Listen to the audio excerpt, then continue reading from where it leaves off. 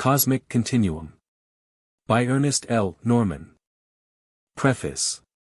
In the histories of the world, it is invariably acknowledged that all great achievements and advanced forms of culture were given in posterity to mankind by certain individuals who were equally advanced in their particular idiom.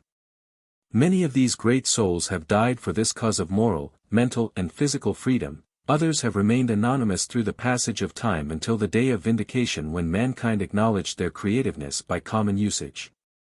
In line with this preface, we present this book, Cosmic Continuum, a most amazing and remarkable book, also dedicated to the future generations of mankind who will, in their posterity, find common usage for all principles and concepts contained in its pages.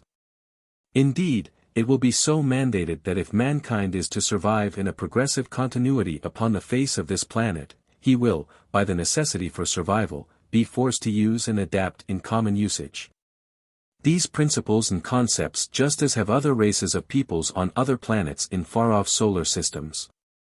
Equally remarkable or even more amazing, is the manner in which this book was brought into existence and one which bespeaks the highly developed and trained aptitude of the human mind which can use as its source the vast wealth of information contained in the higher mental superconscious.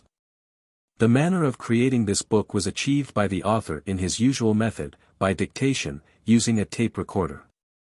This entire book was dictated in one continuous session, save for a few brief pauses, and total elapsed recording time was 9 hours, completely filling both tracks of 2 standard 7-inch reels of tape, and was transcribed and printed verbatim, requiring no sentence structure changes. There was no preparation for this dictation, in fact, not even a premonition. The author simply sat down and began to dictate.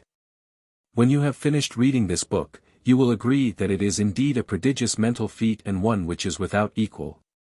For in this consideration, we must remember that the concepts given are far in advance of our present-day scientific technocracy, scientific concepts which have just begun to be vaguely explored by a few of the more far-reaching minds. Cosmic Continuum will therefore, in the future, become one of the classics of scientific literature, and along with other works posed by the same author, will also become the reference library used by the scientist of the future millennium. It might be well to note that this book carries the same transcending power often felt by those who read the works of Arius, a power often causing drowsiness, lassitude, or felt as heat. And should this occur to you, it is not the context of reading material, but, through these words, you have become attuned to this great source of healing and adjusting power. Remember also that inasmuch as these principles and concepts are extremely advanced, they will bear much repeat reading, and the subsequent benefits gained from such rereading will be felt in many different ways. Your mental horizon will be broadened, you will find better adjustment in your material world, physical healing will be manifested, and peace of mind will take the place of the chaotic misunderstandings of yesterday. How do you find this book? Any thoughts about the book or the author? Any suggestion for improvement? Please take a moment to share your thoughts in a comment. If you like it, share it with your friends who might enjoy it as well. Subscribe to keep in touch. Visit CompleteAudiobooks.com for more quality content. Chapter 1. In common abstractions based on our nuclear science, all matter can be resolved into energy. Therefore, in the pure idiom, this energy is part of the sum and total of what is commonly referred to as spirit. In other words, interdimensional forms of energy, manner of transmissional factors of dynamics, and the appearance of energy as seemingly solid matter, are all part of these abstractions. Consequently, it can be universally resolved that as all is energy, and as energy is dynamic, all action must therefore first take place in these seemingly invisible dimensions. This is just as true with man and his course of life as it is with the atomic constituents which make up his body. Consciousness in daily life is therefore an integrated pattern of relationships with numerous past transmissions of life as well as past lifetimes. These relationships, moving as oscillating patterns harmonically attuned to consciousness, can be pictured as various formations of sine wave energies. These past life experience relationships represent, in scientific parlance, the negative polarity of life. As all polarities must be equated into two basic and diametrically opposed opposites, we must therefore have with this negative side of life, a positive pole which gives not only a basic equilibrium, but it is that which makes all common forms of energy transmission possible. A universally recognized concept of this positive polarity relates the individual to the various inspirational aggregates which he finds in his daily life. Such aggregates are the various religious systems, pantheologies, etc., which he has always automatically regarded as spiritual in nature. Obviously, as is posed by the negative polarity referred to as the subconsciousness and which composes by far the largest part of the ego, the individual must then have a positive polarity which can be represented as the spiritual ego. Jesus referred to the spiritual ego as the Father within.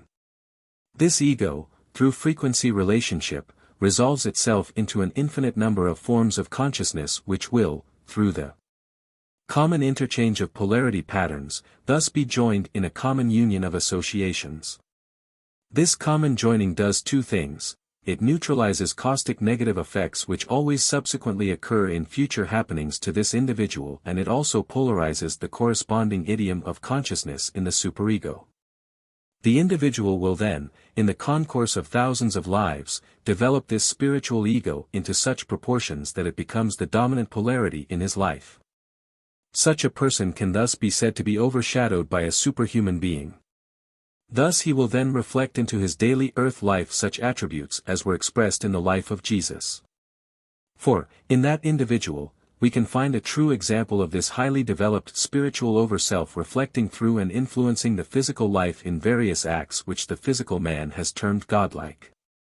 The average person then, who is seeking truth and an escape from the material world with its purgatory of karma, must always carry foremost in his mind the vision of the higher self. He must give it every opportunity to guide him in his daily life. He must also use it only with the most positive solutions and wiser attitudes toward various life experiences, for only in positive consciousness is the superego developed. Thus the superego becomes the master over the lower negative self. And it can then be said that this person has been saved by Christ, his own Christ self. Because of certain statements and concepts postulated in the previous text, the average reader may wish to challenge these statements. He may feel reluctant to give up the age-old concept of the divine intercession, as it has been constantly indoctrinated in his various beliefs and pantheologies and which he has acquired over his period of evolution. The idea of divine intercession represents to most people a very convenient relief and, as such, an escape mechanism from the various otherwise insoluble differences in man's daily life. He has been subconsciously, or consciously, believing that no matter how tough the going was, should things pile up against him, that divine intercession, the belief that Christ could save him, would immediately dissolve everything in that forthcoming Judgment Day. Moreover, the context of the previous portion of this chapter is also quite complex in nature, for it immediately presents the problem to the reader that he now has to assume the position of the guiding power in his own destiny. He must also assume the moral responsibility for all acts of consciousness, and this, too, could cause a revolt in the reader's mind. He may then refer to one or more incidents in his own daily life where he believes spiritual healing has been instigated, or he may even refer to the classical example of the great avatar, Jesus of Nazareth, who healed so many people. For these reasons, therefore, we shall take this classical lifetime of Jesus as a typical example, as it is portrayed in the so-called art of divine healing. As the life of this man is quite well known to some 800 million people who call themselves Christians. Contrary to general opinion, Jesus did not heal or help to heal everyone or all with whom he came in contact, who were in need of healing or of some corrective measure. For everyone who received results, there were hundreds who went away in dire straits and circumstances and were not helped in any way, at least not at that time, by any action which they wished might have taken place. The reasons for this situation are quite obvious when properly understood. As has been previously postulated, healing can take place in the physical or material worlds only as a result of certain cyclic junctions in which, when this takes place, automatically create within the person the desired healing results. Such conditions always are, and always have been, an automatic function within the mind and body of every individual. The very fact that life is sustained from the automation of this same principle is quite easily explained and fully justified in everyday life. However, to understand fully, it is most necessary that the student learn of certain fundamental principles which can be referred to as creative and recreative transmissions which are in constant force and activation in the infinite cosmos around him. This is all part of the infinite mind to which most people refer as God. To the scientist and those who understand the scientific principles underlying the various transmissions of life and also in such fields which are referred to as atomic structures, these concepts and principles will be more easily understood. However, it is most necessary in all cases, before healing or readjustment in life can take place, that certain fundamental values in these creative principles be at least somewhat understood. Referring again to the previous context, it was resolved in common physical science that all substance, visible or invisible, is energy. This also includes those seemingly so-called particles of matter, termed atoms, which are actually energy solar systems. In the various interdimensional linkages, it is not possible for any third-dimensional transmission of life, as it is seen about us, to take place without immediate and connecting reactions with an infinite number of dimensions from which the very source of life and power stems. It is impossible to do one of the simpler acts of daily life without having implications which reach hundreds of thousands of years, in the term or sense of time, both into the past and into the future. So far as the relationship of energy and its transmission is concerned. Therefore, we must consider the mechanics of these various transmissions which we call the appearances of life about us. First, it can always be pictured and assumed, in the dynamics of these transmissions, that all things travel as a sine wave or a combination of such wave frequencies and sine waves always vibrate. Or from the polarities as are so contained from positive to negative in these sine wave formations, they are carrying a certain consciousness within them. These various appearances from positive to negative and the relationship of this consciousness takes place at a predetermined rate of time or frequency. To Einstein and such savants, the transference of energy from the third-dimensional planes, or the material world, into other nearby planes such as the fourth or fifth dimension, where it seems time actually merges and becomes a quality or a quantity of the transmission of energy, has always posed a great mystery. To the student, this principle is much more easily understood than are these various contexts or the theses to such theorems as are contained in the postulations by Einstein. We simply envision the fourth dimension as such a world or a dimension in which the transmission of life always takes place as cyclic motion within whatever energy wave forms we are so concerned, or in other words, simply as a circle. Many years ago, Einstein was quoted as saying that if you drew a line far enough and straight enough, it would meet itself coming around at the other end. This is, in a sense, his fourth-dimensional concept and, to some degree, fully proves what we are about to discuss. In other words, so far as other worlds and dimensions are concerned, any particular idea, form, or consciousness, as it is related to the infinite mind, is complete in itself, and therefore can be considered cyclic in motion. It is the vast conjunctive relationships of an infinite number of these different types and forms of consciousness which go to make up the matrix of the infinite cosmos that we call the cosmogony about us. It is also the various differences and alliances with these cyclic patterns as they are concerned with the sinusoidal wave forms of which they are composed which go to make up the great vortical patterns. Patterns which make up suns and solar systems. They also make up the very atoms of our physical bodies. We have fully established the relationship in which all things can be resolved into energy, and conduct themselves according to certain principles which, for the sake of introspection, can be called laws. The word law is referred to loosely as merely a convenient or a descriptive word, for in all cases, principle, as it is concerned with the infinite mind, is a much better form of terminology. The various wave-form transmissions, as they are concerned in the oscillating processes both finitely and infinitely, always function, as it has been stated, according to these well-known laws. In other words, our first law is concerned with what is commonly referred to as harmonic relationship. When we find that two different wave forms strike each other or that they intermingle, there is a third set of wave forms generated which are called harmonic structures or harmonic wave forms.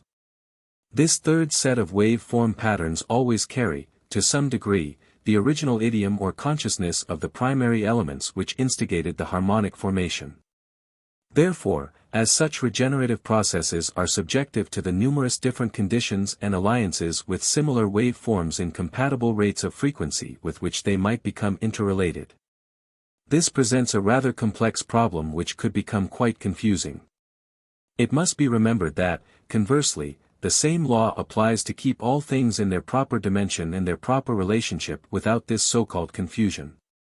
For diametrically opposed to the law of harmonic principle and as a balancing agent is the law of frequency relationship which determines that, according to the rate of vibration, any energy wave is either in compatible relationship with another wave or it is diametrically opposed or opposite to it, and under no condition can it merge with this other wave form until it has adjusted its rate of frequency. This principle then, after it has been thoroughly established in the reader's mind, leads us to another principle which is directly concerned with such frequency affiliations, and is of particular value when we wish to understand more thoroughly the action of the solid or atomic world about us. This is the principle which modern science calls catalysis, or the catalytic action of a third or neutral element in conjunction with two or more other elements which, up to that time, have not been synonymous or compatible in nature. Catalytic action means that we must now transfer the perspective of our analysis to the very atom itself and realize that all atoms, large and small, either as they have been compounded in molecules or exist in a singular fashion, always have one common property, that is, they have a field of force. As they are electrically constituted from various positive and negative charges revolving around a common nucleus or core, they are also radiating into the space about them various wave forms of energy which are the direct result of these different regenerations within the atom itself. Some atoms, such as radium, actually shoot or fire off tiny bullets of pure energy from the very heart of the atom itself, in a common process of degeneration. The field of force around each atom, whether it is large or small, is governed directly by the same laws of harmonic relationship or frequency vibration as are those dynamically inclined, such as the free-moving interchange or interplay of energy formations within the range of the more commonly accepted forms of energy which we may see about us. If we take common ordinary table salt, we shall find a classical example of what is termed catalytic action, for table salt involves the combination of two elements which, under normal conditions, are entirely foreign to each other's nature and could not in any other way be so combined. These two common elements are the deadly gas chlorine and the common inert substance known as sodium. By catalytic action in nature's great laboratories, due to several compelling agents of force such as are contained in sunlight and other catalytic agents, the gas and sodium come in contact with one another and at proper conjunctions the two atoms are merged in a common union with a simple free electron in their orbit of transmission, thus becoming the inert substance known as salt. Thereby, these two atoms are constantly so interlocked with this electronic constituent that they have completely neutralized their original and determining qualities as atoms in their own particular scale of atomic weights. Either chlorine or sodium would be a poison in the human system and could cause distress or death. But merged as salt, become instead, one of the agents used by the body to maintain a certain alkaline balance which is so necessary in the process of osmosis in the lymphatic system. This same action takes place when an individual swallows an aspirin tablet. The tiny atoms as they are combined in molecules, when reaching certain different portions of the lower brain structures, which are in control of such centers called the pain centers, immediately neutralize with their field of force the impulses of energy which are called pain. Thus they have that analgesic action which is sought by those who are suffering from some simple form of pain, such as a headache.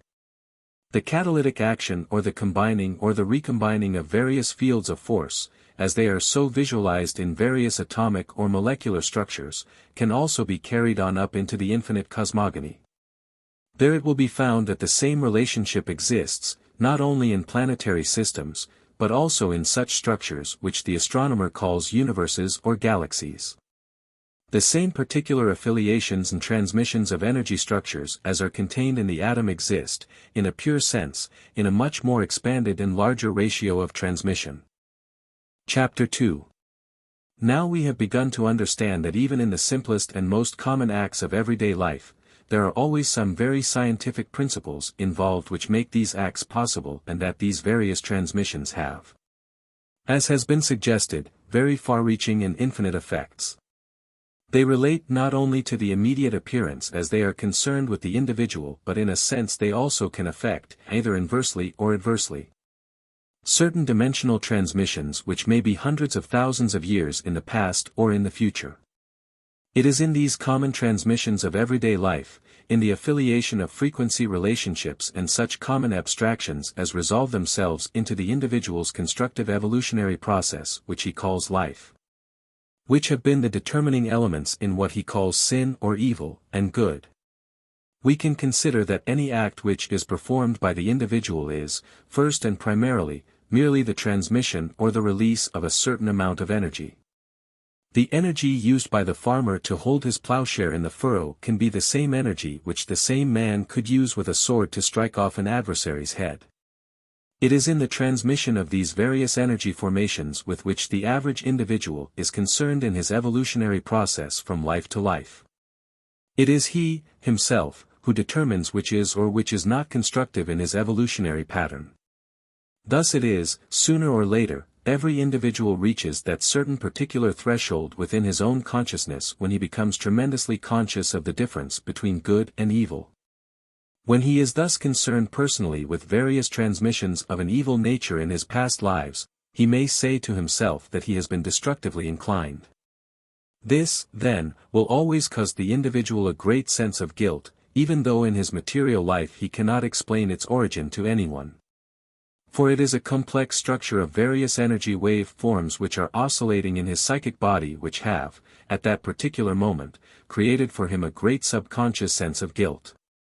Whether or not he was directly responsible for these different energy wave forms, as they are impinged in the psychic body in his transmission of life in the past, is no justifiable excuse but merely means he lived his life in the common idiom of that particular moment.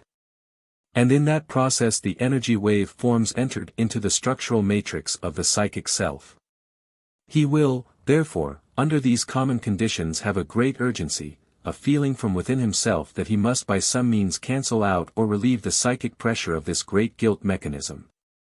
As is posed in the previous context, this feeling comes from and is primarily instigated by the development of his other polarity, the superconsciousness, for in these opposites of relationships, the individual is immediately struck with these great differences. The fact is, primarily, that the individual lives most of the time in the spiritual worlds anyway, where he can thus see these diametrically opposed differences. It can also be resolved that the transmissions of life are always instigated from the spiritual side of man's nature and not in some supposedly immediate superficial reactionary combination of conditions which might arise on the surface of his daily life. Any act of any individual in his continuance of daily life, is also the continued and sustained oscillation which was previously incurred by the individual in other places. And under the laws of harmonic relationships, he is constantly instigating and inflicting within his psychic structures new and other differences in these psychic structures of energy wave forms which can be considered harmonic in nature to the originating wave forms. Therefore in that particular position of life between earth lives, the person is more conscious of the higher, or the superconscious presence in the various affiliations with the more constructive or progressive side of evolution. He wishes then to cancel out these things so that in the particular spiritual worlds, in moments of transcendency, he makes certain connections or affiliations. Or he may actually undergo specific scholastic teachings which will show him how these various wave forms can be cancelled out in order that he may be reinstated in a healthier position in his daily life. We can take any particular person who has reached this threshold and find him traveling in the spiritual worlds and he will, under these conditions, affiliate himself with such teaching schools or agencies.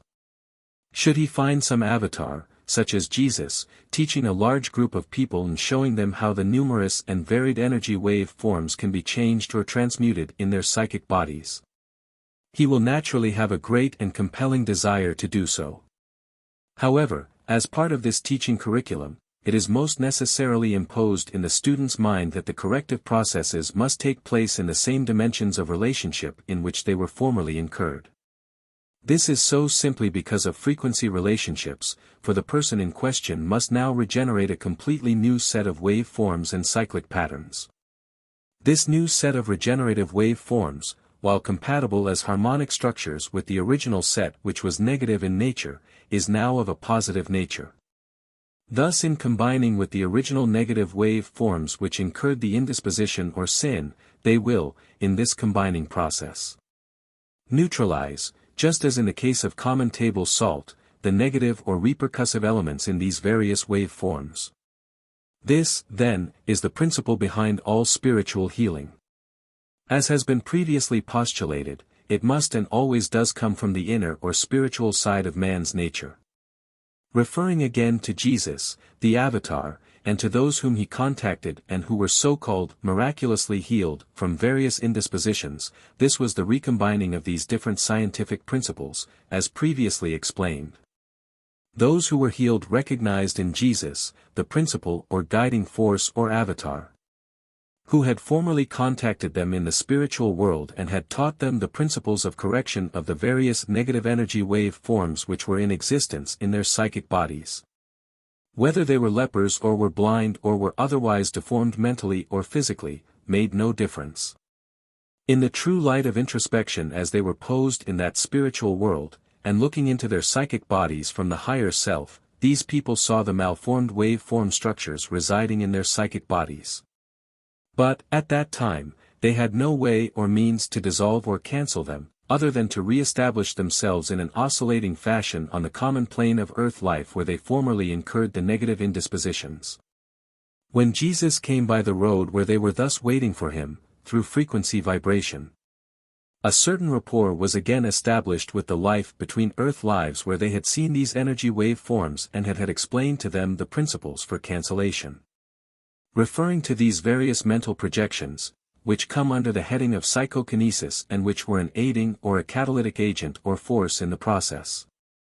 Then recombining as harmonic constituents the energy wave forms so evolved in this process, from the higher self of Jesus, these negative wave forms in the psychic body, as they related to atomic structures, were thus cancelled out and completely reconstituted as positive reciprocating elements which could be considered normal in their relationship to the human body. The very atoms, as structural elements in molecular formations and cell formations in the human body, were thus connected or changed instantaneously. The thought must be held in the mind of the reader that every atom is a sustained or surface appearance of a cyclic pattern as it resolves in that dimension of the psychic body. And this same cyclic relationship also relates to every other atom in the infinite universe. These same principles also hold true in any and all sundry superficial cases of healing such as are incurred in our modern everyday world, whether they take place in the hospitals, in the homes, or under any other condition which can be envisioned by the reader.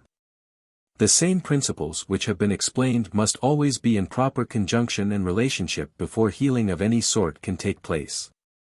It makes little difference whether the person who is ill or so concerned with healing visualizes this catalytic agent as Jesus the Avatar, or whether he finds this catalytic and compelling agent in the face of his doctor, or that he finds it in the face of his priest. Or perhaps he could even find it by swallowing a simple aspirin tablet or even by drinking a glass of water. This leads us to the most necessary of all energy wave forms which are, as we have explained, catalytic in nature and which have been rather loosely grouped by the materialist as faith. In the field of relative energy relationships, there is a certain principle, or law, which is constantly and normally functioning in every process of life, called psychokinesis. In a sense, it is quite similar to other principles which have been explained. But it means that any individual can, in the normal processes of thinking, actually attune such frequencies of the regenerative forces of the mind into frequencies which are compatible with some exterior or interior object or transmission of life. We can find many different classical examples of psychokinesis, whether they are involved in our own personal relationships with life, or whether they are concerned with acts which involve other people. There is no such thing as blind faith, for faith is always a subconscious or an inward knowing, a complete conviction that a certain something can and does exist. We could not possibly, at any moment, envision anything transpiring unless we knew it was completely possible and actually knew, to some extent, at least inwardly, the mechanics involved in such a happening. This, then, is faith. And whether the individual finds that his healing takes place in the simple act of believing in a fetish or a charm, a pill, or in some individual, makes little or no difference. It merely means that the individual has, through some seemingly subconscious process, connected up the transmissions of various energy wave forms into a continuity which is catalytic in action and thus can change the negative wave forms in the psychic structures. Conversely, the atomic structures will sooner or later follow through and the defect is thus cleared up in the physical body. And so, dear reader, it makes little or no difference what it is we do, or into what dimensions we can carry our introspection. We shall always find that the same principles, as have been explained, which relate to the transmission of energy wave forms in harmonic structures, catalytic actions and psychokinetic projections, all mean one and the same thing. These principles are inviolate, they apply not only in our own physical dimension as they are related to our physical life but are the basic and motivating forces which engender all of the processes of life, whether spiritual or material in nature. We shall never at any time find the ending or the cessation of these principles, for they are the energizing, the reactivating, rebuilding agencies and forces which are involved in that ever-expanding, contracting, constructive process we have related to the infinite mind which we call God. Time, therefore, is of little importance. We shall find that only in the material dimension does time become a separate property in the transmission of life about us. Basically, our main concern is in the primary purpose of evolution itself, in the creation of the spiritual ego to such proportions that it becomes a reciprocating element in the infinite mind and the creative force. Not as a selfish and self-centered agency designed primarily from its own selfish instincts as they were garnered from energy wave forms in more primitive lifetimes, but into constructive evolutionary patterns of thought which are concerned in constructive processes in helping to completely regenerate the infinite cosmos in its normal functional activities. It is conceivable, in the normal process of life, that each individual is concerned with the age-old and primitive process of equilibrium between the so-called negative or evil forces and the positive polarities which are called good or the mystical forces.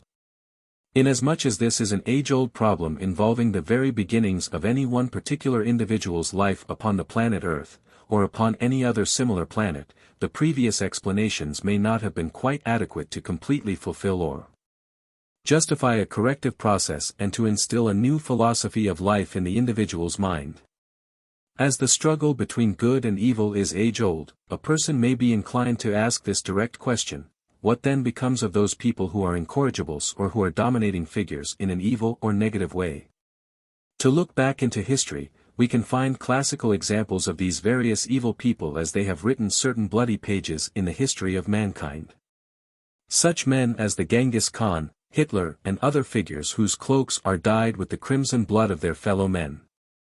This does indeed pose a great problem in mental balances as they are concerned with the average individual and he may be confused in the processes of mind in establishing such an equilibrium in his thinking.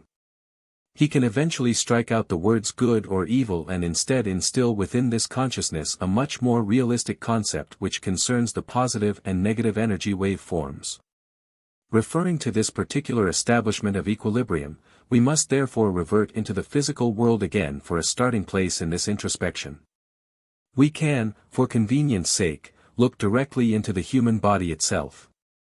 There we find that as far as the physical body is concerned, almost all of the processes which sustain life within that body, as they are concerned in a physical sense, are completely automatic in nature. This automation involves the respiratory system and various digestive processes which in a sense and to a large degree, perform entirely without consciousness on the part of the individual. Oxygen enters the lungs and causes a certain aeration of the bloodstream which is the fundamental functioning principle of the human body. And as far as that goes, of every particular living organism which can be said to have a similarly constructed body. The scientist might say food is burned in the body, but this so-called burning process is a misconception, just as are many of the different principles in scientific nomenclature. This means that we have a certain direct transmission of energy from one form to another. If we see a boy spinning a top upon the floor, we can find there a typical example of the transmission of energy from one form to another.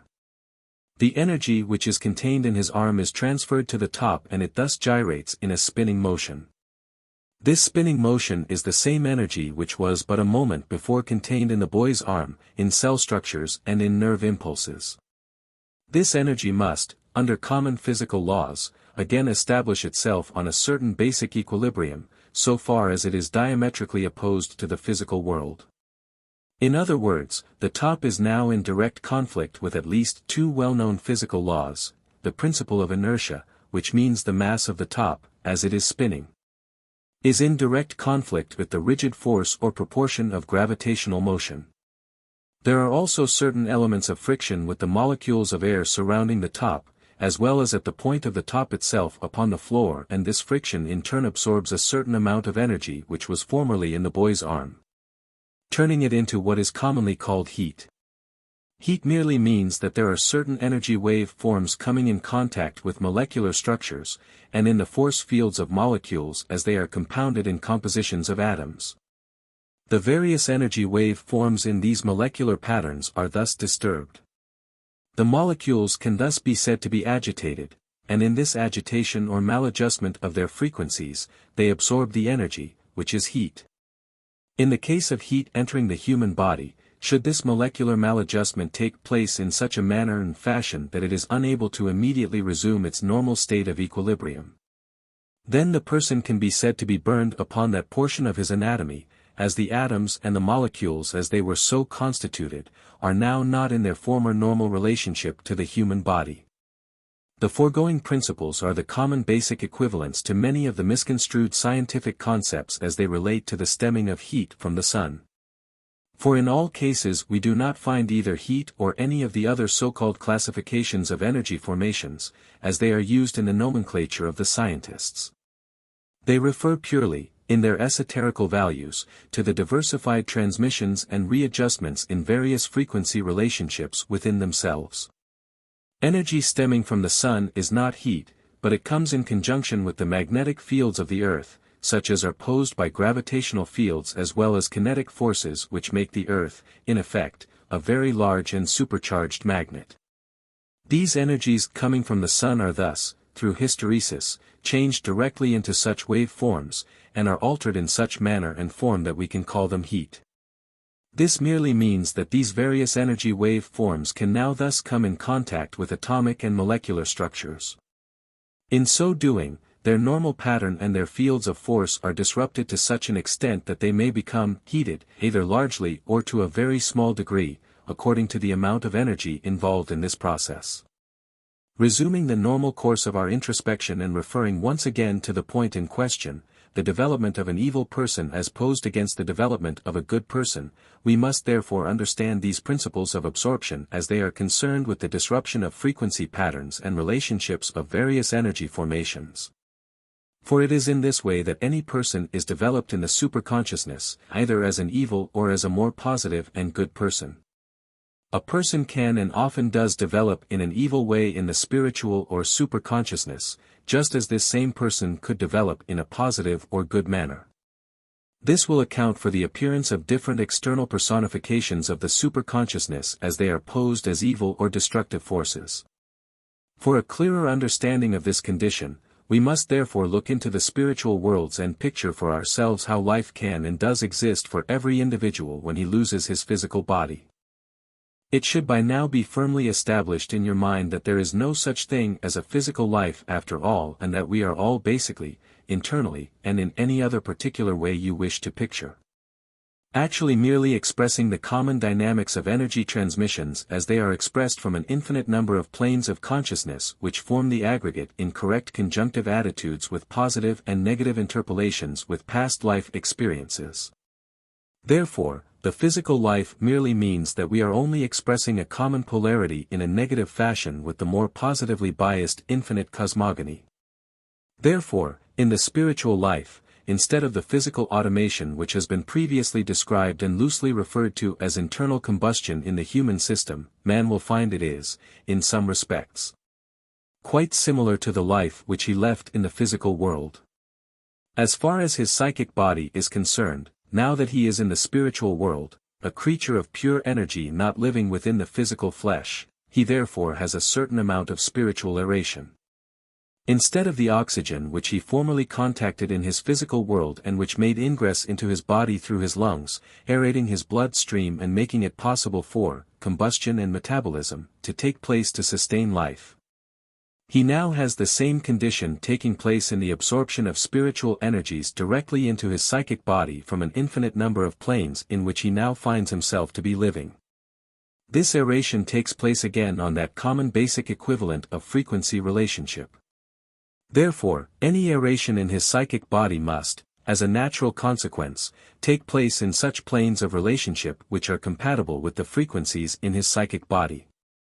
Thus if a person is good, this aeration will quite naturally take place in his psychic centers from planes which are constructive, or can be considered to be of a higher elevation and higher value than those being absorbed or being aerated into a person who is negatively biased and who relates this aeration process into his psychic body from such planes which are negatively biased, or which are destructively balanced against the progressive evolution of man, individually or collectively.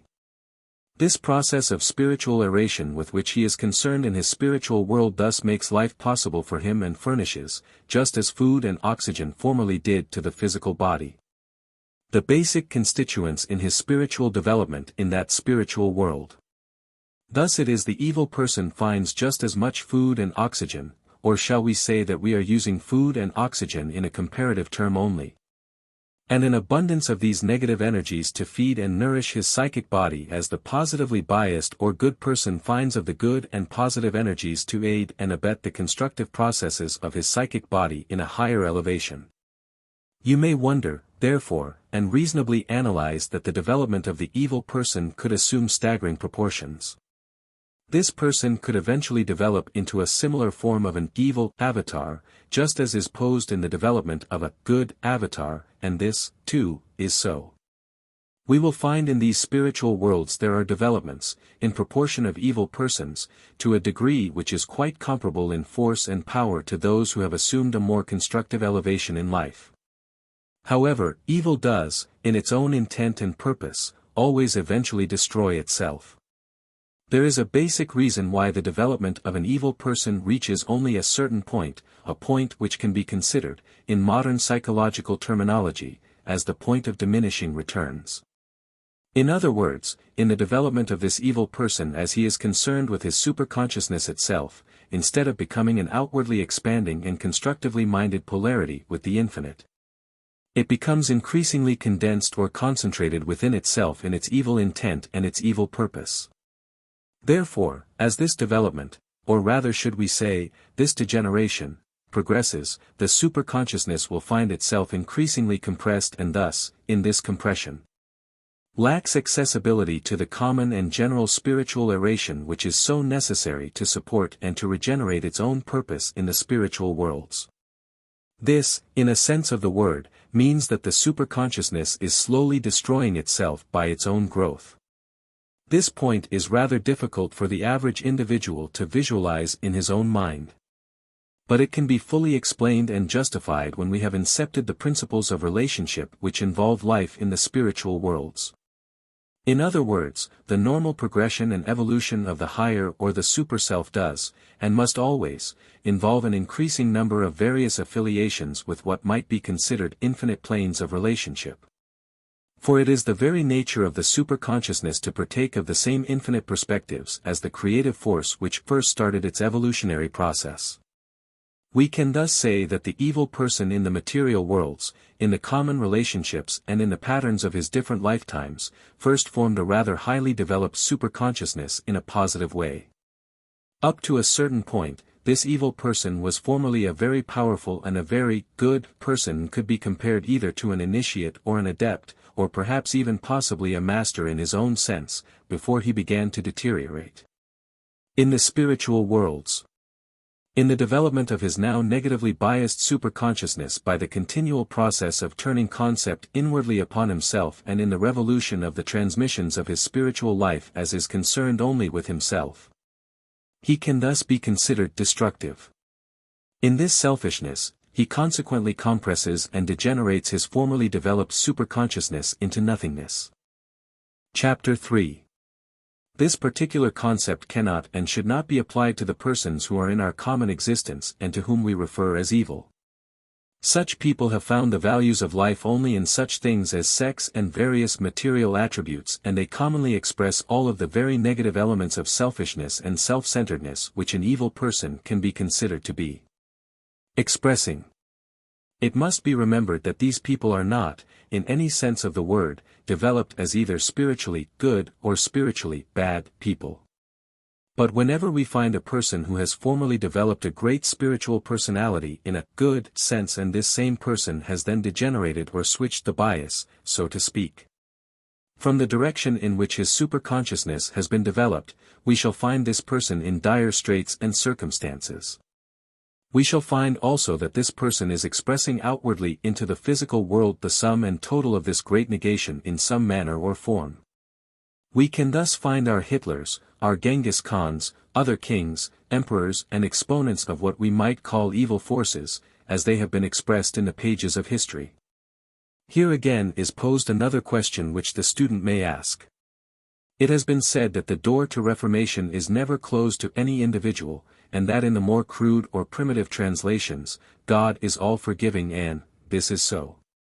Should a person at any time in this degenerative process, as he is now an evil person, find he is thus slowly destroying what he had formerly built with great care in the many lifetimes and in finding this destructive process, he can turn about and change his direction of evolution, providing of course, that he meets all of the necessary requirements as they are contained in various conjunctions, energy transmissions, concepts and other particular cycles, which are most necessary for this change-about condition.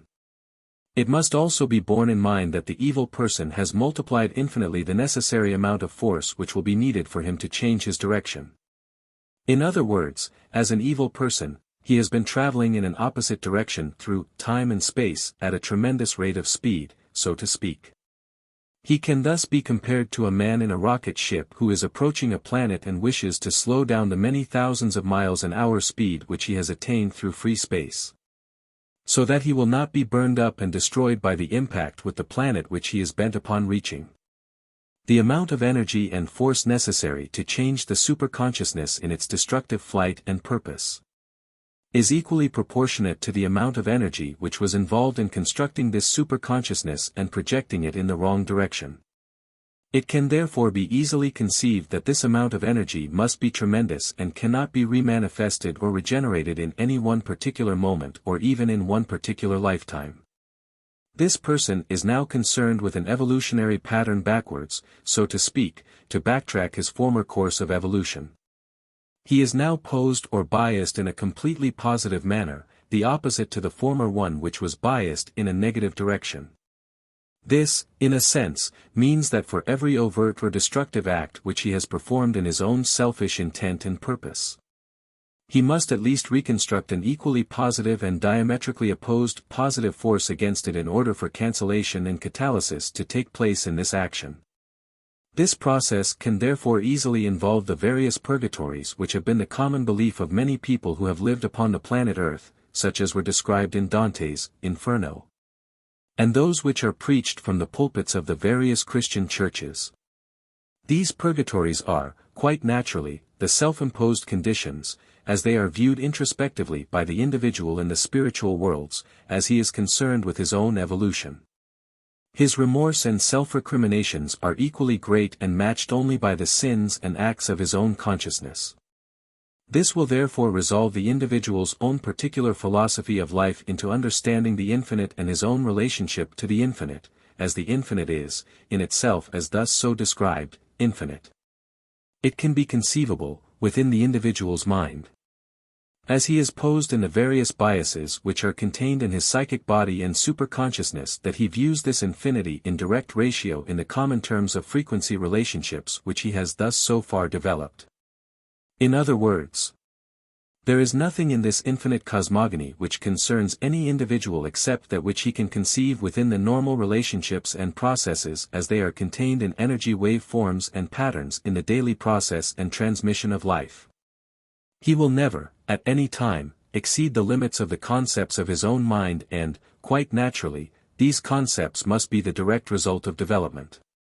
In this process of development, man gradually expands the ability of his power of concept to include a much greater proportion of the infinite cosmogony. When an individual has thus fully expanded his consciousness to this degree, it is imperative then, that he must also conversely, have developed the necessary determinants and attributes wherein he, as an individual, can be selective in all the proportions in which he thus is able to conceive. In other words then, he must always relate whatever proportions of infinity he conceives within himself as constructive proportions and which are so positively biased in his own relationship of life. Should he ever, in his process of conception and lack of knowledge of this principle, inadvertently conceive and relate himself to these conceptions with infinity in negative wave forms, or patterns of relationship, he is thus automatically beginning his own destruction and precipitating himself in the opposite direction into the negative worlds. This has always been the common point of departure for those who have instituted themselves as evil forces, not only in the material world but in those various astral and subastral worlds in which they function.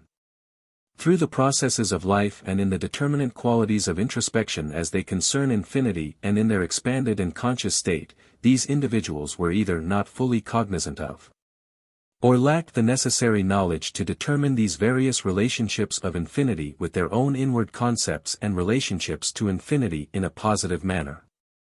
Thus, they incurred that gradual change about process which precipitated them into the negative direction. Another factor which abets this trend is the seeming lack of knowledge, or perhaps merely a lassitude, which could quite naturally be incurred by the individual's own false sense of proportion and power which he had assumed in his development of the superconsciousness. For a person developing to the point where he could be considered an adept or an avatar, could quite easily be swayed, inadvertently or otherwise, with the powers of his own superconsciousness. This was the problem which confronted Jesus in the Holy Land and is so graphically depicted in his temptation by the devil on the Mount, which is only a parable in nature but illustrates the struggle which is often incurred by those who are developed in their superconsciousness, for always this person is tempted within himself to use the power which he has developed for his own personal gain and for his own personal development. This, as has been postulated, begins that compressive and destructive process which will eventually destroy the superconsciousness of the individual, if it is continued in as great a proportion to that which was formerly incurred in its development. Relationships are basically all the same and the equivalents can always be multiplied in the common terms of mathematical formulas. In other words, 2 times 2 is 4. If we incur a negative force of a certain proportion and intensity and involve a certain determined amount of energy, it is quite natural to suppose it is going to take an equal amount of positive force to cancel out and neutralize this negative force, plus an added quantity of bias which would perpetuate and sustain this positive force after it has performed its operation. Therefore, dear reader, in your new philosophy of life, you can always commonly resolve the infinite cosmos and your relationship to it, in regard to just how you can conceive this infinity and just how much of this infinity you can relate to your own particular transmission of life. In this conception, always be positively biased, for if a positive bias is not maintained, negative bias is always the penalty to pay, and negative bias means eventual destruction. As to those who have been helped or healed by some seemingly miraculous force which has been called spiritual healing or divine intercession, the principles here are just the same.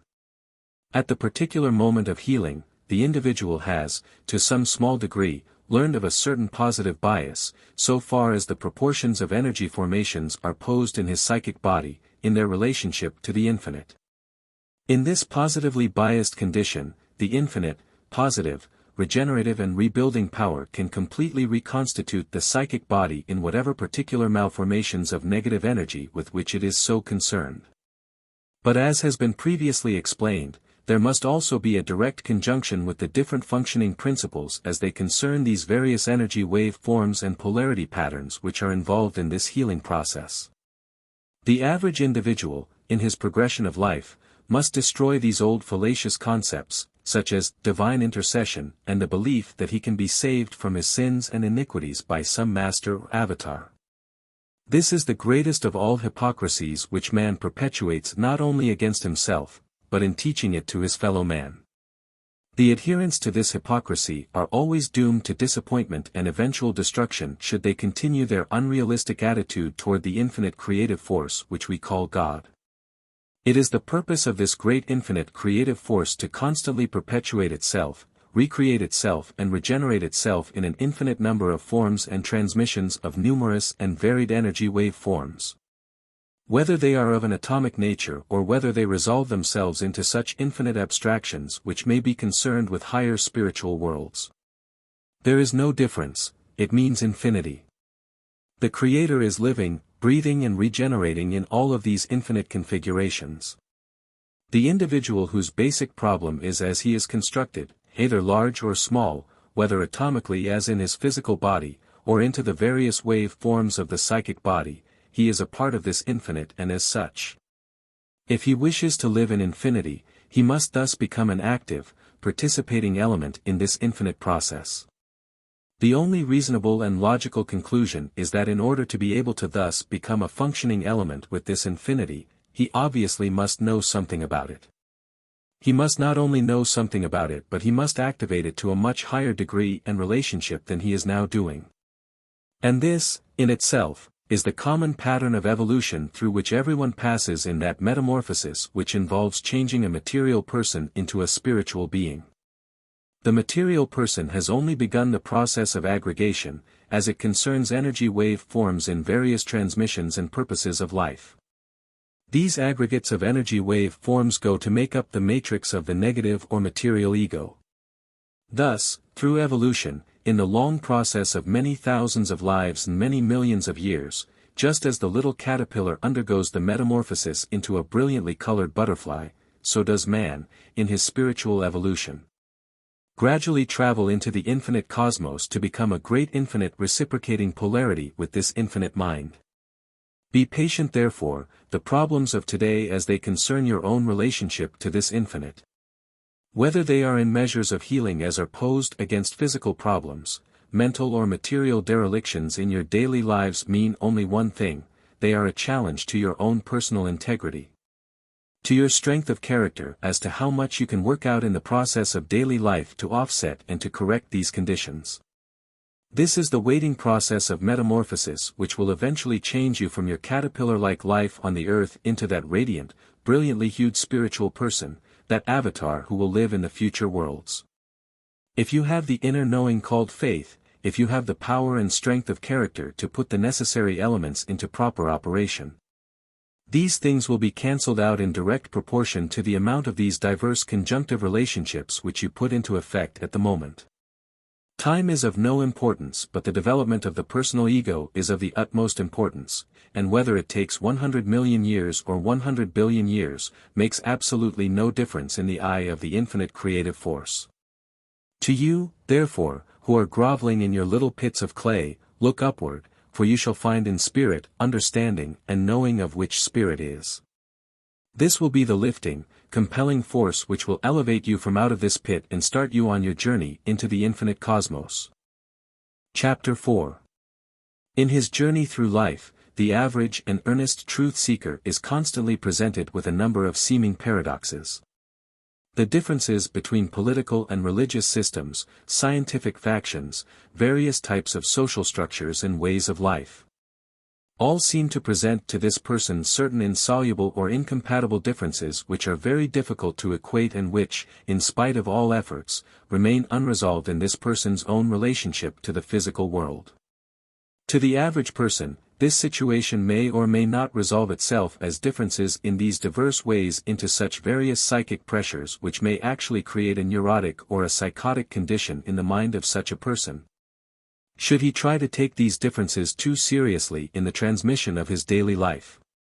To the truth seeker, these differences assume vast and various proportions which must be resolved and justified before evolutionary progress can be sustained in a positive direction.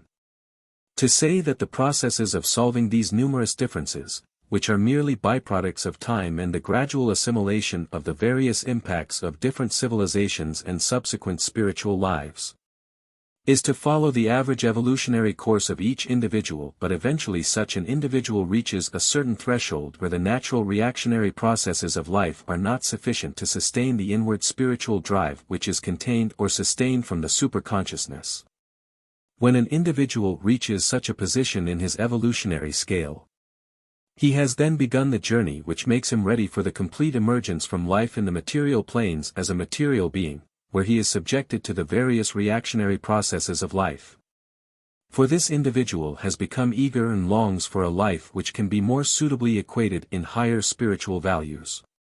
Some of these differences of life as are posed in the material worlds about us are contained in such seeming paradoxes existing between science and religion. While it is common knowledge that the average individual is prone to make superficial examinations of various values and to equate judgment thereon, yet such a course is fallacious. In no way or manner should any person arrive in an analysis of some difference in his daily life without taking into consideration that such things contain an infinite number of ramifications with spiritual planes in which every individual is more or less directly connected. The scientist may, in his own way, be superficially trying, to all appearances, to destroy the whole and complete religious system by denying the existence of such supernatural phenomena as miracles and numerous other sustaining pillars of concept as they are contained in the various religious documentaries. The scientist, contrary to all appearances in this so-called destruction, is not actually so minded but is trying to prove in his own way the true, actual existence of his knowledge of the infinite, as it is contained in the atom and in various other energy transmissions with which he is familiar. In this way, he is in some subconscious manner relating himself to his higher superconscious self which lives in a dimension of relationship with the infinite which has assumed some sort of a practical term of interpolation wherein he can see in mathematical equations, configurations and such other impedimenta of his scientific world, direct translations of spiritual infinity as he knows of them in the higher moments of his lives between earth lives. In this sense then, the scientist can actually be said to have developed somewhat further along the line of his evolution than has his religionist contemporary who is, from the pulpit or from the Bible, trying to express age-old and altered to the modern idiom of the times, various deifications as they concern the mystical forces which move about him. The religionist also is relating subconsciously into his higher self specific knowledge and certain pertinent relationships with the higher infinite mind of God which he has not as yet learned to equate in mathematical formulae or into such structural forms as atoms. To this religionist, the infinite mind is still resolving itself into somewhat of the unknown and mystical qualities which formerly endowed it with the various propensities as it appeared in the different pantheologies and paganisms from his past lifetimes. However, the cardinal sin, if it can be called such, which has been committed, is that in both cases, whether the scientist or the religionist, the most definite and emphatic emphasis has always been placed upon the material side of life. Both the scientist and the religionist have been trying to equate to their fellow men the whole and complete infinite cosmogony in terms of finite third-dimensional relationships in more or less reactionary measures as they are contained either in the test tube or in the Bible. In this way too, it can be fully justified that the scientist or the religionist is still indulging in some form or another of an ancient paganism as it has been expressed in numerous past lifetimes. The scientist has deified the atom, his mathematical formula, to the exclusion of all else. He has relegated the infinite, so far as his exterior consciousness is concerned, into these numerous reactionary theses as are posed in his textbooks and which are workable in the laboratory. Likewise, the religionist is committing the same type of idolatry and cardinal sin in his expressions and translations of the infinite mind. For even in modern religious systems which are called Christian, but are basically pagan in nature, God is still an exterior configuration who dwells in some celestial and nebulous mansion. This is a sort of development, a white-robed Santa Claus, which has evolved from the pages of history from such ancient personages and characters as were carved in stone or cast in bronze and gold and worshipped by the multitudes. This is in direct contradiction to the context of the Gospel as it was preached by Jesus of Galilee, in which Jesus stressed so emphatically, and which fortunately has not been deleted from modern biblical translations, that the all-important concept to the individual is his relationship with the infinite. It is all concept and must take place from within the individual himself and not from some exterior or some superficial values which may be posed in his immediate environment. This then, is the threshold of true spiritual expansion. It is the point or the beginning, which Buddha called nirvana, in which the existence of the soul of man can be fully justified as living in spiritual dimensions without the seemingly necessary vehicle of the human body. In this way then, basically, whether scientist or religionist or those who are more or less sitting across the fence and might in common terminology be called atheists but, large or small, whatever may be their particular relationship to this life, as long as they remain materialists and try to resolve the common equations of the infinite mind into common equivalents of reactionary values in their daily life, they can be considered paganistic in their attitude of life. And as such, they are indulging in the age-old evolutionary pattern of life which can be referred to as idolatry. People today, in our modern world, are just as paganistic in nature as they were thousands of years ago, except, of course, their idolatry has taken on new and more modern forms of expressions. We find idolatry, or worship to the exclusion of the higher spiritual values, appearing on the surface of life in many different forms and ways, whether it is in the worship of new automobiles, home furnishings, or bedecking the person with new clothes, mink stoles, or whatever particular type of idolatry we may see in these various expressions of life about us. 2. The teenager has his own particular type of idolatry, just as does the more mature advanced person. No one, old or young, male or female, is completely immune to these various forms of idolatry as they sweep about us, expressing themselves in our daily lives. The churchgoer is just as guilty of idolatry as were the Israelites who bowed down to worship the golden calf when Moses was on Mount Sinai. Likewise is the man or woman who makes the art of making money his daily fetish. Their sum and total of daily insecurities, as they are posed from various negative subconscious inflictions, makes an aggregate of various negative indispositions which culminate in a frenzied, frantic scramble for the so-called necessities of life. This, in itself, poses one of the greatest of all paradoxes, for in the infinite cosmos there is an abundance of everything. Each person, individually can, on the basis of introspection, look infinitesimally small and be much less than the common atoms of which his body is composed. Therefore, living in this infinite sea of energy which pulsates, radiates and vibrates about him in this superabundant cosmogony with an abundance of everything which man needs for his daily life, he is constricted in his pattern of life by this mad scramble for survival. This too, in its modern form, is simply an evolution in which possibly the same man who is now sitting in the swivel chair of a banker's office was just a few thousand years ago a primitive savage with a stone axe stalking his prey through the jungle. While conditions and manners of expression have greatly changed, the basic principle for survival is still the ulterior motive in all of his daily actions and, altruistically speaking, the higher motivating spiritual values have finally vaguely begun to manifest themselves into his spiritual life in such a manner and form that he will drop a dollar bill on the plate in his church. Who can say, then, in viewing the race of mankind, existing on the earth today, that even in his most advanced form of living, he is not the much vaunted and developed creature which he presupposes himself to be? His bump of approbation must constantly be massaged with daily applications of ego salve which he administers to himself in order that he may survive and re-inflict the burden of his karmic existence from one day to the next. From all corners of the land, all ways and reaches on the earth's surface comes the inharmonious, blatant bleat of the multitudes in their various sins and iniquities, crying out for relief, for salvation and for some basic equivalent of security in their seemingly insecure world and in the existence in which they live. People who basically have not yet developed beyond the age of childhood and who daily express themselves in such common relationships which are quite childlike and elemental in nature. strangely enough have become the focusing point of certain systems of idolatries which are practiced in the world today. We see, for instance, in our American way of life and in the entertainment world, people who would, in the ordinary manner and way of life, remain totally unknown, for basically they are people with little, if any, talent beyond the ordinary values of what might be called the expressive way of life. These people clutter up the airwaves of the different electronic devices, such as radio, television and the theater, with their blatant and nefarious portrayals of the various emotional and reactionary ways of life. In this way, sex is the predominating influence which is expressed in all of these various entertainment portrayals.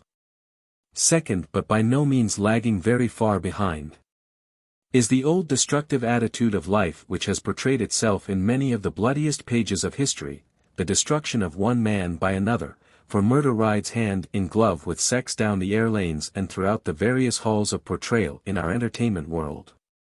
Here we find the craven cowards enjoying these different expressions, these cowards of their own selves, people who are still living in the fears, the haunts, the insecurities of their former lives. The shadows of the images of people they have killed, destroyed, looted and plundered in former times are still stalking the hallways of their memories. Then too, because of certain law enforcement systems, these people who would otherwise be quite prone to go out and practice their various nefarious affiliations with past lives have now, by common sense, been restrained from so doing because they know that this would inevitably bring about a complete cessation of their lifetime activities. This also adds to the burden of pressure as it is posed in their various psychic centers relating to these different expressions of past lives.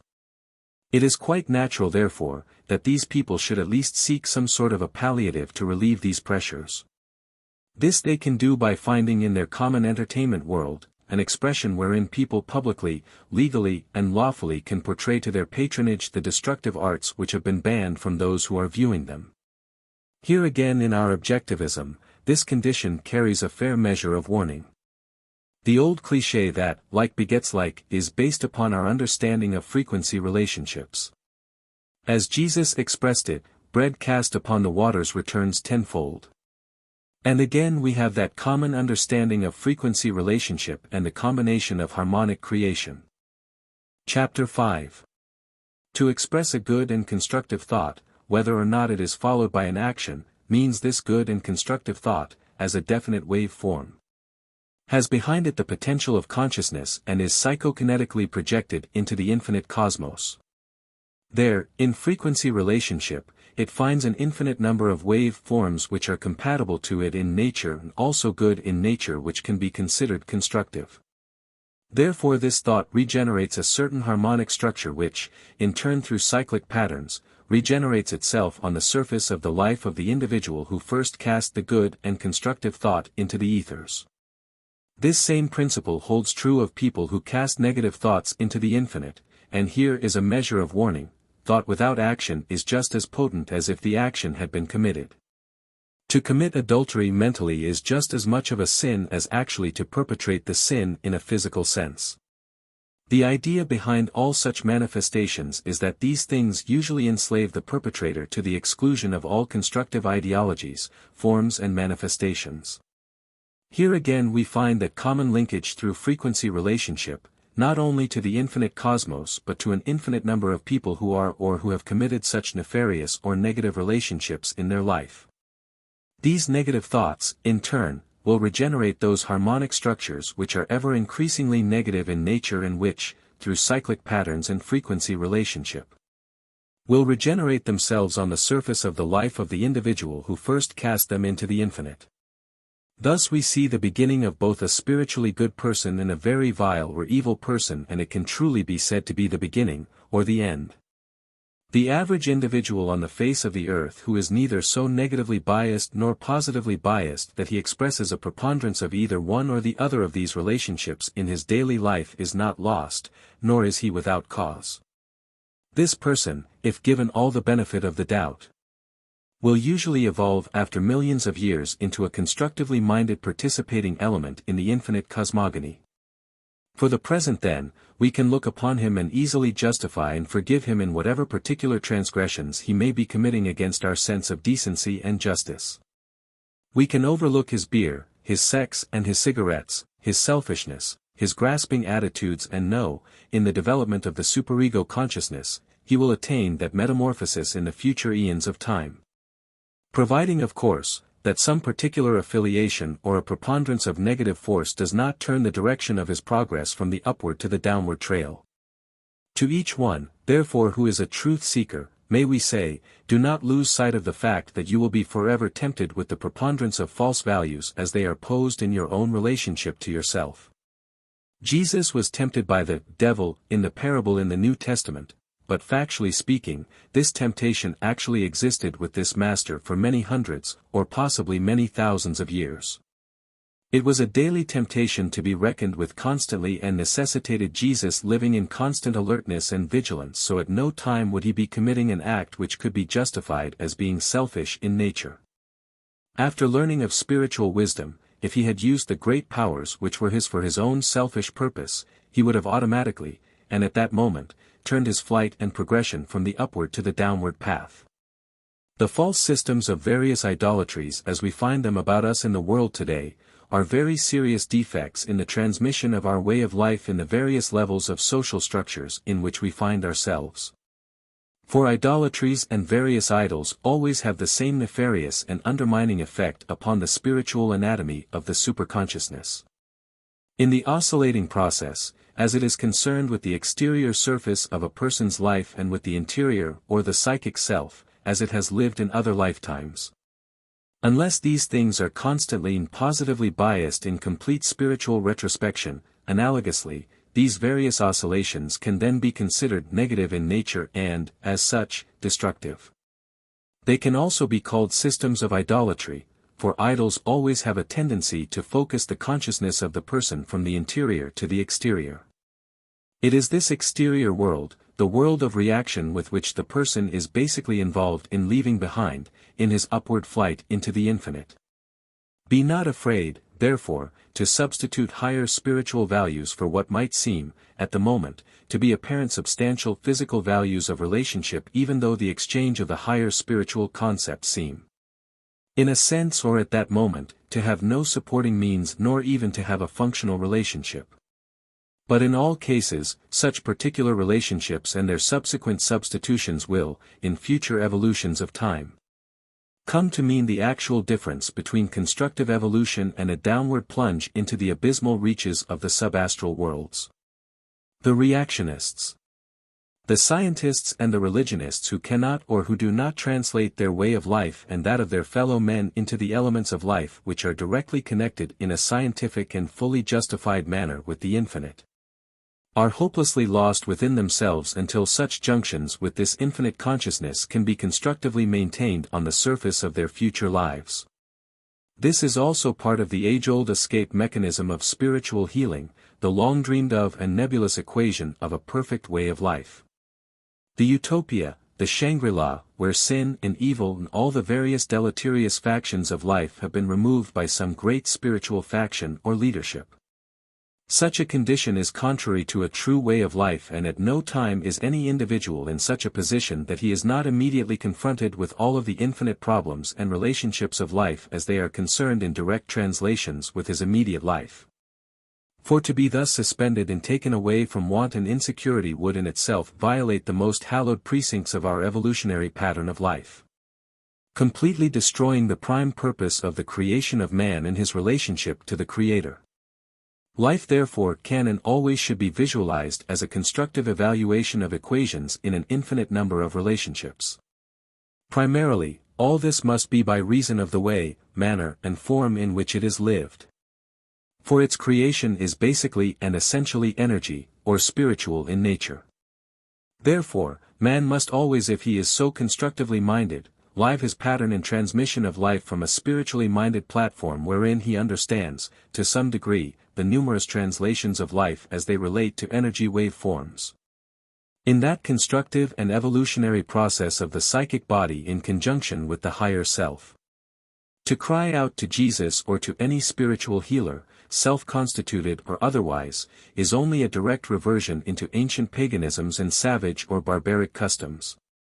wherein some witch doctor or purveyor of so-called mystical powers was purveyed for a fee to the general public who so demanded his services. In the back reaches of the jungles today, we see savages wearing about their necks different charms which are concocted of weird and varied forms of animal and vegetable life. Their sole virtue lies only in the fact the wearer believes in them. The same system of idolatry is today contained and personified in many ways in our social structures. Perhaps so far as the religionist is concerned, he is wearing his Bible about his neck, just as the savage in the jungle wears his feathers and lion's claws about his neck. These things largely have been only developments and new adaptations of old forms and expressions. So, dear brother, if you find yourself in stringent circumstances, financial, physical, mental or otherwise, remember these things, in themselves, are all a direct result of your own creation. You spent thousands of years erecting this little wall of false ideas, associations and translations about you, so you now find yourself almost isolated from the infinite cosmogony. There is only one way to climb over this wall. To realize that it is within yourself and only you have the power to do so. In conjunction with the various spiritual attributes which you have acquired in your evolution and in the development of the superconsciousness, this could be a veritable bolt of lightning descending from heaven and, in one fell stroke, level that little wall you have erected around yourself. You would then find yourself freed from the trammel, the toil and the vicissitudes of the material implications in which you have so confounded yourself. This saving master, who so precipitated this great bolt, was the sum and total of all the good things which you had learned and compared, evaluated and equated, interwoven, polarized and biased, and which so positively minded you from your spiritual side of life. Look not, therefore, for your healing in the church, the temple or in the hospital. Your healing will come about directly after certain particular justifications have been made with the exterior surface of your life, called the physical. To the various interpolations of consciousness as they are contained in the superconsciousness which, in turn, oscillates infinitely into that constructive infinite mind which has been called God. Chapter 6. In his search for truth and at different points in some particular lifetime, and we could consider the present life as an example, the average truth-seeker may find himself more directly concerned with the outside world and the multitudes of people who inhabit these different countries with which he is connected. By some particular rapport with the inner consciousness, he has been quickened or alerted to higher spiritual values, and these spiritual values, the knowledge of and the living in the spiritual worlds, have become a closer relationship to him. These things in themselves pose many and varied contrasts, some very striking in nature with the outside world in which he lives. He may thus become acutely aware of the various derelictions, suffering and other particular types of life which can be basically animalistic or reactionary in nature. Thus quickened or sensitized in seeing these varied contrasts, he may immediately wish in some way or manner to change the whole contour of the existing world. This may even be aided and abetted, in a sense, by a psychological equivalent known as an escape mechanism. The sum and total of the various psychic pressures which are oscillating in his psychic self, as they are so concerned and connected with negative indispositions of a destructive nature with past lifetimes. Along with this particular quickening, as he is now so spiritually posed, only tend in a way to aid or to further the urgency of his need to see his fellow men changed in their seemingly mad rush to oblivion. In this way he accomplishes a twofold purpose: he can justify, to some degree, or he believes he can, the various spiritual beliefs and knowledge which he has acquired in higher worlds. He can also divert his attention subconsciously from the sense of his own guilts and iniquities. In this way, that particular individual often becomes quite unreasonable and even fanatical in his expression of life. He may find common union in such cultisms and various other religious expressions which are primarily motivated by the more fanatical expressions concerning man's interpolations of his daily life. Yes, it is not impossible to find in various churches of the country today, as well as in other religious systems existing in other lands, some very strange and weird customs which are always engendered by this common escape mechanism and the added quickening of the spirit to the higher sense of spiritual values. This person, either mildly or fanatically inclined to change the world, can become a real menace not only to himself but to everyone with whom he comes in contact. Not only is he prone to exaggerate the position of the world as it presently exists, but quite often the propaganda which he spreads finds sympathetic ears in people who have reached a common borderline but have not yet crossed into that nebulous threshold in which the fanatic is now revolving. This fanatical person will therefore find various and obtrusive manners and forms in which he can express the fanaticism and the escape from reality into some direction which completely detracts from his true constructive evolutionary course. We will find today, in this modern world, people who are worshipping in strange rituals not only such things as snakes and other forms of animal or vegetable life, but people who chase flying saucers and worship at the altars of the various movie idols in the entertainment world. These things, in themselves, can always be considered diversionary methods or manners of expression in the common escape mechanism. In the fanatic who assumes the religious role of a purveyor of a great truth, we again find a menace of a different sort and one which should be reckoned with. Should this fanatic be so obsessed that he can gather about him, either consciously or otherwise, a supporting band of astral entities, as is so often the case, who are also so fanatically inclined. Through the subconscious reaches and in frequency relationship, they will often exert outwardly into the physical of that man's life a very strange and hypnotic influence which will reach into the lives and conduct of many people whom he contacts. We shall thus see the reason why people meekly or even hypnotically follow the leadership of some person who is obviously a psychopath in every sense, manner and form, who is obsessed not only with the idea of changing the way and manner of his followers, but also with the dethroning of every known precinct of consciousness in our social structures.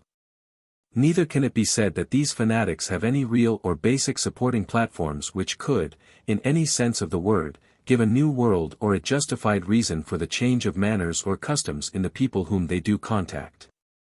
Usually these fanatics are quite barren in their own lives and upon close scrutiny will be found to possess feet of clay and who are, at the present time, standing upon pedestals of their own erection. When Jesus said, "By their fruits ye shall know them," he gave us a sort of slide rule or a common denominator wherein we could, in all phases and concepts of life, truly measure the worth of any particular one of our expressionary values. This one in particular was concerned with the spiritual values. It was of the utmost importance that we should find this fruit would yield large and abundant returns in a manner and form which could change the way and manner of life for one or many individuals, not in some fanatical and unrealistic pursuit of some miasmic or mesmeric form or some cultism which leads a person down the primrose trail to oblivion, but real transforming elements in this person's life which would not only dissolve the confusion in his mind but actually clear away his physical difficulties as they existed in the body. Such fruit is indeed hard to find, and again, a close examination of our various religious systems in the world will find the ground is very sterile and barren. There are few, if any, trees which bear fruit. Yes, we can include even such particular evangelistic movements which are supposed to have had great healing influences upon certain particular thousands of adherents who have clung tenaciously to the skirts and robes of these factions. They have hung up their crutches and braces in the foyer of the temple wherein they worshipped at this false idol. When the truth of the matter was that here again they found only a certain conjunction of energy relationships which started a ringing action and a direct rapport into the higher psychic centers which enabled those persons to remove themselves from the obsessive relationships of karmic experiences. It should always be remembered and following one of these fanatics and so-called faith healers, that while you are looking hypnotically into his eyes, he will quite likely have his hand in your pocket while he is so mesmerizing the intent and purpose of your life. Thus you can be completely diverted from the natural and constructive evolution in your progress. Nor can we fail to consider the practitioners as they are concerned in the various cults and religious systems. They are practicing their so-called healing arts at great expense to the public, for we shall find them also in doctors' offices here and there and wherever we go in this world about us. In this sense of the word, it can be said that this is an outgrowth of the natural desire of every man to dominate another. The old law of the survival of the fittest, as posed by Darwin, has been in a sense greatly overworked and has gone far beyond the bounds from which it was originally intended by the infinite Creator. To substantiate or to increase the propensities of some particular species of animal life. When it begins to involve propensities which can be considered vampirish in nature, that is, preying upon the souls of our fellow men, then we must of course draw the line. The astral underworlds are full of the adherents of these religious fanatics. Each in turn is, in common relationship, trying very diligently in any manner and form to perpetuate his false fanaticism in whatever way and manner he can into the material world. It can be said at this time, the fanatic is very easy to recognize. The first criterion is of course, to closely examine his life and that of his adherents, and if there is any real and constructive fruit which has been borne, then it could be said that this fanatic has at least some virtue in his expression. However, with a true fanatic, such virtue is extremely rare and difficult to find and lies, whenever so found, within the very nature and virtue of the adherents themselves. Many of his followers may be people who are more advanced spiritually or at least not so preconditioned and deviated with escape mechanisms and have still been able to reach through these miasmic energy forms and maintain some sort of a constructive relationship with the higher self. Thus correcting their own difficulties, and the practitioner or the fanatic usually gets the credit. A second evaluation of all such diverse components of humanitarian efforts can be analyzed on the basis of constructive, intelligent progression, not only in the various values of the reactionary life in which man finds himself, but especially into such spiritual values as are so strangely missing from the numerous pantheologies as they exist today. While man is basically and essentially a spiritual creation and always functions from a spiritual plane of relationship, yet this in itself is the greatest of all paradoxes, for by far the greatest number of people who swarm the face of the earth do not seem to know the first rudimentary equivalence of this progressive cycle which is called life. Here again we have found reversions and sterilizations in spiritual principles among our so-called Christians, for the very pagans they try to teach are quite often further advanced in their knowledge of the spiritual worlds than the Christians who are supposedly bringing them the new and only gospel. So, then you may ask, how is humanity to be changed in this particular time and place? Are we all headed down that trail and over the precipice to oblivion? Are any of the other various and sundry fears and calamities, atomic explosions and worldwide destructions, to be realized, or shall the old prophecies of the Bible such as are contained in the Epistle of Peter, come to pass? These things should not be answered with a yes or a no, because any particular position in which an individual finds himself so contained collectively regarding the masses of people about him represents a very definite point on his scale of evolution. Chapter 7. One thing which all people have in common is an abnormal sense or fear of death, and here again is the strange paradox, for in the sleeping and waking state, man dies and relives at least once every 24 hours. Yet, the word death, which is actually only a Latin word meaning change, strikes terror into the heart of the materialist. Even the religionist who inhabits the church is filled with dreads, fears and vagaries. No one seems to be at that particular point in his expression of life where he can see the continuity of expression as he so lives it at any particular moment, for he is directly connected through frequency relationship with at least 1,000 lifetimes lived in the past. He has discarded his body at various intervals, as it is connected with that particular life, to be reborn and again live in the future in almost the identical circumstances, following the same thought patterns and obeying the same psychic impulses as motivated him in his former lives. To study statistics as they present themselves in this present-day modern world, does indeed give everyone a sense of dread or foreboding. When we can study the high rate of incidence in the various hospitals, asylums and, in particular, the mental status quo of John Q. Citizen as he inhabits our civilized world today, these statistics do indeed indicate grave conditions. As in all cases and in normal sequences, evolution can always be largely envisioned as a progressive cycle, but understanding the structural qualities, the movement of these cyclic forms and the energy forms from which they are so constructed, you are immediately reminded that here again is our common equivalent in polarity patterns. There is always a positive and a negative. We must also resort back into history and find man has always lived, to some degree, in these cyclic patterns of progression and retrogression. For instance, for about 1,500 years the people of the Eastern world throughout Europe lived under a completely false doctrine of physiology as it was first instigated by a man called Galen, who lived at the beginning of the Christian era. Galen did not know about the circulation of the blood or about various other functions of the anatomy, yet people often died as a direct result of opposing these false doctrines. In the Middle Ages of Europe, there appeared a complete revision of these false principles of anatomy as they were thus supposed to exist. As a result of the pursuits of certain dedicated souls, through dissection, a vast knowledge of anatomy was finally brought into existence. Often at the expense of the lives of these various devoted exponents of medical truth as they found it in their various explorations. Therefore, we cannot presuppose at this time that any medical system as it presently exists can solve any or all of the differences in the physical world in which we find ourselves. Today medical science is struggling in a maze of paradoxes, just as is every other particular faction existing on the face of the earth.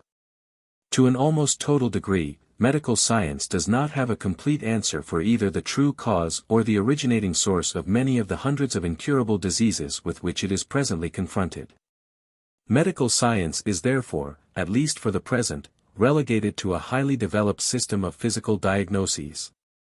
And the removal of certain offending organs or portions of the body which have broken down because of numerous and varied psychic pressures from the past. The equivalent of medical science, our modern psychiatry, is also singularly devoid of any spiritual values which relate man either to his higher self or to his past lives. Freud completely divested mankind of his so-called instincts, with the exception of one which is sex. Carl Jung added, and very boldly, a second which is gregarity. Yet neither one of these psychologists knew what an instinct was simply because they had not related, at least publicly, any knowledge which they may have inwardly known, relating man to his past lives.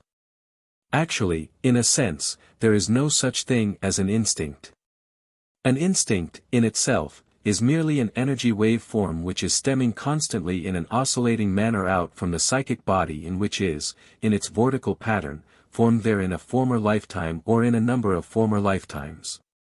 Thus medical and psychiatric sciences, as they exist today, do not have the solution to the so-called incurable diseases. Looking as they do upon the exterior or the physical, they make the common universal mistake, so far as the material man is concerned, of trying to evaluate the whole infinite cosmogony by a certain number of reactionary occurrences which have thus appeared upon the surface of life. People today are thus hopelessly incarcerated as insane, or are dying from incurable diseases, or are diverted and thwarted from a normal expression of life through the sheer ignorance of those who have authority over them and who are upon the pedestals which they have erected for themselves in the medical and psychiatric fields. Yes, even in the pulpits of the churches.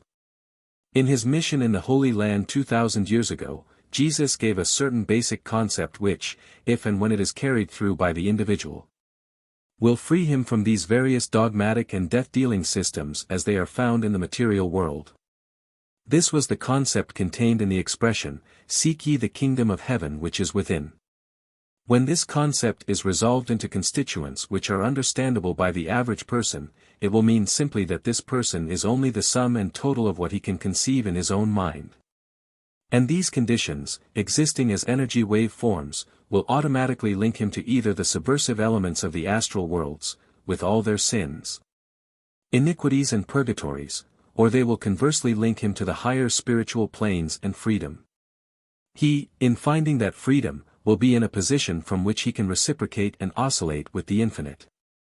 Chapter 8.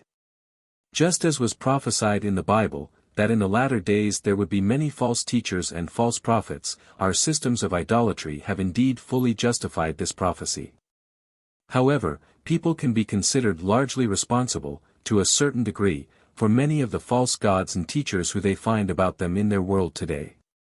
They are continually supporting false political systems which breathe, like the fiery dragons of old, the fires of war, hell, hate and destruction of their fellow men.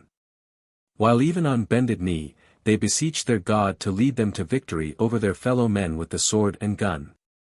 Nor is that particular custom any different from that of the pagan in the many past lifetimes of which these people were a part at that particular time. One of the most common practices in which man has indulged throughout the various periods of history and time and which has been depicted on temple walls and in historical documentaries, are the constant prayers and pleas to the various ruling and dominating spiritual forces or gods, to lead them to victory while beheading their fellow men. Today, men sit at a great peace table, united, nation to nation and rubbing elbows with each other while supposedly threshing out the common problems of international differences, yet the fires of war burn fiercely in many countries. Interracial hatred is a vile virus which has swept over the face of the earth, and the four horsemen of the apocalypse ride rampant and roughshod over the civilizations of mankind. To the truth seeker who is personally concerned with the world about him and with his position to it, these things can be fully compromised only when it is remembered in his own mind and in his relationship to the infinite. That this condition is a very necessary part in the evolution of every individual. It can be likened somewhat to the smelting of the iron or into some useful article which will help man overcome some particular physical difference in the world about him. The millions of souls who have come and gone upon this material planet and who are so linked to it with these psychic bonds through reincarnation, are, in themselves, finding just as we all have. The various additives and the condiments of various spiritual values in the translations and transmissions of energy wave forms as they go to make up our psychic bodies. To be directly concerned with these things in a negative fashion will mean, as has been previously postulated, to create direct linkage to certain reverberatory actions which take place. Therefore, it behooves all constructively minded seekers to approach a realistic philosophy in their evaluation of the position of their fellow men, and this should be done with introspection and with positive bias. The pits of clay which have been dug by the multitudes are quite necessary for them to live in at the present time. They are not much further along in their scale of evolution than they were when they dug themselves burrows in the sides of the hills or even wove themselves little cocoons before emerging into the butterfly state. The sum and total of the different values which they are expressing into their physical lives are aggregates and collections of previous lives which have been found and expressed in numerous elevations of life. These aggregates live and are perpetuated from life to life as a definite collection of personality quotients called, in modern psychological parlance, the ego, ID, etc. How then, in view of this light and knowledge, could anyone be deprived of these common instincts when even the function of breathing is an age-old custom, a habit man acquired through evolution? How then, according to genetical science, could all of the constituents of immortality be perpetuated in the chromosomes and genes as they were transferred from male to female? For these are but atomic structures and, in themselves, serve only as a channel and a purpose for the psychic self to regenerate into the physical form, all of the thought patterns of consciousness which formerly supported it in a previous life. To make a sum and total of evaluations at the present moment would indeed be a Herculean task. One not necessarily so contrived that it would serve the individual as a purpose to solve all his differences, for this, too, is an evolutionary pattern of progress. Sufficient to say, therefore, do not be too concerned with your own personal position, either physically or otherwise at the present moment, for you have indeed a greater proportion, a greater equilibrium of spiritual values which you have not as yet called upon or used in this material world, and which would not only completely offset these differences but could recreate for you a much better pattern of life. This immediate present, as you are thus so concerned, will be dissolved when full realization, in your future evolutions, can be thus connected and established within the precincts of your own consciousness. In this way, too, will come a proper evaluation, a relationship with the world about you, and it will no longer indulge itself into such fanaticisms and expressions of life which are so commonly found. Nor will you be prone to indulge yourself in various systems of idolatry. Instead, you will find inwardly, through the reaches of your own inner self, the peace, the complacency, the necessary spiritual impetus or drive, and all of the necessary ingredients and components which go to make up a life which can be said to be a life of peace and proper relationship with the infinite, and one in which you have placed yourself upon a proper evolutionary path onto that spiraling pathway to the stars. Chapter 9.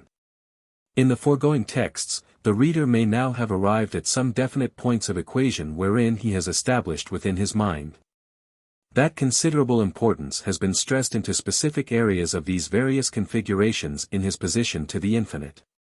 In one respect, the term infinite itself can be considered of the utmost importance. The term superconsciousness also may indeed at this point, present certain aspects which are not at present fully apparent in the reader's interpolation. Therefore, we shall approach this subject and its context by stating that the much confused term God, or gods, as posed in numerous cultisms, religions and texts in past dispensations of mankind throughout his existence on the planet Earth, can and should be resolved into this one common equation: there is indeed no personal relationship or personal deification involved in the relationship of the infinite to man as the infinite is, in all aspects. Just as it should be thoroughly understood, infinite. This means that so far as space is concerned in the understanding of the modern scientist, his belief is a complete delusion. If we could conceive in the conscious mind for an instantaneous moment, the completion of the infinite, we would find that space is infinitely filled, infinitely hard, so far as consciousness was reactive to it. In this sense therefore, so far as the material dimension is concerned, the term resistance is of the utmost importance, for all known physical laws function from the plane of reactance or resistance.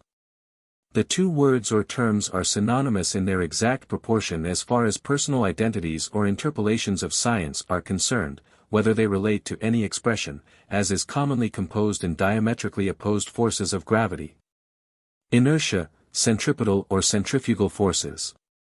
These are all common derivatives of reactance or resistance in their various compounded infractions in the materialistic dimension of atomic forms.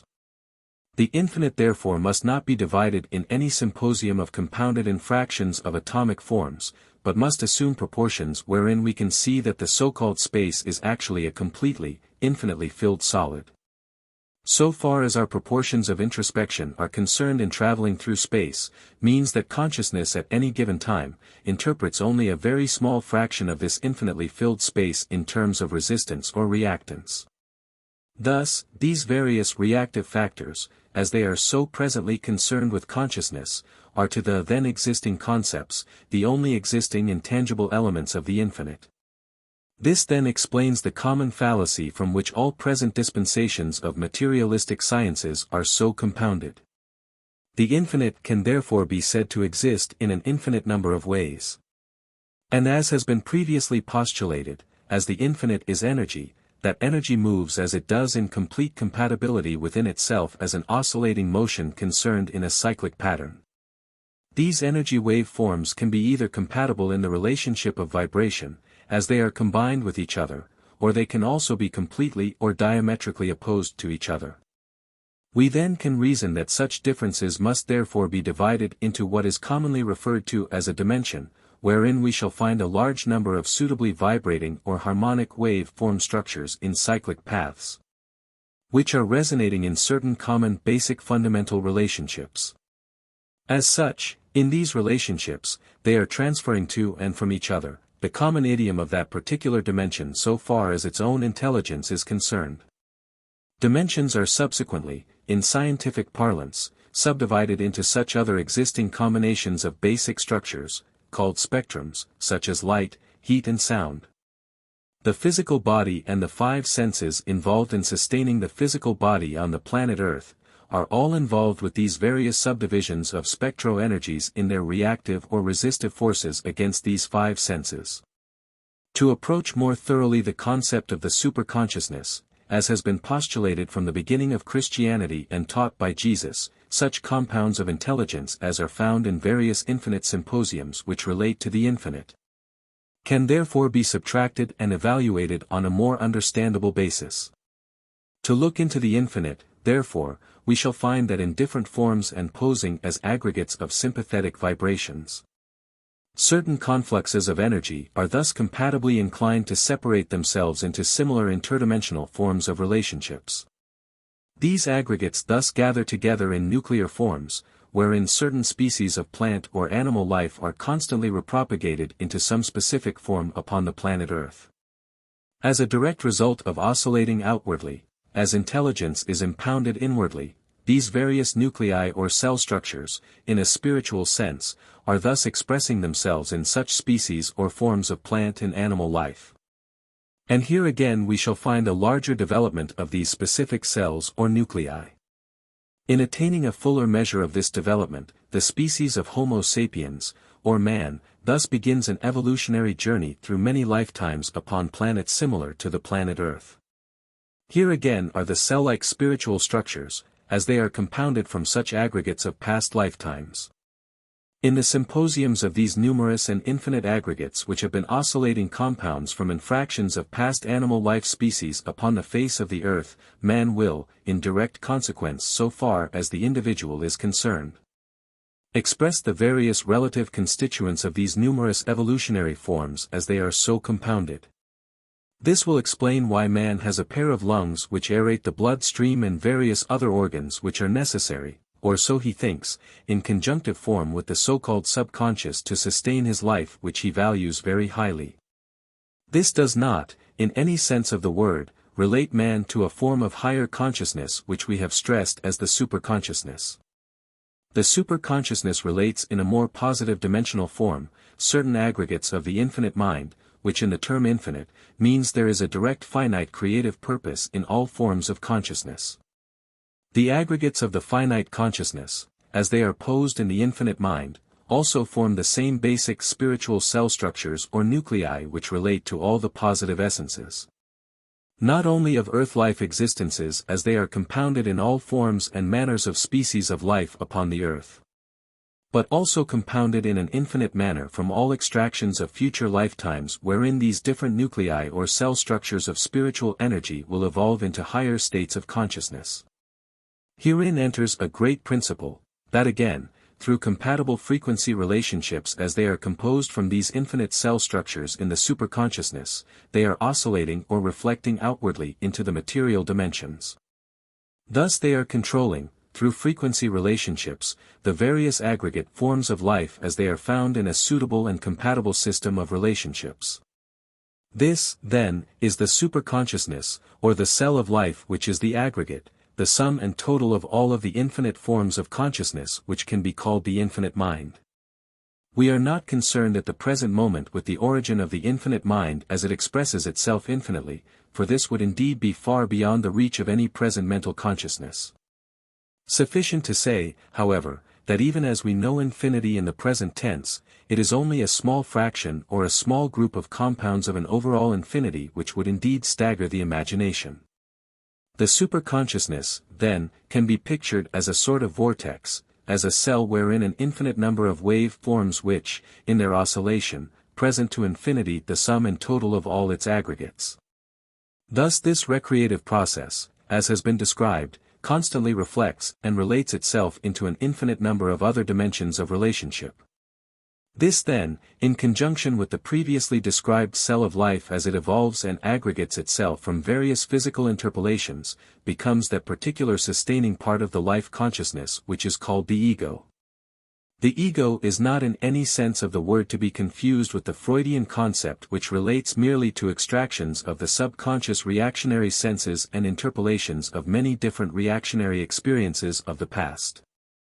But, in this common terminology, we are relating the ego to the spiritual form and substance as a finite form of consciousness and oscillating in direct conjunction with the infinite. It can also be pictured that this conjunctive oscillation with the higher self, or the superconsciousness, is the sustaining life force, or the libido which gives the necessary impetus to sustain life through the numerous physical as well as spiritual dimensions. Thus it can be considered the guiding light, or the motivating force behind all life actions as they are concerned individually or collectively with mankind. In this broad sense, therefore, it can be said that any man, whether he is prince, pauper, beggar, merchant or thief is equally important in the eyes of infinite consciousness, for he is reflecting or expressing only for the moment, in whatever position he finds himself upon such a planet as the earth or in some other astral dimension, the part of infinity as it was originally compounded in the superconsciousness. This concept may seemingly compose within itself certain opposing doctrines of good and evil as they are so commonly accepted throughout the infinite number of interpolations of mankind upon the planet Earth. The old struggle of good and evil is a primeval cause and sprang from out of the more primitive reaches of man's consciousness upon the earth. Such forces as good and evil always were and must always remain, merely as compounds of relatively misunderstood forces which move about man in the cosmic ethers. Referring to such terms as cosmic ethers, we are again referring to that seeming void which is actually an infinitely filled solid. Therefore, good and evil must be properly understood.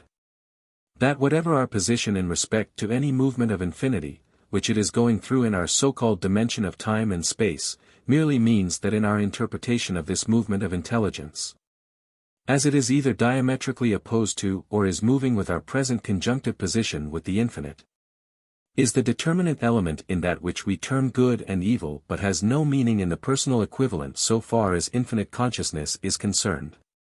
Good and evil can therefore be considered, in common abstractions, as the sum and total of the infinite mind, and when thoroughly understood, will present to the reader his first important step in his own evolution to destroy the old illusions of good and evil as they have been compounded from such infractions of various pantheologies and cultisms in previous lifetimes. These illusions will be replaced by more basic and fundamental concepts of the infinite, and as these relationships of intelligence move in this seemingly voidless void about him, it remains with each individual to properly relate such movements and interpret them into constructive evaluations and patterns in his own evolution. After the reader or the student has made this first basic and important step, he will have passed over the threshold of the old carnal or lustful world and the many implications of good and evil which it has formerly held for him. Instead, infinity will present to him a never-ending succession of new fabrications and various contexts which he is able to extract from his forward evolution into this timeless and spaceless infinite. Chapter 10. The reader must remember that time and space are synonymous in all respects, for if we did not have time, we would not have space. Time and space means only the transference, in some specific relationship of an idea or form of consciousness from one plane of equation to another. The sum and total of all intelligence as posed in the infinite consciousness, is therefore, in direct terms of frequency relationship, space. These confusing elements of time can be eliminated. For the existence of this consciousness in any form merely means that it relates itself in frequency relationship to various existing compatible relationships in whatever position they so exist in the infinite consciousness.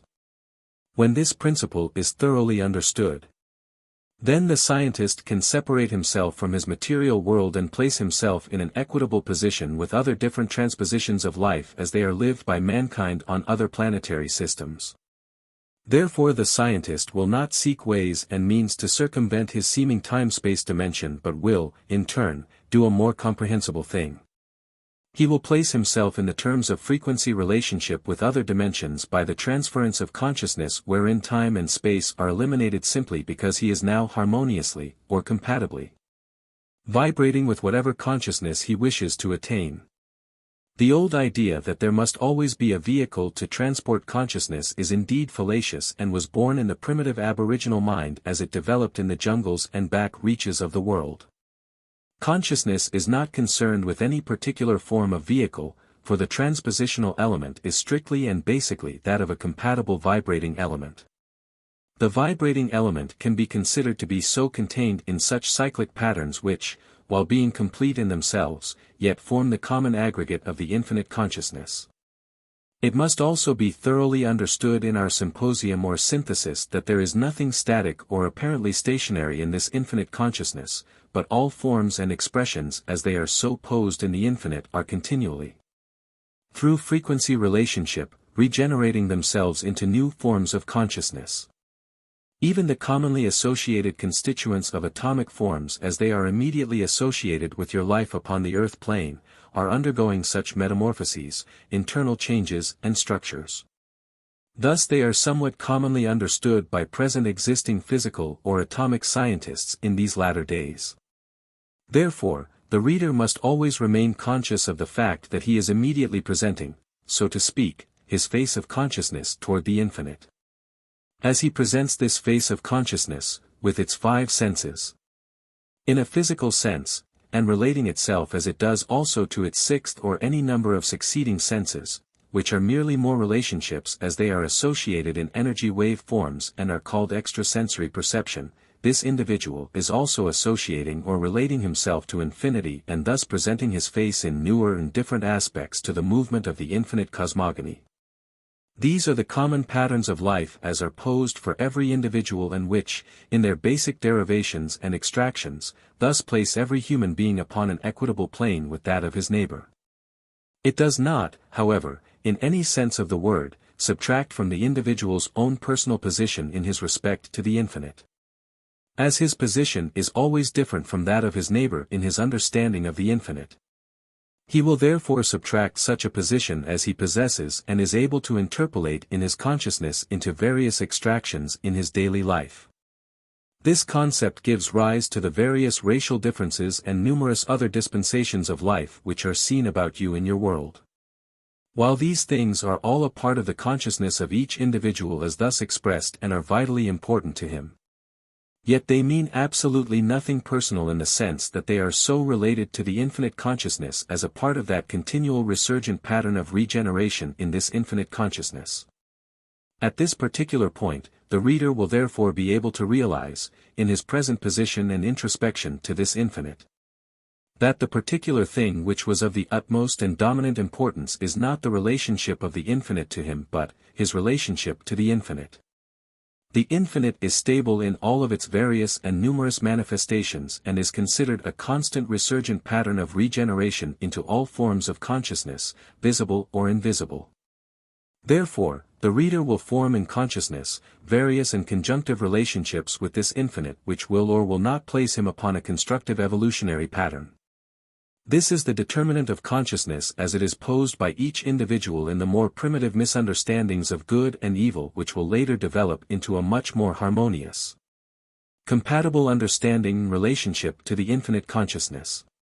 This then will become the particular point of man's journey wherein he will have formed a stronger and more conjunctive relationship with the superconsciousness, for the superconsciousness is the superego or the Christ self, formed through numerous polarizations with the Father within, as it is sometimes called, which is the sum and total of the infinite.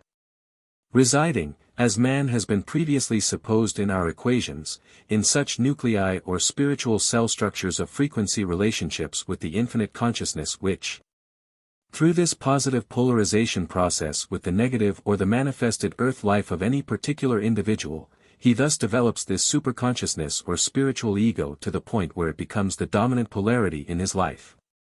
At this point the person will therefore exhibit and exemplify such interpolations of life which can be considered infinite in nature and magical in their portent by any other individual who does not possess the necessary introspection to more properly evaluate what is commonly called supernormal phenomena into natural manifestations of infinite consciousness.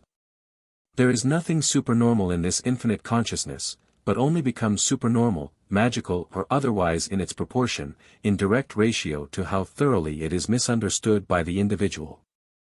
In the higher dimensions of life, supernormal phenomena is quite as natural in daily life as the materialistic, reactionary principles with which the materialist is presently concerned in his earth life dimension.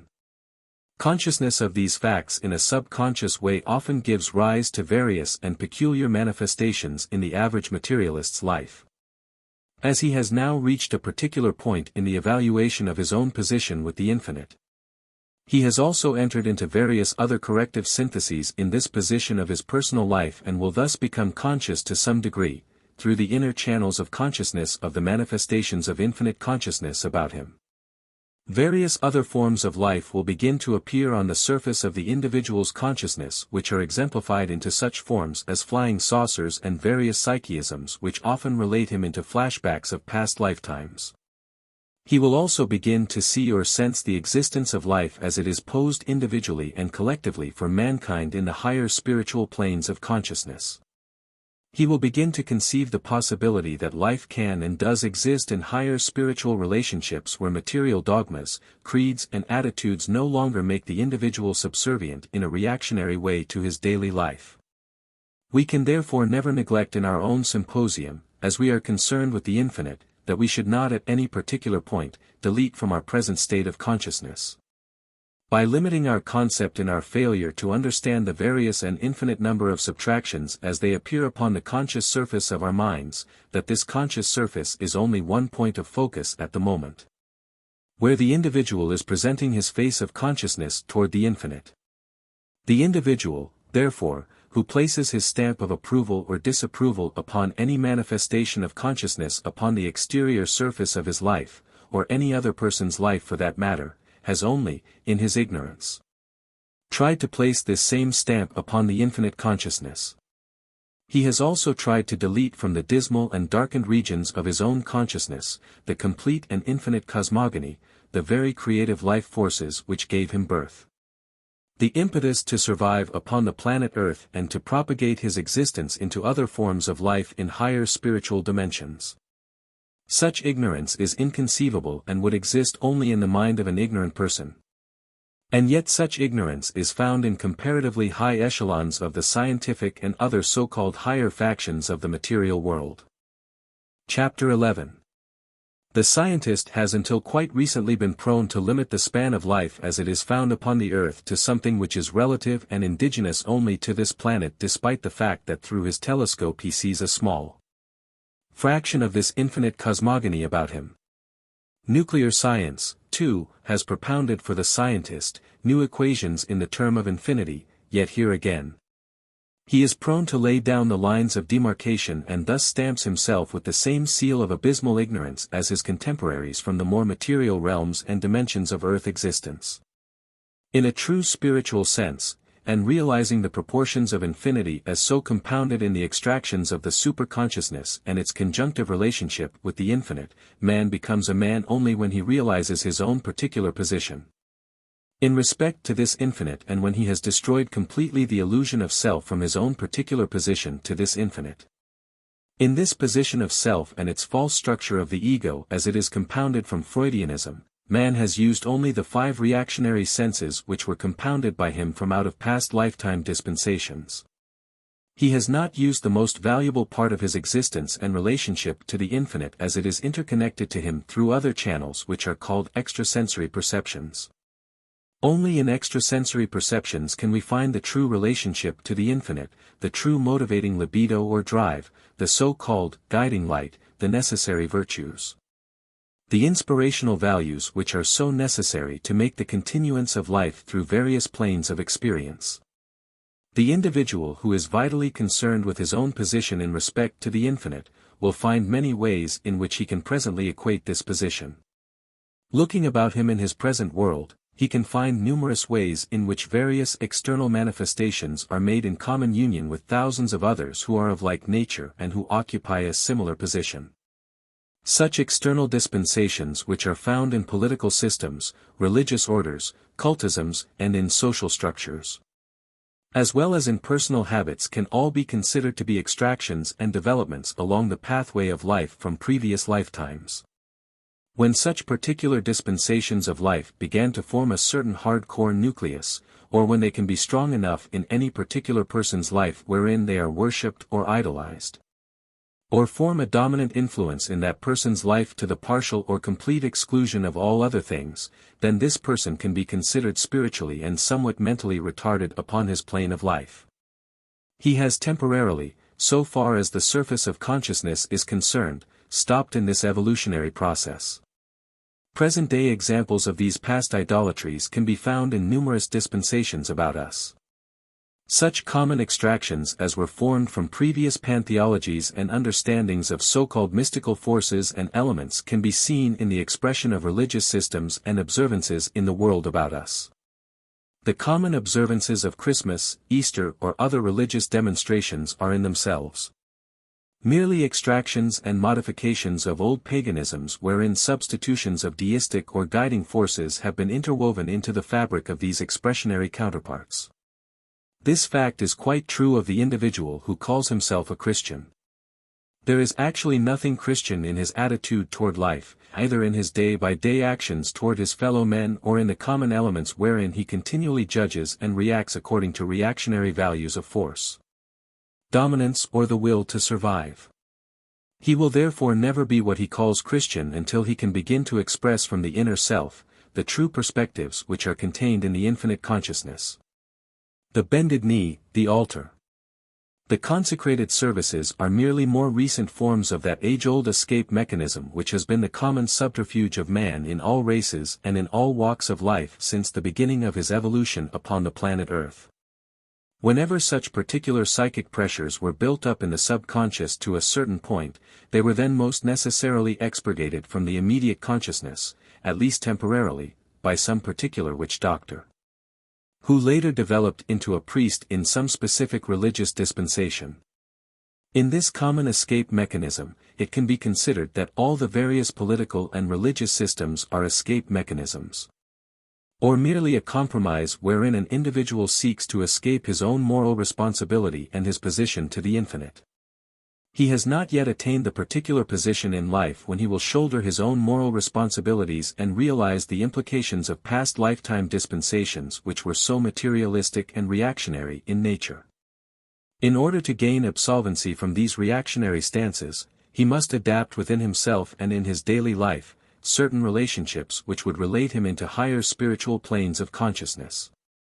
He cannot do this by resorting to the common subterfuge contained in the daily confessional or the weekly rite, which he believes will purge himself of these various sins by attending some church. No more than can the so-called pagan or infidel accomplish the same results by ringing a temple bell or burning incense upon the altar. The two expressions here, whether paganistic or Christian, are basically and essentially the same. The old cliché of the pot calling the kettle black is applicable in this particular case. Moreover, it is a common human weakness to continually exploit the pure essences as they were originally contained in such postulations of higher spiritual concepts, into weakened and watered-down versions which contain personal extractions and derivations from these originally pure essences. Altar worship has thus become a substitute, to some extent, for some of the more barbaric or paganistic rituals which often involved human sacrifices, but the principles and ramifications involved, so far as they concern human evolution, are basically and essentially the same. Man has not changed his perspective to the infinite, he has only substituted for human sacrifice his own particular identity and expression in his evolutionary flight into the infinite. For in each successive subjugation to external deifications to such existing systems of idolatries as they are found in the world about us, only mean that the individual has made another one of the personal sacrifices which have been made from the very flesh of his own nature, and the tears of recrimination which he will shed for himself in the future will be as the drops of blood from the former sacrifice. Salvation is attained only when one assumes his own moral responsibility in his position toward the infinite. His willingness to accept this moral responsibility in gradual attainment and an expansion of consciousness which will relate him to higher planes of relationship to this infinite. There is no other way, for indeed any other way would be contrary to the infinite plan as it has been so conceived by this infinite consciousness. Chapter 12. Now that we have discussed some of the more infinite abstractions of man's nature and the evolutionary flight of each individual through time and space, let us examine some of the more materialistic or physical elements as they are concerned with present-day dispensations in the fields of such existing corrective therapies which are classified as psychology or psychiatry and medicine.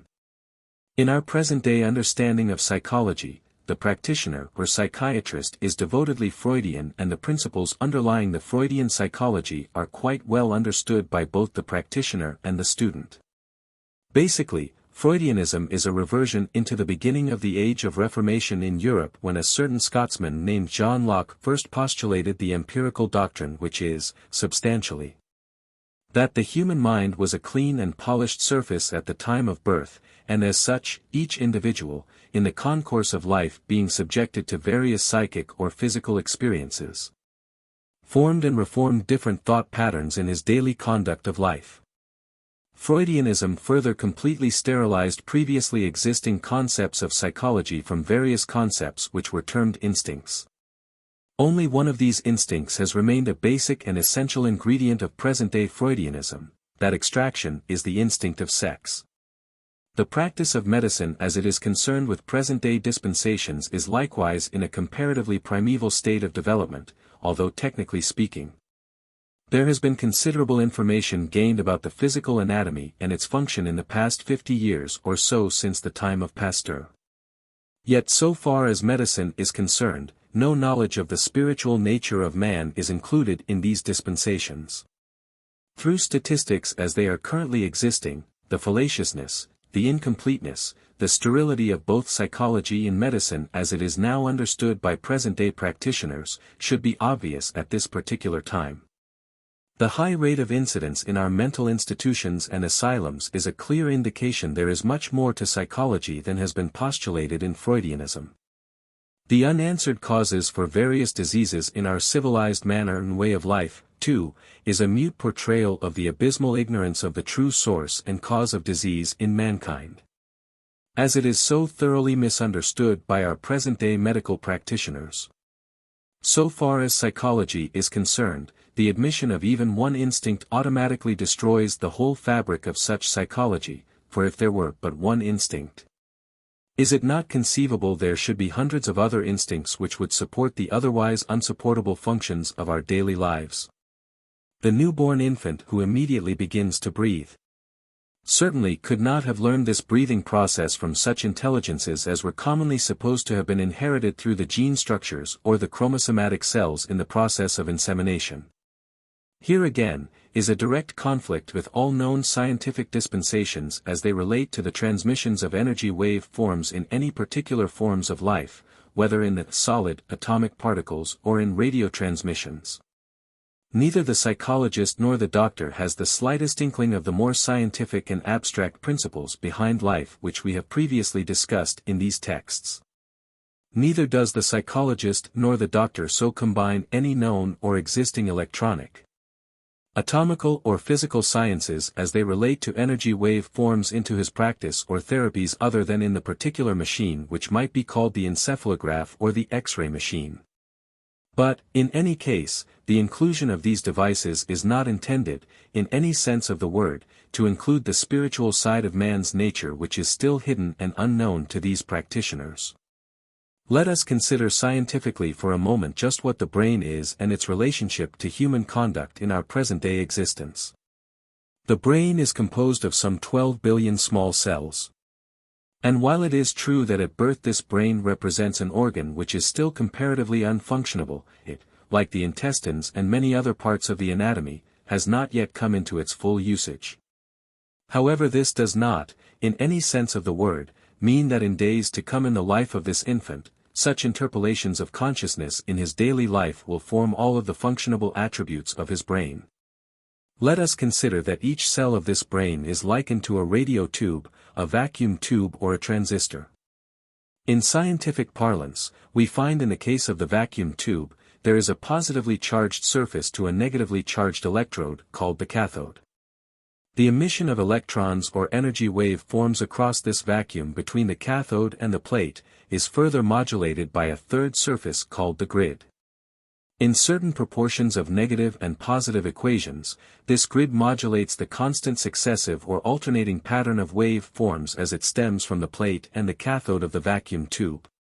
In this oscillation of wave forms from positive to negative is contained the idiom of this modulation from the grid which passes on into succeeding stages of amplification or emerges in a convergence of sound as it is manipulated in a magnetic structure and a diaphragm in the speaker system. Therefore, in all degrees, the brain can thus be considered in a pure sense, either as a cell or in a general conglomeration of cell structures, as merely a series of small transistors or vacuum tubes. The external consciousness is the modulating grid and, through the five senses, this grid structure in turn modulates the constant oscillation from these various different cells in which these oscillations are basically and potentially supplied from the internal psychic structures of the individual. The positive or plate side of this oscillating process is the superconsciousness, the negative or the cathode side is the subconscious or the past material dimensions through which the individual has passed. In this oscillating process between this past subconsciousness and the positive superconsciousness of the future, the present, in the grid form, constantly modulates this interchange or oscillating pattern of energy wave forms as it is passed between the two elements of this brain cell. More specifically, for instance, the various wave forms which are called light, in passing through the lens into the retina of the eye, are thus transposed into suitable frequencies and terminating on the ends of certain nerve structures in conjunction with each brain cell.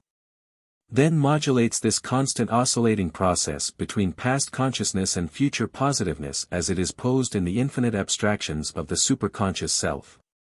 A short time to digest the full importance of this concept will immediately present many ramifications which can be involved in this process we call life.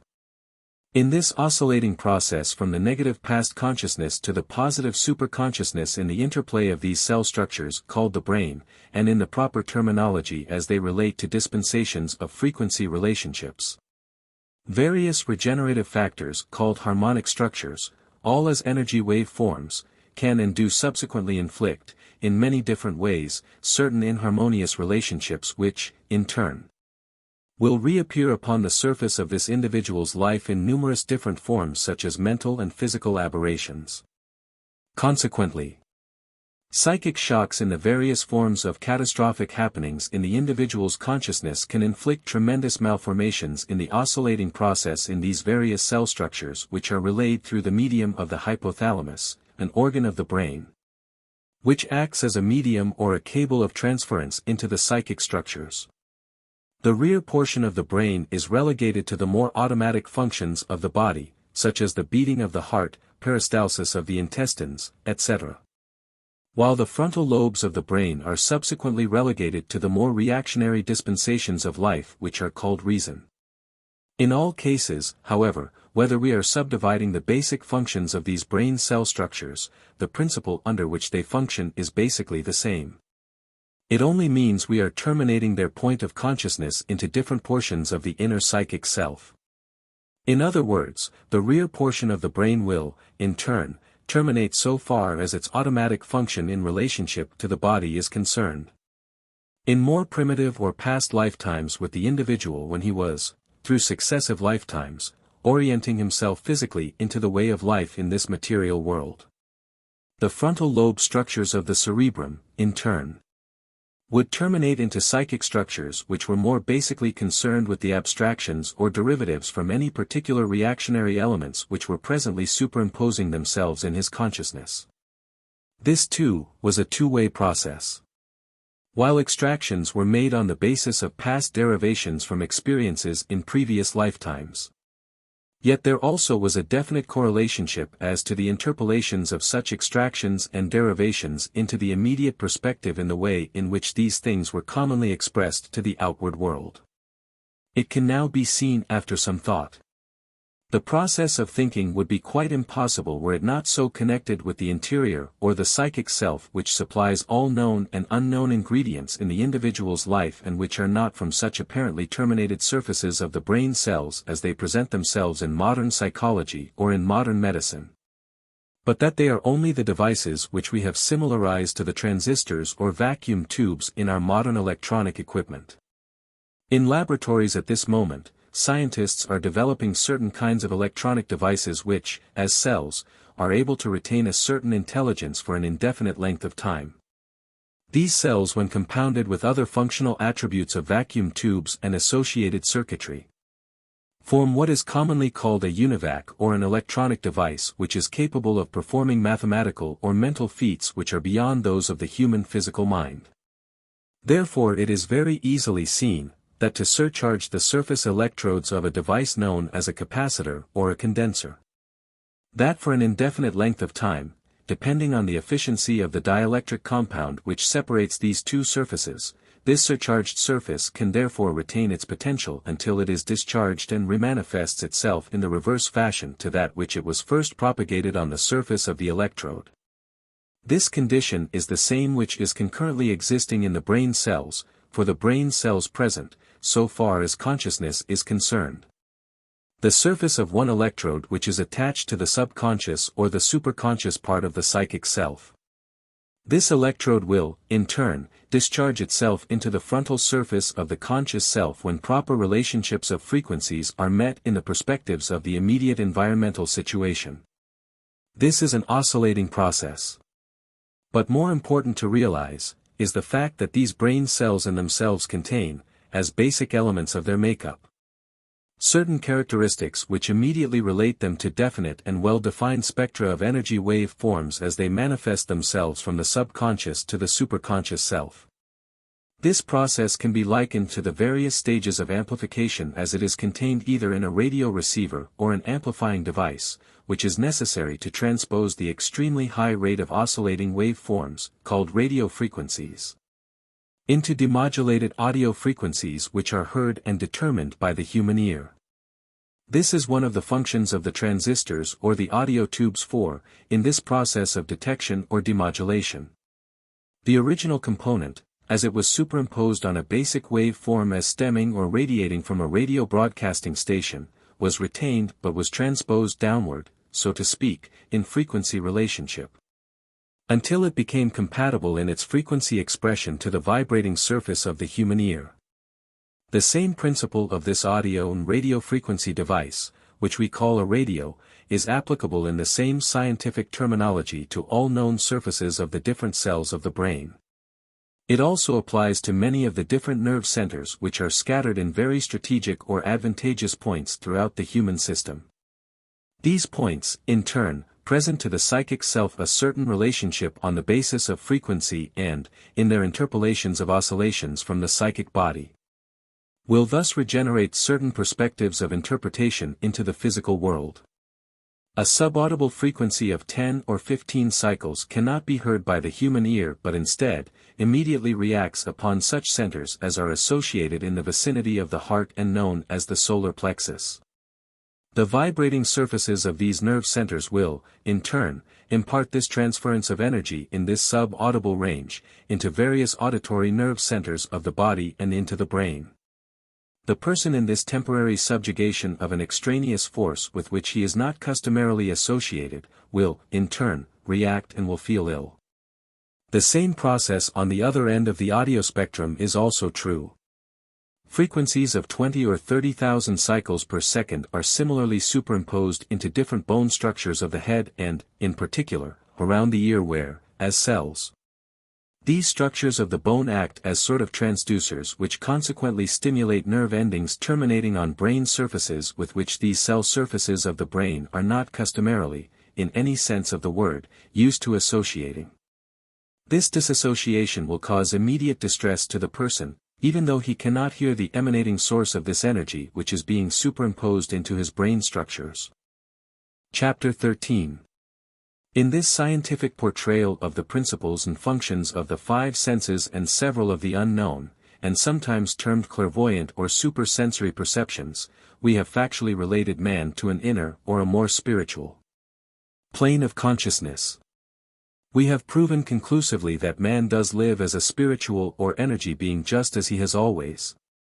From the beginning of his evolution and even into the beyond when his evolution started in certain conglomerations of sympathetic wave forms and formed regenerative nuclei or cell structures of spiritual energy. These, in turn, formed into aggregates of vortical patterns and thus started or propagated the evolution into that evolutionary pathway of time and space, and beyond the time of time and space, into the unknown where time and space became integrated factors of relationship and assumed regenerative proportions in the dispensations of consciousness, so far as they presented themselves to the infinite.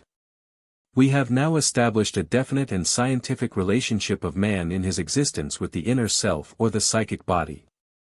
We have also gained some idea as to the stratification of this inner or psychic self, as these various strata or plateaus can be likened in many ways to those which we shall find in the interdimensional concepts which we have previously discussed.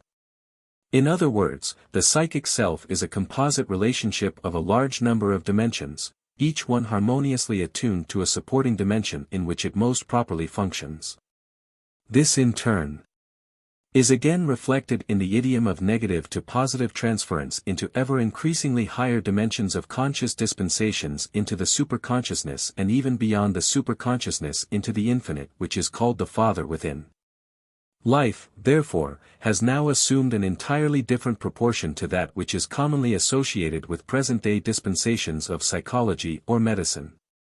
Any act of consciousness does and always will include an infinite number of ramifications as they are concerned in interdimensional relationships through frequency relationship functioning from the psychic self.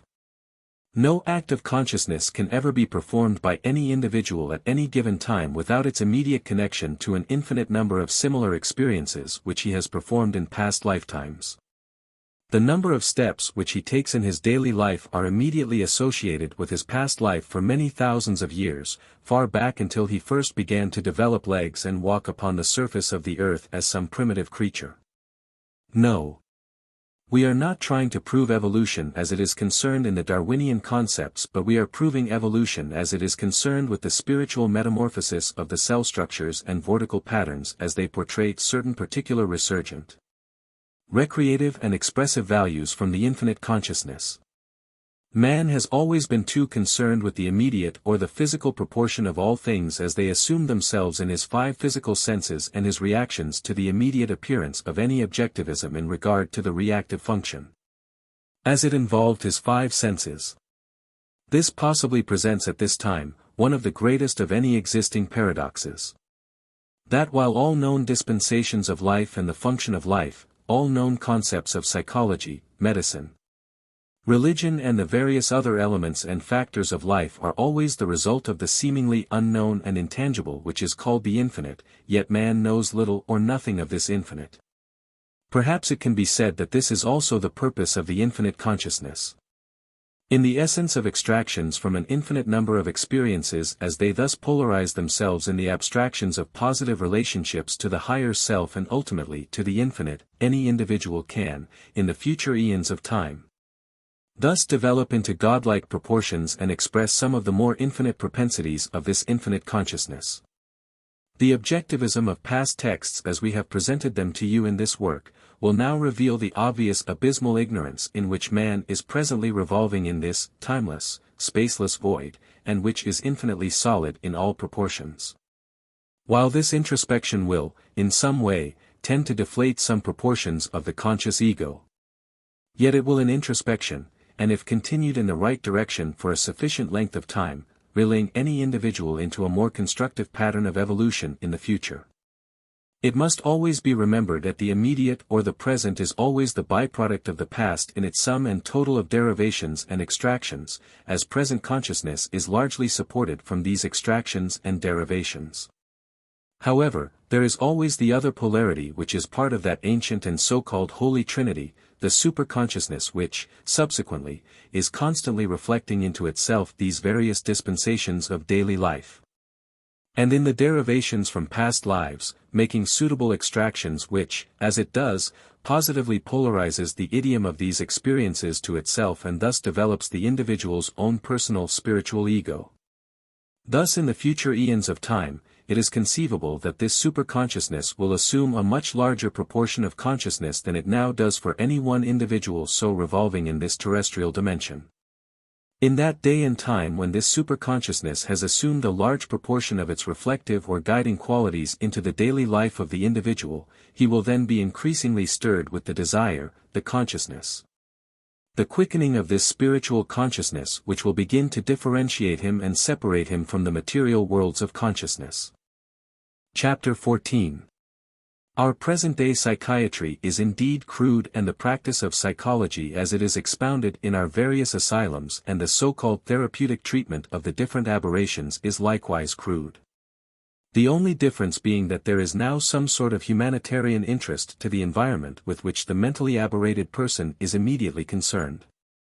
In other words, the psychiatrist resorts only to a temporary change of environment, hoping thereby to induce a permanent change in thought patterns. Such a procedure is extremely fallacious and will explain why it is that so little success is being concurrently displayed in our modern dispensations of psychiatric treatment. To further expurgate any particular psychic misalignments, the psychiatrist often subjects more advanced aberrations to severe shock treatments. This therapy is indeed crude and primitive and immediately is reminiscent of many of the bygone practices from the pagan or more aboriginal days of the individual healing practices wherein holes were often scraped in the cranium to let loose evil spirits and other weird practices which subjected the individual to horrible and extreme torture. Bloodletting was a common practice in the Middle Ages to relieve various kinds of diseases in the body, and this too smacked of the letting out of evil spirits. The present-day psychologist, in subjecting the patient to a severe shock, can be likened somewhat to fixing a delicate watch with a hammer. The treatment is, as previously postulated, reminiscent of bygone practices. Herein, too, enters another commonly misunderstood fraction of psychological dispensation, that is, the complete elimination of various obsessive factors which have entered into the person's life. Through frequency relationships in various negative dispensations, a person quite frequently not only links himself to past similar dispensations but, through frequency relationship, also links himself to an infinite number of similar negative relationships, some of which have no immediate personal relationship to him but which, through this frequency attunement, automatically at that particular moment become just as much a part of him as anything else. This includes a number of other ramifications involving energy wave forms which have been constructed by other different entities of human beings. Thus, this person in a negative dispensation automatically links himself to these similar destructive configurations of wave forms as they were previously formed by some other entity. If that other entity is in a spiritual world, wandering about in abysmal ignorance, he is quite likely, through that frequency relationship, to associate himself immediately with the mental processes of the person who was originally instigating the negative expression into his life. This is an obsession. It can be either temporary or permanent. It can be thoroughly established, upon the precincts of frequency relationship, that such things do exist and are existing, to some degree, with every human being upon the face of the earth today. In our everyday walk of life, we cannot associate ourselves with any immediate perspective of life about us without involving ourselves in that same frequency relationship which originally created that particular dispensation.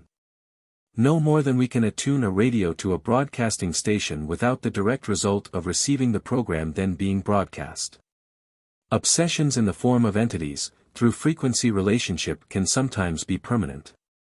When such a condition is superimposed through this manner in the interpolation of life to some individual, he is usually considered to be mentally aberrated or insane, as the various concepts, ideologies and the other confluxes and configurations of energy wave forms from the obsessing entity are sometimes in direct opposition to the present external surfaces of the then existing interpolation of life of the individual. He will then do strange things and thus be considered insane and will be incarcerated in some institution. This concept is not to be misconstrued with any past existing practices of witchcraft as they are commonly expressed in the jungles and back reaches of the world, either in the present or in the past. Such present or past existing expressions are primitive in nature and lack the common essentials of understanding. We can no more mix or mingle the differences of these past dispensations than we can mix or mingle our present technical knowledge in medicine of the human body with the past dispensations as they were posed by Galen at the turn of the Christian era. And while the old and presently existing forms of witchcraft do contain certain basic elements of truth, yet practices and expressions are crude and primitive and often unfactual, both in the way in which they are usually supposed to exist and the way in which their elimination is attempted. In the future, when such a person is thus diagnosed and is known to be obsessed by an entity which has linked itself through frequency relationship into the person's present expression of life, then the simple and common procedure which is contained in the knowledge of this existing condition, will immediately present the necessary and suitable technique for the elimination of this connection.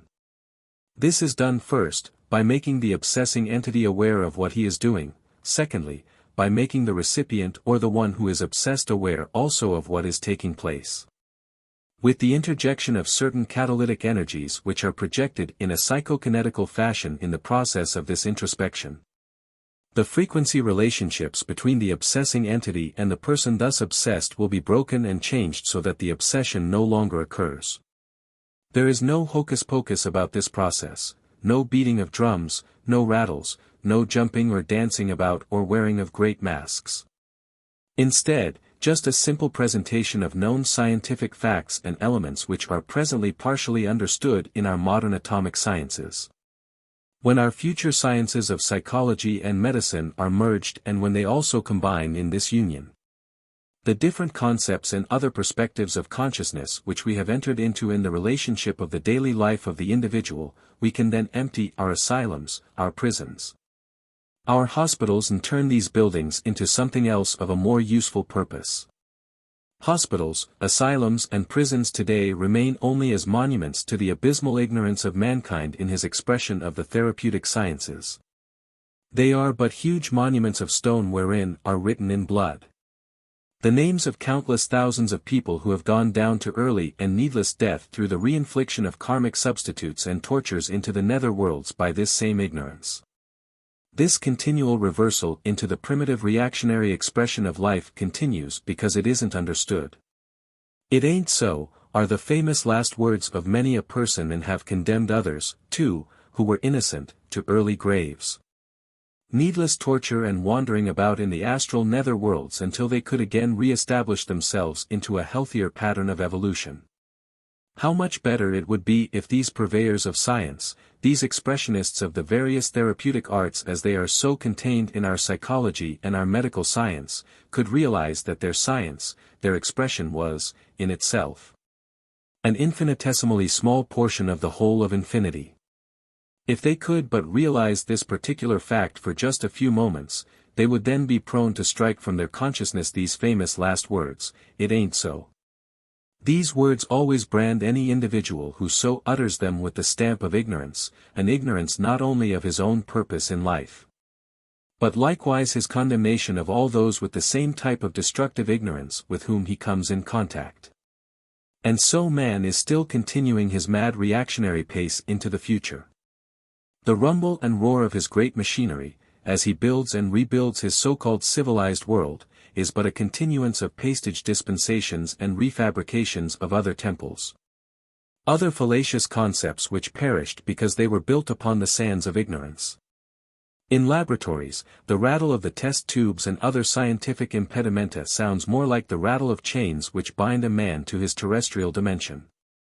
The wonder drugs which he injects into his veins become an opiate, for he will depend upon them and not the integrity of his own personal character for his salvation in the future. To the cause of reason and to the white and guiding light of wisdom, man will remain unbending and unyielding.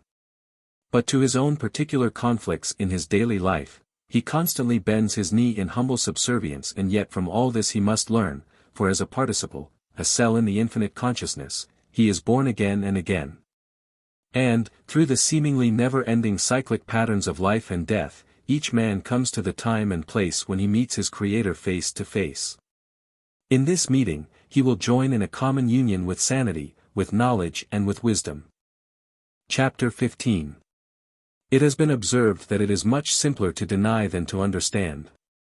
This is quite true in respect to any particular person's individual point of evolution wherein he has not become conscious and cognizant of the various relative, inceptive dimensions of interpolations which have been discussed in previous texts. Most often a person so confronted with truths or concepts which are beyond his understanding, always resorts to the subterfuge of denial. More often too, it is found these people always resort to another common subterfuge which can be called finger-pointing, and by this simple device, which is a diversionary measure, they hope to detract not only their own personal attention away from their own inadequacies and weaknesses, but also hope to focus the attention of others away from themselves. It should be understood that everyone, to a lesser or greater degree, supports a preponderance of psychic configurations from past lifetimes wherein he has incepted a large number of life experiences which have somehow been either sinful or unjustifiable in a higher expression of life. These various unjustified objectivisms, while they may not be manifest in a person's conscious mind, yet they always exert a certain pernicious effect into consciousness, and the person is thus continuously subjected in his daily life to a vague sense of inferiority or maladjustment. To compensate for what Freud called a loss or deflation of the ego, this person often will, whenever such particular psychisms reach more than normal proportions, set himself upon some sort of a pedestal. Often attending various universities and medical schools wherein, in a submerged sense, the motivation primarily being that of attaining a certain position of power or supremacy over his fellow man. He will thus be able to reinflate the deflated ego which he has suffered from so many past life experiences. Freudianism in itself, while quite factual in some of the surface or elemental equivalents of the more reflex nature of the subconscious, yet is singularly devoid of any concepts which would relate man in his continuity either to the past or to the future. As a matter of fact, Freudianism itself was brought into being after Freud caught a chance remark from a professor who was teaching him in a Paris school, that when someone who was in trouble sought him out, the professor very angrily remarked, "Always trouble, there is always a woman at the bottom of it all, too." Upon this irritated remark, Freud spent the remainder of his life developing a psychology which thus divested man of all his spiritual attributes and various connections with either the past lifetimes or the higher self. Because Freud did not understand the continuity of life as participating elements in frequency relationships, wave-form structures, etc. In modern scientific parlance, he therefore set up a huge and preponderant edifice, coined from various superlatives, some of which were self-invented, and with the obvious intent and purpose that here again was a pedestal wherein he was attempting to justify and reinflate his own deflated sense of ignorance concerning the true knowledge of life. Unfortunately, this false science has fallen upon eager ears, and hundreds of thousands, yes, even millions, have directly or indirectly felt the influence of this evil ideology. It can also be said that by and large, the exponents of this false psychology in the various fields with which they are associated, either directly or indirectly, in controlling the various relationships and destinies of mankind upon the earth today are, in themselves, just as largely masochistic in the subconscious sense as was Freud. In other words, through past lifetimes, here again through the innuendo of sex as it was supported or purported by Freud, the same sense and preponderance of negative expressions in past lives which were mixed up with various sexual masochisms, were again consciously interjected into the present life through this obvious escape device. Among the very first of the numerous interpolations and concepts regarding the true position of mankind to fall by the way when Freud took out his little hatchet and began hewing at the bastions of human knowledge, was the continuity of life expression as it found itself supported in what is commonly referred to as instinct. While it is acknowledged in common psychology that the various plant and animal life which inhabit the face of the earth today, maintain their expression of life strictly from instinct, yet man, save but one basic instinct, is much lower on the scale of evolution than any of this insect, animal or plant life. For he does not now have any other than one basic sexual instinct to support him in his way of life, and all knowledge or wisdom must obviously come from the surface of the world about him. The word instinct itself is rather a seriously misunderstood terminology, and a much better substitute would be the word intelligence. No one teaches the tiny spider how to spin a perfect geometrically designed web. No one teaches the duckling how to swim after it emerges from the shell. The scale of plant and animal evolution is filled from one species to another with outstanding examples and portrayals of the continuity of life as it is expressed in these various countless thousands of species in their widely diversified patterns and expressions in this terrestrial planet. Whatever any particular species is doing to support its particular span of life, it is expressing a direct ratio or proportion of intelligence which was incurred from previous lifetimes lived in almost the identical manner and form to that in which it is presently occupying. The fallaciousness of genetical science, too, is quite apparent when it is evaluated only on the surface as the transference of various characteristics as they are commonly supposed to exist in the genes and chromosomes at the moment of inception or conception. It must be understood that in our nuclear science it is common knowledge we cannot transmute one element into another without also altering all basic characteristics of the original element. Therefore, as genes are composed of atoms, how then, if they are to be transposed in terms of relationship from one lifetime to another, do they assume any proportions other than that which originally so compounded and supported them from the interior of their own dimension? The intelligence which a human or any other species of mammalia, fauna or flora on the face of the earth possesses, is not supported from any genes or chromosomatic structures which originate in the process of insemination or fertilization. Atoms are only adjutants to the expression of various continuities of wave forms as they are stemming into a certain sphere called life consciousness from a certain psychic cell or nucleus of life which is being expressed in an entirely different dimension from the material world. This is just as true with the newborn babe as it is with the spider, or the duckling, or with any other particular species of plant or animal which you might care to examine upon the face of this earth. The child coming into the world immediately begins an association of factors in his present environment which become compromised with derivatives or extractions of reactions from past lifetimes. This is strictly a problem of reorientation so far as the child is concerned, in an environment which is usually quite new and different to that which formerly supported him. That is, of course, except in such basic elements as the way in which he obtains his food, clothing and housing facilities which has remained basically and essentially much the same from one epoch of time to another. The configurations in which man lives, as they are portrayed in such examples of housing communities, structures, etc., have remained, to some degree, almost intact for many thousands of years. While we may in this day have plumbing and electrical conveniences in our homes, it is also conceivable that many hundreds of thousands of years ago, the earth also supported civilizations which had a much higher and greater degree of freedom from the various physical expenditures of energy which were necessary in the more primitive stages of evolution. In other words, technocracy and automation were much more highly developed in the Atlantean, Lemurian or other cultures than exist in the present day. Therefore, the newly born child immediately begins a whole system of reorientation into various factors of environment in which he finds himself from past life experiences. This will explain to the psychologist some of the otherwise unexplainable enigmas which relate to such factors as creative ability. The child who is considered a genius and begins composing music or expressing science to a high degree of relationship at the tender age of 3 or 4 years, is merely expressing a more realistic continuity of life from one lifetime to another than is customarily expressed by the masses and the multitudes who are in somewhat of a less favorable position to continue such expressionary forms. However, the basic elements in the expression of life, whether they are more or less advanced, whether minor or major, these same principles remain inviolate and intact.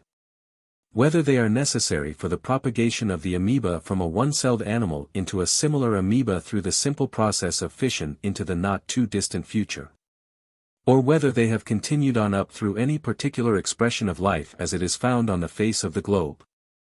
Yes, even into the atoms themselves, for atoms as they are synonymous in basic and elemental structure.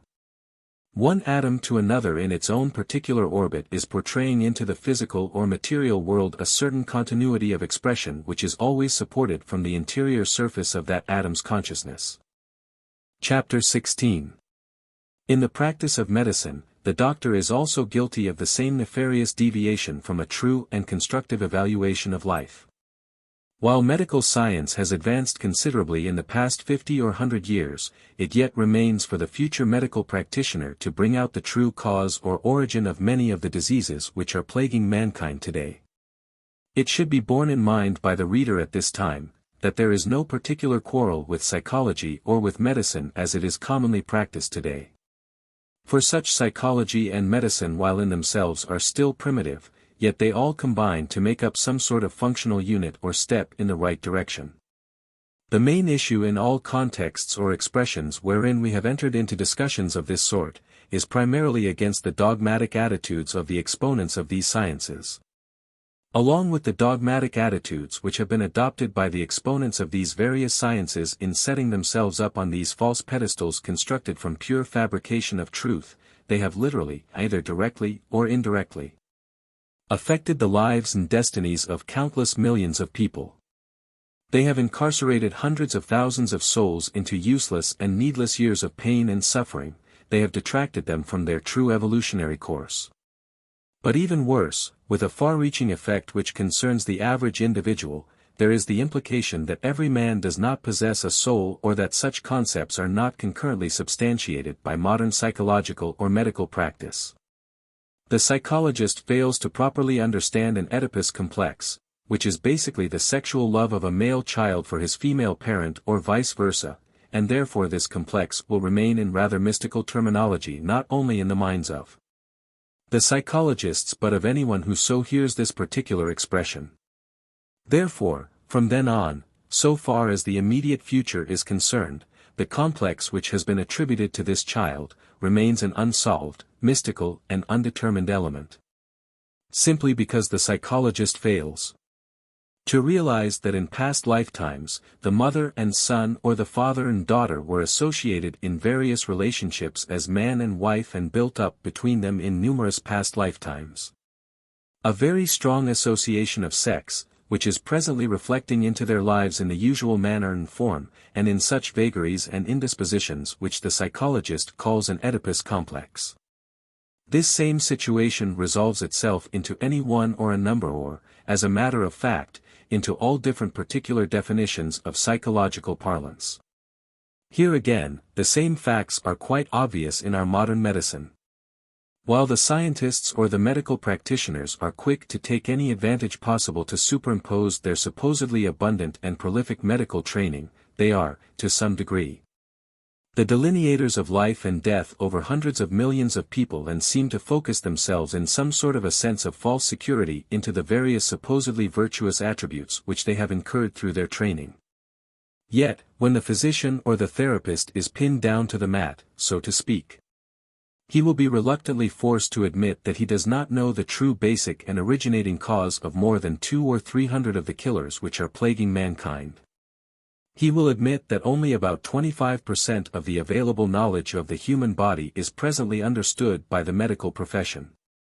It is quite obvious that the other 75% of available knowledge is contained in diverse concepts which would relate man into the more spiritual dimensions wherein, if the physician could look into the psychic body and see through previous lifetimes and in affiliations and experiences, psychic shocks and numerous other interpolations of life in these past lives, he would find the true originating cause of the mental or physical aberration. A sword thrust which was incurred 200 or 300 years ago in the breast of some particular person is very often found to be the seed of cancer in this present lifetime. A person can also suffer vicariously from seeing different catastrophic happenings which had taken place about him. The supposed unknown cause of any disease and the knowledge which will subsequently lead to its elimination and cure, therefore, must always be found in previous lives.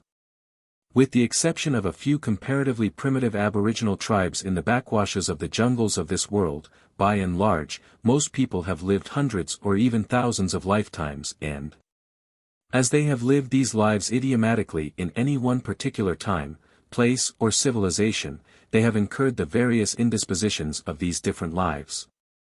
The context of this evolutionary principle of life is contained in many different places in the literature of Ernest, as truth will always bear repeating. Truth is a many-faceted gem which needs constant turning to see the new facets, the new beauties and the new iridescence portrayed upon its surface.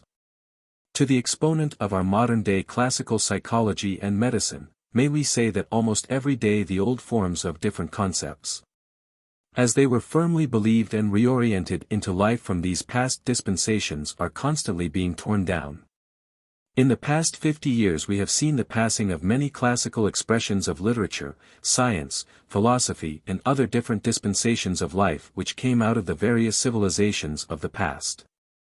Newton fell to Einstein, just as Aristotle fell to Galileo, and so the pattern goes.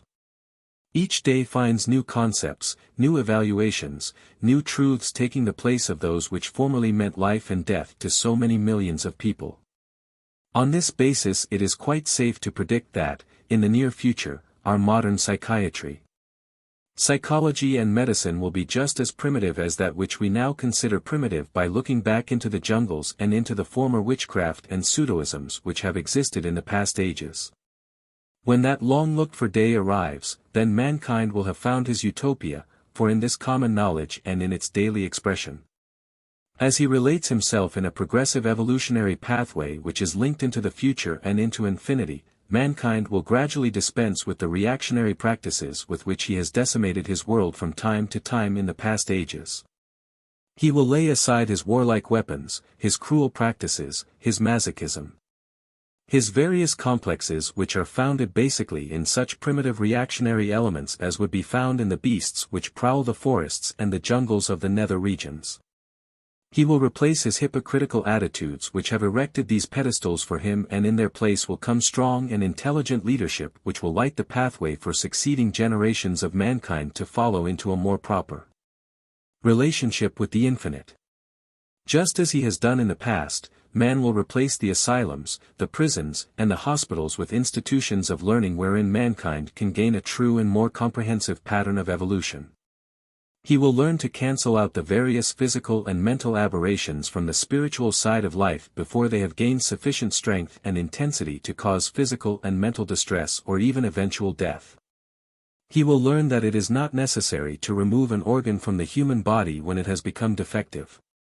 Instead, he will supplant this practice with a more realistic medical therapy of life which will relate to prevention and cancellation of a particular psychic shock or a vortical pattern of energy as it stems from the psychic self into the present consciousness. He will learn that such physical conditions as cerebral palsy, multiple sclerosis, and various other present killers are, in themselves, a direct result of the evolutionary pattern of life wherein the individual has incurred certain misalignments through psychic shocks and other indispositions. And that reorienting the person into a true spiritual pathway, a true course of life, always removes the misalignment, thus bringing about an eventual restoration of physical fitness. It must be pointed out also, so far as the planet Earth is concerned, that in the infinite universe in an astrophysical sense, the proponents of various astronomical or astrophysical sciences are just beginning to be vaguely conscious and aware of the great universe about them. With this awareness will come a new understanding, that in this interplanetary and interstellar dimensional space, as it is now called, will be found planetary systems and great worlds which far supersede our own physical world in all sense and proportion. The scientist will find man living in this infinite universe and in the many other infinite universes which are surrounding this particular one. Here again man will find himself living and expressing himself in an infinite number of ways, manners, forms and degrees of consciousness. With this knowledge will come this obvious fact: the Earth is comparatively low upon the scale of evolution so far as it concerns mankind, and on this planet, man has taken only the first step which will, in the concourse of time and many thousands of lives into the future, gradually separate him from the bestial propensities which engendered his existence into the material world. He will gradually learn that through this direct interpolation of oscillating wave forms with the higher forms of life and with the infinite propensities of the creative universe, that each individual is thus building for himself a certain dimension which is likewise infinite in nature. Thus man will, in that future time, become somewhat infinite in nature.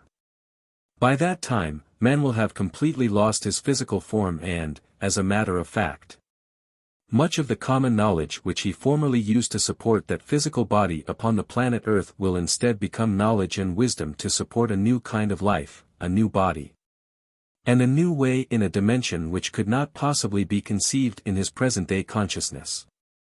A cardinal principle in the personal development of any individual in this evolutionary flight into infinity is contained in the precepts and in the concepts that each man is, in his own right and in his own way, his own personal interrogator, his own moderator, and, in this sense, he also sometimes becomes his own judge, jury, and executioner. To those who would stray from the precept of this consciousness, may they be warned that to usurp the authority of dominion over their fellow man in any one or a multiple number of forms, as it is commonly associated in earth-life dimensions. Whether you are king, emperor, or simply an exponent of some of the medical or psychological professions in your time and place, that this warning carries its own message.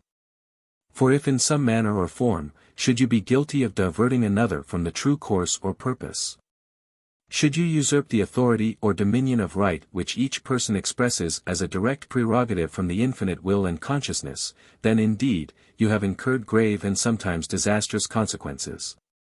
The false sense of security which the average individual learns to develop by focusing his attention into some of the medical or psychological practices of this day and time, could be an obvious and devious device wherein his true evolutionary pattern could at least be temporarily, if not permanently, misdirected and thwarted into one of the astral underworlds. Thus, assuming proportions and a preponderance of an absolute moderator, in the sense that the physician or the therapist is in a position to alleviate all the ills of mankind, means that the medical and psychological practice is guilty of usurping the dominion of the infinite consciousness which is a direct adjutant of all people existing in any particular dimension. He is just as directly or indirectly guilty of this false assumption of power as is the king, the emperor, or the dictator. This is also true of those who have set themselves up as demagogues in the educational profession. Great universities are now flourishing throughout the civilized world, and here the young men and women of the future are all put through holes of the same size and the same sieve and are figuratively given a parrot's beak when they receive their diplomas upon graduation. For now they must all speak the same tongue and the same language. They must all follow the same lines of demarcation, and woe be unto the person who dares to go beyond the limits or the boundaries which have been laid down so rigidly in these academic teachings. This, too, is in direct contradiction to all known precepts which contain historical accounts wherein certain individuals in relating something basic or something good to the posterity of mankind have always had to step out beyond the bounds of the recognized dogmas and creeds which were concurrently existing in their own dimension and time. These exponents have also suffered, either slightly or much. Sometimes direct physical persecution and even death was incurred from the teaching, directing or the pointing out of truths to the race of mankind in a fashion or manner which was not dictated by the precepts of the various existing dogmatic and demagogic forces which were then in existence. This was the fate of the humanitarian known as Jesus, and history is filled with such portrayals wherein individuals have suffered in some manner or form, even to the point of death, for daring to go beyond the reaches of the minds of their fellow men in the systems which had been and were concurrently in force and motion. During the Dark Ages in medieval Europe in the time of the Reformation, it was estimated that more than 3 million people met their death at the rack, the wheel and the stake, all under the guise of being purged from the face of the earth as heretics, working against the name of Jesus the Christ. The list of names which could be extracted from those who have met martyrdom in this manner and form, would be one quite illustrious in nature and a very few indeed. Such as Martin Luther and Galileo escaped this pernicious practice of the Holy Roman Empire. Our present-day civilization is not entirely immune to the same practices. And while we do not burn people at the stake or tear them to pieces on the wheel or the rack, yet the demagogues of the professional world, as they express themselves either in religion, science, medicine or psychology, find their own way to destroy these brash individuals who have gone beyond the reaches of their own minds. They will not only be excommunicated from their own organized societies and the tenets of their own understanding, but such excommunications will also extend into various social structures.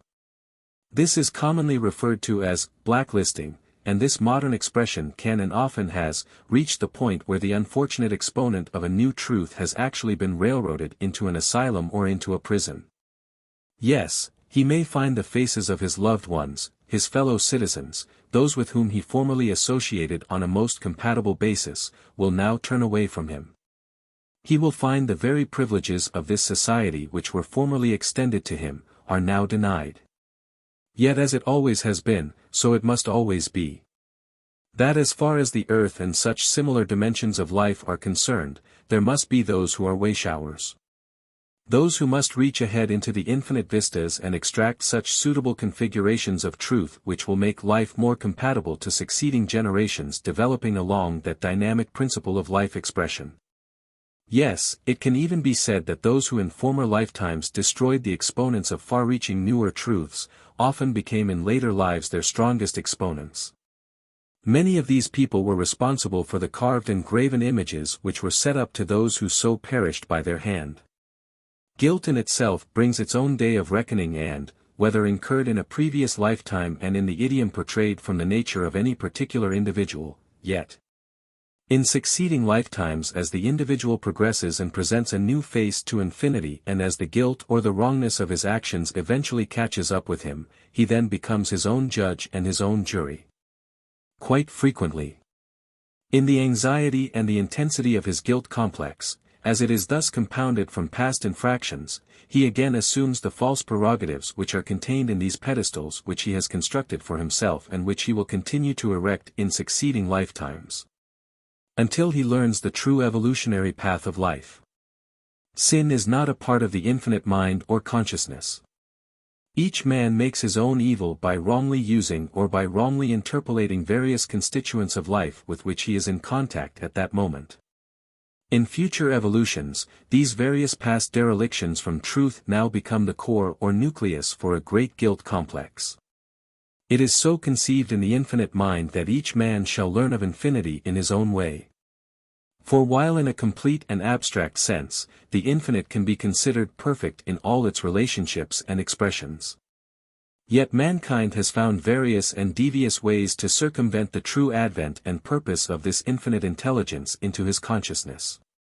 It can be said, by this circumvention, by the continual and repetitious treadmill-like pattern of comparisons between good and evil, that man manages to make derivations and extractions which will form a substantial platform into a future evolutionary pathway. We have discussed the more fundamental concepts in the development of man's spiritual nature and in his relationship to the infinite. We have also entered into discussions which will give man a much more realistic approach to the infinite in which he will survive in these various spiritual transpositions. Also in our discussions, we have attempted to present a more equitable and basic understanding of the known and visible, or the third-dimensional world wherein man lives at the present time, and of his position to this third dimension or material world. All of these contexts would be quite meaningless in their entirety unless we could at least substitute a suitable and more expanded concept which would completely explain and justify all of these known precincts within the realm of our third-dimensional science. In this discussion we shall thus enter into and present to the reader a much more realistic approach, not only to our third-dimensional science as it is concerned in the world today, but also to enable him to integrate this science into an expanded consciousness which will involve the infinite cosmogony. Chapter 17. In the realm of physical science today, we are seeing a great change or metamorphosis which can be called the beginning of the space age, wherein man is attempting through rockets and in different ways to shoot satellites into orbit around the Earth. He is also attempting to shoot rockets to other nearby planets, the Moon and also the Sun, with the possibility of establishing relay systems and other types of devices intended for communication purposes, so that he will be able to form somewhat of a more comprehensive idea of the entire universe. This is indeed, from a more advanced position, rather a silly procedure, inasmuch as infinity is in his immediate environment.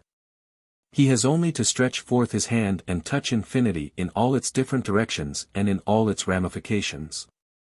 By substituting his mind for his hand, he could thus bring into realization all of these various implications into his present-day science. In this day and age, too, it does present many strange paradoxes in the realm of physical science, and starts with the most advanced of these scientists in the days of the Reformation.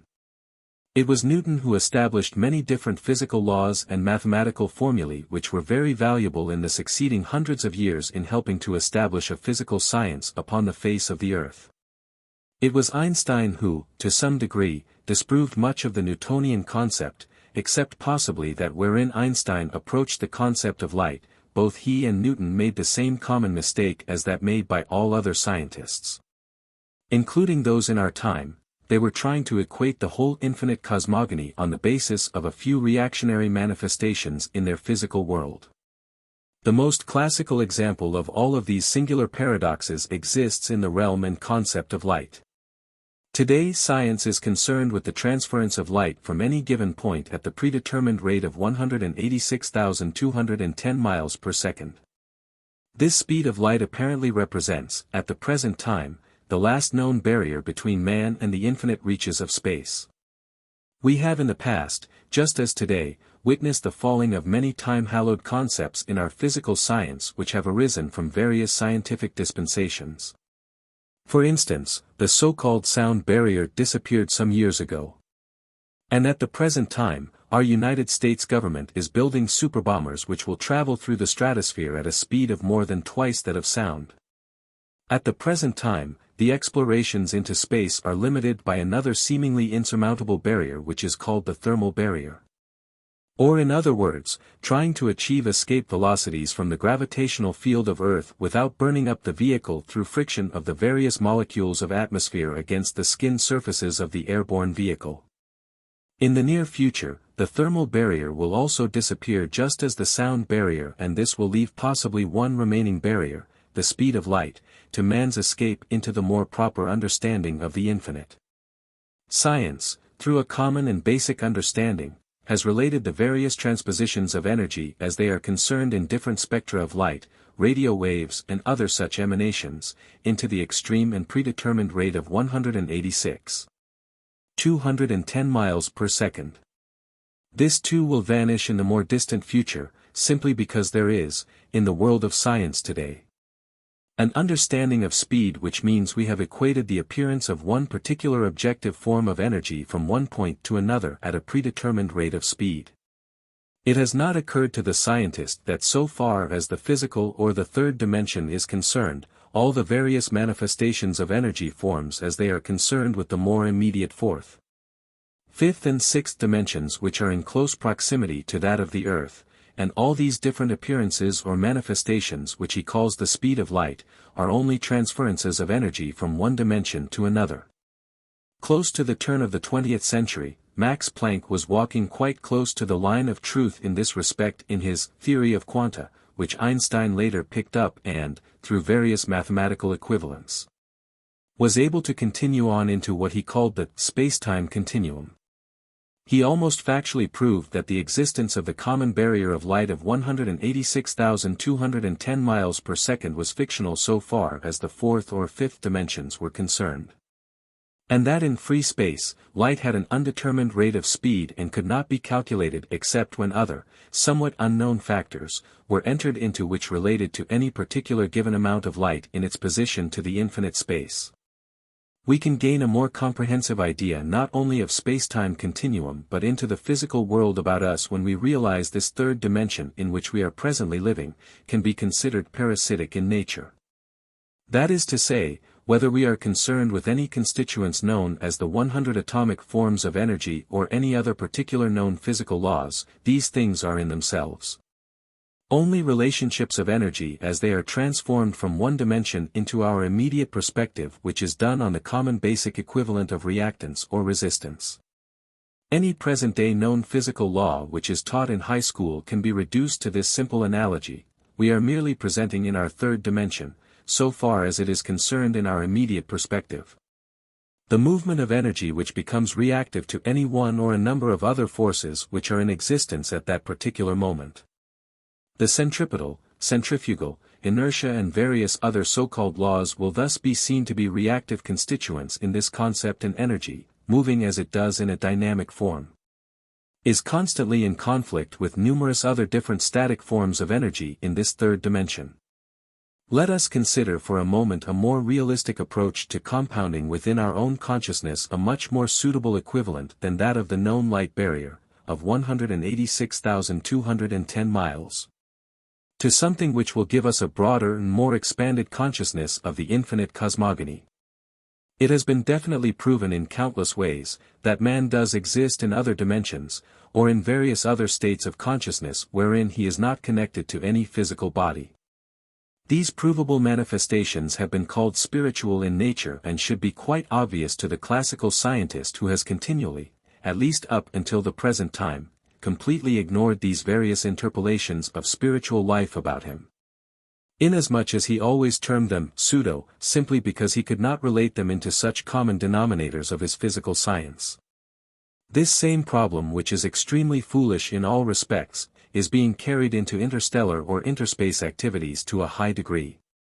The speed of light could therefore be much more easily determined if the scientist would learn to equate the speed of light or various other energy wave forms, as they appear in a reactive sense in his physical world, as merely the transference of any given quanta of energy from the infinite so-called void about him, into a form of energy that he could reactively equate in his own third-dimensional hypothesis. We must remember in our equations that the Earth, just as the Sun or any other of the heavenly bodies, whether it is concerned with our own immediate planetary system or represents a galaxy or part of a universe in the far-off and seemingly distant space, represents only certain focal points of energy transferences from other dimensions into the immediate perspective of the visual eye. So far as they are concerned in reactive elements or constituents of our physical science. If the scientists would consider for one moment the fact that space is infinitely solid and filled at all times and that the Earth, like the Sun and various other planets, is merely a tiny atom, or a point of focus, wherein energy is stemming into this third dimension in numerous ways. One of these ways is through the various forms of atoms which he has found in the world about him. Another of these ways is in the transference of heat, light and numerous other reactive elements into the electromagnetic fields of force around the various atomic constituents. The Earth, the Sun and various other planets or such visual points of focus can therefore be called terminating points in a relationship which can be similarized in a positive and negative equation. In all of these transpositions of energy, as they are concerned from positive to negative in the various electromagnetic spectra or fields which surround these numerous planets, as they do in every atomic form, we are here again merely tapping the infinite energy from the cosmic universe about us. Therefore, so far as the Earth is concerned, the Sun represents a somewhat more positive polarity inasmuch as there are various spectra or transferences of energy from a great vortical pattern supporting the Sun. Thus the Sun does represent a more positive or catalyzing and polarizing field of force into the immediate electromagnetic field of the Earth. If some giant hand momentarily dropped a great shield upon the surface of the Sun and thus shut off all different energy transferences from the Sun to the Earth, we could not imagine for one moment that these energies were traveling from the Sun to the Earth in 6 minutes' time. And that the terminal of these energy velocities, as they had started from the Sun to the Earth, would continue to travel to the Earth without their EMF or the force behind them.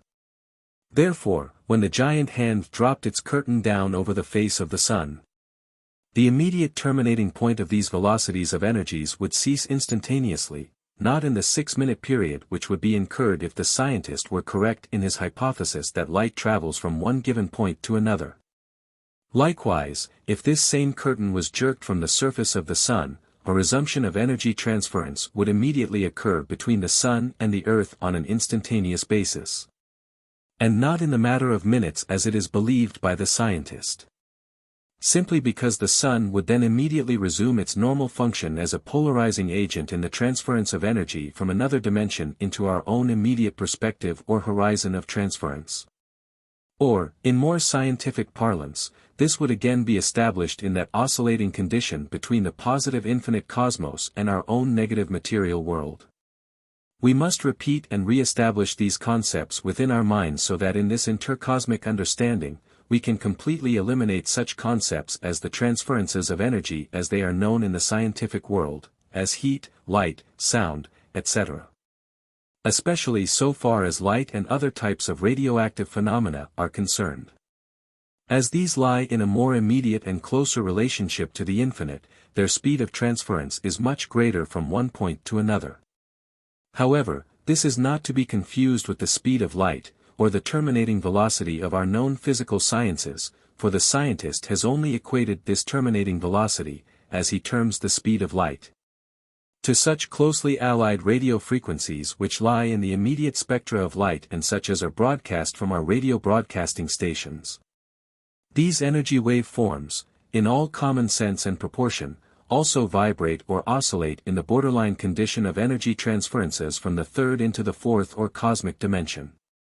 Light in a pure sense, means only that we have transferred the relationship of certain energy wave forms into their vibrating frequency from the retina of our eye into the tiny little transistors called brain cells which, in turn, step up these energies into suitable wave forms wherein they can oscillate into the centers of the psychic body and thus relate to us, consciousness and form as it was incurred in previous dispensations of time.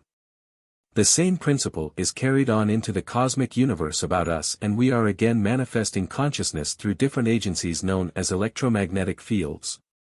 And the appearances of various energy wave forms are byproducts of different forms of cosmic hysteresis in our present-day physical world. In the future, the scientist will be much more concerned with the different appearances and manifestations of life in other dimensions than those with which he is so presently concerned. When he has thus arrived at this point in introspection with the infinite cosmos about him, he will then not need to create some sort of a vehicle to transport his frame of flesh from one given point in this infinite universe to another.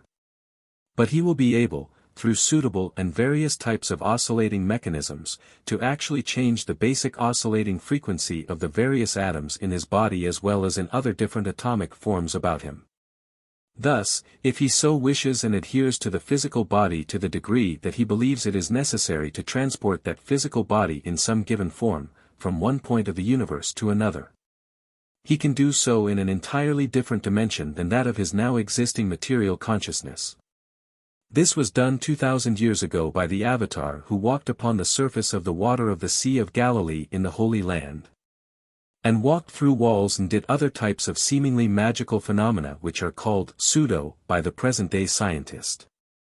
Other outstanding examples of this frequency transference in the relationship of atomic forms to the infinite cosmos has been exemplified in other parts of the world. We can still see, to some degree, some of these present forms of previously existing manifestations in our own present-day world, such as various forms of fire walking. Or we could search the back reaches of such empires as India and find supernormal phenomena, which could only be explained in common terminating points which involve intercosmic understanding. This all means that in the future, if the scientist continues to adhere to his present-day hidebound attitudes of classical science, he will make little or no progress. And all progress of science at the present time has been done in that stumbling, blundering and idiotic fashion wherein he has succeeded through constant and sometimes abortive attempts to thwart some seemingly known physical laws and finally arrive at some interpolation of concept in his own mind wherein he has proven that the known barriers of his physical science were actually non-existent. For the moment then, it is possible to consider that in the future man will understand, as far as the mind is concerned, the way in which it might consciously integrate itself with the infinite cosmos. That the mind could and would, as a necessary means of combining various concepts within itself, simultaneously relate any one particular individual to 1 or 100 different points of junction. In this sense of the word, too, man could be considered in the appearance of realization as consciousness in his own immediate mind. That he could thus be actually existing in any given point of the universe or in any given number of points of the universe simultaneously. Chapter 18. Concept is only one of these adjutants to understanding and, in understanding or realizing it in its full intensity, so far as the individual is concerned, man has actually eliminated all known barriers of time and space in his own immediate reactive physical world. The body, as a vehicle wherein the 12 or 15 million brain cells have thus been impounded, means little, or is of absolutely no consequence whatsoever in regard to the fact that we are immediately concerned with objectifying consciousness in any part of the infinite cosmos. When this is done through a system of relationships and through existing forms of energy transferences known as vibrations, oscillations, or cyclic patterns of interdimensional relationships, it merely means we have linked ourselves infinitely to this infinite cosmos with any one or a number of given points of perspective. When this particular symposium is carried into a little higher dimension of relationship, as man is a product of evolutionary circumstance, he will, in developing this particular relationship of life to himself in the future, also build the seemingly necessary energy body wherein he will be able to express, through various centers of this energy body, the necessary polarizing and catalyzing forms of energy which will actually integrate him with this infinite cosmos. This will explain to the religionist, the theosophist, or the cultist, the actual existence of the human embodiment in some higher or spiritual dimension. This is not done through the living form of flesh in future days of the resurrection, as it is expressed in our modern-day Christianity, wherein the Christian believes that somehow his body will be gathered together when a certain horn-blowing takes place. Actually, he will be able in some period of time, such as a millennium, to integrate sufficient wisdom into his mind so that he will see the possibilities of living in another world which is not material in nature. And that his body will be composed of pure energy wave forms in different polarity patterns which can be similarized to the various organs of his body in their functional relationships to him and to the infinite cosmos.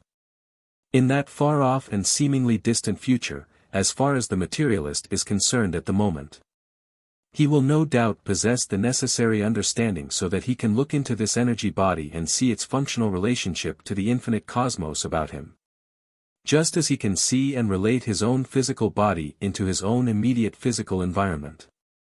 The various organs of the body, as they function in a physical sense, are quite well known to almost everyone in this day and age, and the various ways and means in which organic chemistry is sustained in this body is also, to some degree, known to everyone. In the future thousands of years, when people have developed consciousness to the degree that they can see themselves living in this pulsating energy body and that the various centers in this psychic or spiritual body are just as realistically integrated as are the various poles in the more infinite cosmogony about them, they will then indeed be spiritual creatures and will no longer need to return to the earth.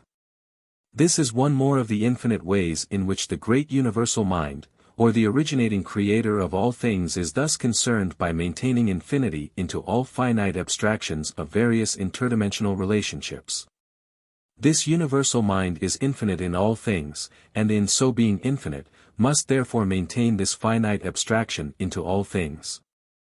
Man, as he is posed and lives and equates his physical world, is and will be just as he has always been, only one of the infinite number of points of introspection which any individual will maintain for any given point of time in his travels into the infinite. This material dimension is actually the beginning of the evolutionary process which will carry him into the higher spiritual worlds where he will live in the future. He is in this way, in expressing his material world, only polarizing the various forms of consciousness as they are contained in the more complete abstractions of the higher superconsciousness, as it has been posed and explained in previous contexts. Quite necessarily then, the various adjutants which would support this consciousness in a suitable physical or material environment have also become part of this environmental transposition wherein he can live and manifest life in different and suitable agencies for its expression. In part then, man's abysmal ignorance can be somewhat justified on the basis that he is still comparatively a very primitive creature, in the eye of this infinite consciousness. His greatest and most difficult problem as to the immediate present is to free his mentality and his concept of the world about him from the more immediate reactionary plane of existence wherein he has, through his physical science, attempted to justify the infinite cosmos and thus to free himself from his binding pit of clay. He can develop consciousness to a degree which will more suitably integrate him with infinity and in relationships which are much higher and much more spiritual in nature. Man can therefore be considered in true essence, a creature which is still not completely man but is actually very strongly related to the animal kingdom upon which he depends for his very existence. Man, in his daily life, is still exhibiting many of the more animal-like characteristics and attributes from which he sprang, such as giving birth to living young and suckling them upon the breast, just as do the animals in the lower kingdoms about him. He is also quite as guilty as some animals in various expressions of passion, such as hate, avarice, and the will to survive, which gives him the necessary destructive intents wherein he will actually destroy his fellow man to support that in which he believes, in the various ideologies for his own existence. If he could only realize before he fired a gun or exploded an atom bomb, that the infinite cosmogony is quite capable of supporting not only all of the known inhabitants on the face of the earth in a much higher state of consciousness, but that there are also an infinite number of human beings living in various dimensions all about him and also in much different states of consciousness. Should he at any time, before firing these weapons of war, obtain within his own inner consciousness some glimpse of this infinity about him, he would quite likely throw away these weapons and warlike attitudes and start to live for the day wherein he would more fully justify in his own consciousness one of these higher forms of life. Unfortunately, however, as far as time is concerned, and as time is the necessary adjutant in these material worlds for the sole and express purpose of relating any individual into a natural sequence of consequences, the average human being, as he exists on the face of the earth today, is quite necessarily living in the age and time which he has justified by previous lifetimes. In other words, as a product of evolution, through hundreds or thousands of lifetimes, man has built himself up to his present state of consciousness and is fully expressing it in the material worlds at this moment. We are therefore not concerned with these materialists who believe so strongly in complete justification of all known material values in their everyday life.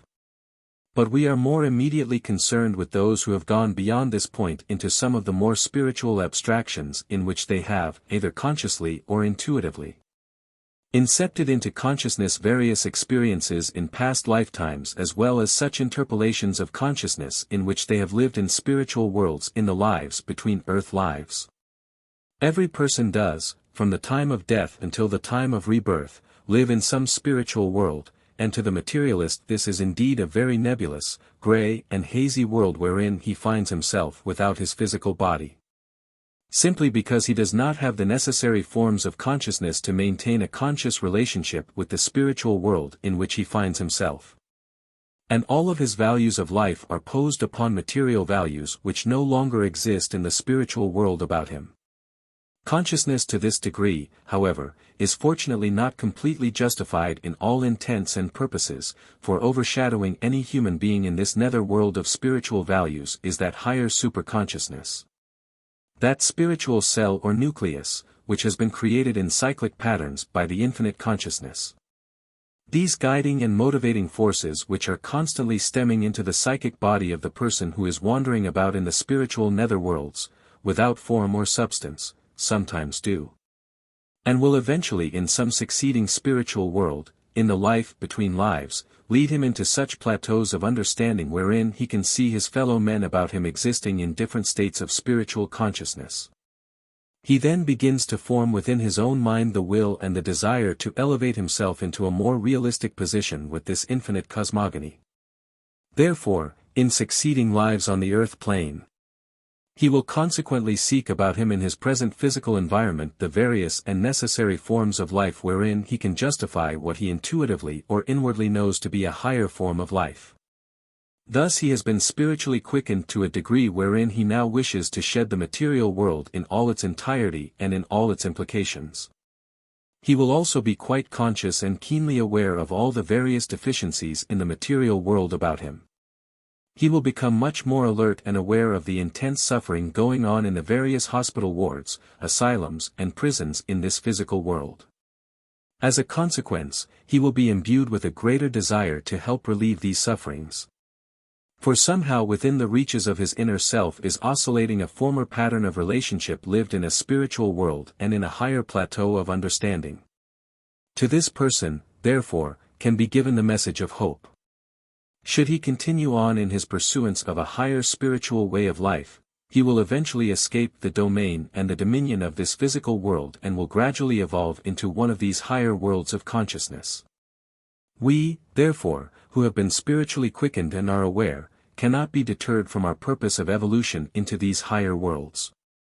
Nor will we be intimidated by the various coercive agencies which are expressed about us in the world today. We will not be driven from our forward path of evolution by snide remarks that we are queer people or we have queer ideas. Neither shall we take the various compounds of philosophies as they are extracted from this physical world and physical science about us, as the ultimate values in this spiritual evolution. We also thoroughly understand that these values are just as necessary to the materialistic minds as our spiritual values are necessary to we who have been so spiritually quickened. That they too, are undergoing that common metamorphosis, just as we did in the past, and in the future. Their guiding light of higher spiritual consciousness will eventually lead them into a higher relationship of spiritual values and will point out to them, quite obviously, not only the necessity but the complete feasibility of life in the higher worlds without the necessity of the physical existence. Therefore, life in these spiritual worlds is not a mystical supposition, as it is posed in various pantheologies, cultisms and even in our modern Christianity, but is a factual and realistic development of life. It means an integration of heretofore unknown elements of interdimensional transpositions into everyone's daily life and, as the infinite is filled with an infinite number of different interpolations of life, through consciousness. We automatically select such environments and such inclusions into our lives as make these things compatible with us. We also develop the necessary vehicle of transposition, such as the various bodily forms and the other environmental factors which help to polarize and justify the life which we find in these higher spiritual dimensions and make life much more compatible and suitable to us. Even more so than we shall find in our physical dimension at the present time. For indeed it is so, that when we have realized this spiritual life has been completely freed from the sins and iniquities, the dogmatic patterns of interpolations of the physical plane, then it must also be that we shall live in complete freedom from them, for they shall no longer exist in our consciousness. Instead, we shall supplant these patterns with a more infinite interpolation of life wherein we shall begin to oscillate, through common centers of intelligence in our spiritually formed body-mind, into the various infinite reaches of the cosmic universe. In that day and time, if it can be called time, we will have justified our search for utopia, we shall have found our new city of Jerusalem, as it is called by Christianity, we shall have found that nirvana, as it was termed by Buddha, the happy hunting ground by the American Indian, and we shall have found any one or any particular type of heaven which has been vaguely visualized by the inhabitants of the earth in one period of time or another. Man must not create for himself an escape mechanism simply to escape the earth, without forming suitable relationships with the infinite into which he shall travel in the future. For if he does seek to escape the world simply because of its worldly implications without suitable knowledge of the future, it would truly be disastrous to his forward path of evolution and would only incur greater amounts of suffering in so-called karma in future lifetimes and dispensations. Therefore, it is wise and it is well that we be constantly alerted in our future way of life, to impound as much of the higher spiritual values of life as possible, to completely do away with and tear down the known limited barriers of physical consciousness and to realize that the infinite cosmogony, as it is within, can be realized within the precincts of our own immediate consciousness. For this is indeed the only true way of all men and the purpose of all men. Gather ye not treasures of earth for rust and moth to corrupt, but rather, gather ye treasures in heaven. Chapter 19. No work of this kind could be considered complete without including the much talked of present-day physical phenomenon called cosmic rays, for in the precincts of various concepts which involve cosmic rays, their origin and manifestation, will be found several of the most important equivalents in the infinite creative cosmogony. At the present time, science knows considerably more about cosmic rays than it did at the beginning of their discovery, but it is commonly admitted by scientists alike, that their source or origin is still unknown. Present scientific terminology classifies many types of cosmic rays and, while these are primarily of interest in an academic sense to the scientist alone, we shall therefore not discuss them categorically or in such lengthy presentations, as further study along these lines can be pursued by the student who wishes to do so, from such concurrently publicized concepts existing at the present time. Briefly, cosmic rays relate to a certain type of small electronic energy particles which are entering into the Earth's atmosphere at tremendous rates of speed, and these small electric constituents, to the scientist, represent a solid bit of matter. Yet here again, the scientist is confused by the terminology of what is called solid, and he will find, in the future dispensations of science, that this seemingly solid particle will again resolve itself, whether it is an electron in an atom or a cosmic ray particle, and it can be determined in this resolution, to again present sub-infinity in another subatomic or subelectronic form, and he will be impressed by the common symposium or comparison to our present solar system. The actual discovery, as far as modern science is concerned with cosmic rays, started almost 100 years ago, in the late 1800s. From a commonly devised laboratory device called an electroscope, which was simply a small glass sphere or globe wherein, upon a short glass pedestal were fastened two 1-inch squares of thin gold leaf. It was found when subjecting this sphere to an intense radiated field of magnetic energy, the trapped air within the sphere became ionized or charged. That is, each molecule of air assumed a certain charge of electricity and, under normal conditions when the stimulating or the magnetic field was removed, this ionization would disappear. However, This ionization was found to immediately cause these two small pieces of gold leaf to fly apart at right angles and to remain at this obtuse angle over a long period of time wherein, by simply removing the electromagnetic field of force, they would have normally collapsed into their normal position. This slow rate of discharge in ionization was found to be supplemented by an external field of radiation, which has concurrently developed into our existing knowledge of cosmic rays. It was first presupposed that this external radiation came from close association with the Earth itself. However, in the early 1900s, experiments made by climbing mountains and balloon ascensions determined that the rate of precipitation of this electronic field was increased as altitude above the Earth's surface was increased. In other words, the atmosphere formed some sort of a point of absorption, so far as this cosmic radiation was concerned.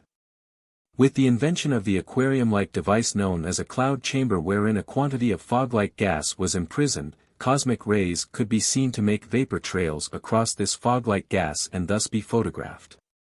While the particles themselves have never been photographed, yet the scientist possesses thousands of photographs of various types of vapor trails left by differently charged kinds of cosmic ray particles. At the present time, science has subdivided into various categories and divisions, about 20 or so different types of cosmic ray particles, and he has determined, according to such positive or negative or combinations of electronic charges contained therein, their life duration, speed and the amount of curvature which they attain, either to the right or to the left, when entering into the Earth's magnetic field. However, science does not yet know the exact source or origin of these cosmic ray particles. With this thought in mind we shall enter into a new field of introspection which will open up to the reader a new vista or a new horizon of creative thinking wherein he can actually see within his mind's eye just how it is that the seemingly so-called particle masses as they are presented by the Earth, the planets, the Sun and various other stars in our galaxy or our universe or even universes beyond were created, and even the very sustaining processes of the atoms themselves. For in a common term of reference, so far as the different kinds of energy transferences are concerned, they are synonymous in nature and relate in all respects, however, into such fields or dimensions which are presently unknown to our modern scientist. Herein is a case where the old adage is used, that the tail is wagging the dog, for the scientist has been attempting in these different directions of investigation and research to determine and to equate the whole infinite cosmogony on the basis of the few interacting developments in his third-dimensional perspective. At the present time, science believes cosmic rays to be originating from some distant part of our galaxy, or any given point in the outer dimensions of interstellar space from such various refractories as are contained in the expurgation of certain particles of energy into free space from suns or other types of heavenly bodies, exploding stars or nova. It is believed by the scientist, in going through this so-called free space, these tiny electronic particles begin to be batted about in a ping-pong-like fashion from one particular sun or its electromagnetic field to another. And thus they start to attain these incredible velocities. It is known at the present time that various cosmic ray particles can penetrate as much as 12 feet of lead or go to the bottom of an ocean 2 miles in depth. They can also penetrate, at an incredible speed approaching that of light, through the very heart or nucleus of the atom itself, which is different than any other kind of energy our present-day scientist has as yet succeeded in generating. If this ping-pong effect is true, then here too, we would find that science would defeat itself in its purpose of trying to relate a true and factual reason for the existence of matter in his present terrestrial dimension.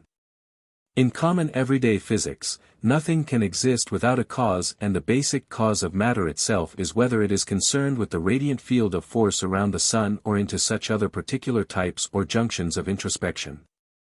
The scientist has not as yet, in this supposition of the infinite cosmogony, established anything which is relative to the actual existence or the procreative factors of existence in his material world. Therefore we must start at an entirely new point of junction in our introspection which is far removed from our present known physical world as it is presented by the Earth and the various star clusters around us in the heavens. For all stars, solar systems, galaxies and universes can be considered only as tiny bits of surface matter which are floating upon the mind of the individual's consciousness. It was told in some of the preceding pages that space was infinitely solid and presented, so far as reactance or resistance was concerned in different dimensions or in different spectra. A relative or quantitative amount of dimensional forms of energy, as they are posed in atomic structures in our present-day physical science. And conversely, so far as the infinite was concerned, we could also have an infinite number of other existing energy forms which were not known in present-day forms of reactance or resistance to any of our five senses. Now we shall find out just how it is that this seemingly empty space is actually an infinitely filled space, and that it must exist in some common denominator which will justify a true scientific relationship from one dimension to another. And relate all of this infinite into a harmonious pattern of junctions and interpolations. Therefore let us begin our symposium upon a very simple equation which is contained in a familiar type of physical manifestation, by simply throwing a stone into the center of the pond. Thus we can see the waves of energy stemming away from this point of impact ere the stone entered the water and out into the surrounding area. By looking at some chips we have cast upon the surface of the water, we shall find that the water itself has not moved in any particular relationship to the center or the point of impact. Except that it has moved up and down in a wave-like motion or in an oscillating manner. The chips always remain in the same place wherein they were first cast. We have thus begun to analyze that here again we have transferred energy from one particular point of perspective into another. We can therefore begin with infinity, in saying we have an originating or an EMF source of force, or motion, or intelligence, whichever it is that you wish to superimpose into your consciousness. And that stemming outwardly into an infinite number of types of transferences are different kinds of manifestations of energy wave forms. These types of energy forms, in themselves, all portray individually, a certain junction of relationship with the infinite as it could be termed intelligent, either positively or negatively. However, unlike the waves which stem from the center of the pond, energy does not travel from the central, or infinite source of supply, into the other dimensions in these wave-like formations. Instead, we will find energy is constantly regenerating itself into various types of patterns which are cyclic in motion, or possess a certain cyclic form. Each cycle in itself presents upon its surface an undulating wave-like motion which is composed of negative and positive wave formations which are all portraying a certain kind of intelligence. And in themselves, are linked and interlinked, just as the wheels within a watch or the wheels within a chain, so we find these infinitely numbered cyclic patterns stemming out into the various dimensions about this originating source. We shall not attempt, at the moment, to interject an understanding of this originating EMF, for that, too, presupposes in itself a certain junction of harmonic patterns of transference into an even farther form of infinity. And with such an abstraction or understanding of such an infinity, the infinite would of course be physically impossible with the presently existing terminating sources of consciousness as they are posed upon the conscious mind. Thus, we see from this central or emanating source a great interplay or interchange of an infinite number of cycles of motion. Each in themselves linking arm in arm with their neighbors and all relating in themselves an infinite number of patterns of various transferences of consciousness. These, in turn, regenerate into such harmonic structures as are compatible within themselves and other further extensions of such presupposed and concurrently existing forms of consciousness. Or as were originally contained within the basic cycle or patterns of transference. Herein enters the principle, in the regeneration of these various harmonic structures which is one of the creative principles impounded in infinite consciousness, there is bound to be within these various cyclic patterns of motion certain junctions or combinations of junctions which are called parallaxes. At that particular point of terminus, as they are joined together in a certain combination of compatible unions of frequency relationship, there will be a certain hard core nucleus thus formed. Comparatively hard, we shall say, because in common terms of reference, there are a large number of forms of consciousness being expressed in common union and at a common given point. In this hard core nucleus of consciousness, there sometimes originate certain vortical patterns which can be likened to the whirlwind seen upon the desert. Here again is a certain pattern of regeneration as it stems down into a number of sub-infinities and, in the end, a certain terminus or terminal point wherein the vortex will focus itself into another form of the hard core nucleus, which can sometimes be entirely unrelated to the originating forms of consciousness as they were instigated by the higher forms of cyclic motion. This can be compared in some respects to two known physical laws, which are called adhesion and repulsion. If we find two kinds of liquids perfectly merging as in the case of water and alcohol, we will find that here the molecules are adhesively related to each other and can blend quickly. Here, too, the case with atoms is quite synonymous, and some atoms can merge very quickly with other kinds of atoms and form certain types of molecules. Conversely, the same principle is applied in repulsion. That is, a small quantity of oil placed upon a surface of water will easily demonstrate that oil and water do not mix. This is simply because of the fact that in the electromagnetic fields of the atoms themselves are formed either compatible or non-compatible unions of energy transference and thus become either adhesive or repulsive. The same principle takes place in the formation of vortexes in the regeneration of cyclic patterns of energy or motional transference in the higher dimensions. We now find that the terminating end of a vortex has, so far as the infinite is posed above it in different dimensions, adapted within itself a certain cohesive form of relationship with its originating source of supply. Thus it cannot revert back into some original form of cyclic motion, but is further expelled, so to speak, from the parent supply in a common trajectory and again relates itself into some dynamic movement through what we presuppose to be space and time. It must be remembered here by the reader that the movement of space or time, as it relates to the infinite, does not mean there is such a thing as space or time in the infinite. It means that we, as individuals in our consciousness and in sustaining life upon the earth, have only assumed a certain movement of consciousness with infinity. And as we are moving along this predetermined line of consciousness as it is posed in its cyclic motion, we are moving through infinity at the rate of 186,210 miles per second, which is the supposed rate of speed of light. Therefore, it is we who are moving in our consciousness and not the infinite which is moving about us, and we are only terminating in the common denominator of space and time, a certain conjunctive relationship of consciousness with the infinite. When these particles of vortical energy thus become cohesive in their common terminating point, as they are thus expelled from the infinite cosmogony which so created them, they assume this same trajectory in regard to their former position in what we might call the terminating speed of light and thus are hurled into what the scientist calls free space. It means, so far as this tiny nucleus of energy is concerned, it is only trying, in its own way, to relive itself into infinity, to again form within its own consciousness with a number of regenerative patterns and cyclic motions of transference, a common union or junction with its originating source. This originating source can be said, so far as the common energy particle or cosmic ray is concerned, to exist anywhere in the infinite, because in the infinite it can be presupposed that the originating sources of these energy forms can be terminating in vortexes simultaneously in an infinite number of points of terminus and in an infinite number of times per second. Thus, we have this great and abundant supply of tiny energy particles known as mesons, protons, or positrons and various other objective forms of energy coming into the Earth's atmosphere, which are called cosmic rays or particles by the scientist.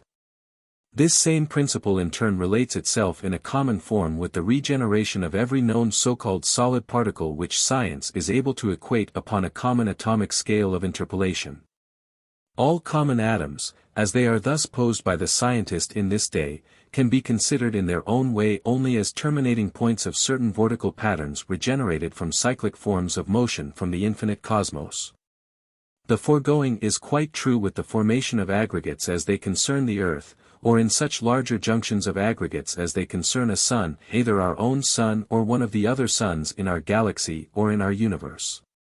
In fact, the cyclic or vortical pattern of our universe is quite well known to modern-day astronomers. It, in itself, portrays very vividly the common pattern of cyclic motion which regenerated it from that great infinite cosmos and an infinite number of dimensions, and which the scientist cannot as yet see or determine in his present-day hypothesis either from the slide rule, calculus, or various other types of technical impedimenta. Several years ago, a well-known scientist, Robert Oppenheimer, who is called the father of the atom bomb, made a statement in a nationally known magazine that we had at that time reached the point of diminishing returns in our mathematical science. He further stated that any new advancement in technocracy of the various sciences would have to be made in directions which were yet unknown to the present-day scientist. Today has seen a partial justification of his prophecy. While man is struggling to hurl rockets into space or into orbit around the Earth, he is going through the first stages of an entirely new and inceptive process of infinite cosmogony. And in the next few years, the scientist will realize the abysmal ignorance of trying to equate the whole infinite in terms of third-dimensional equation and mathematical formulae. Therefore, he will become, through necessity, increasingly cognizant of this infinite cosmogony about him.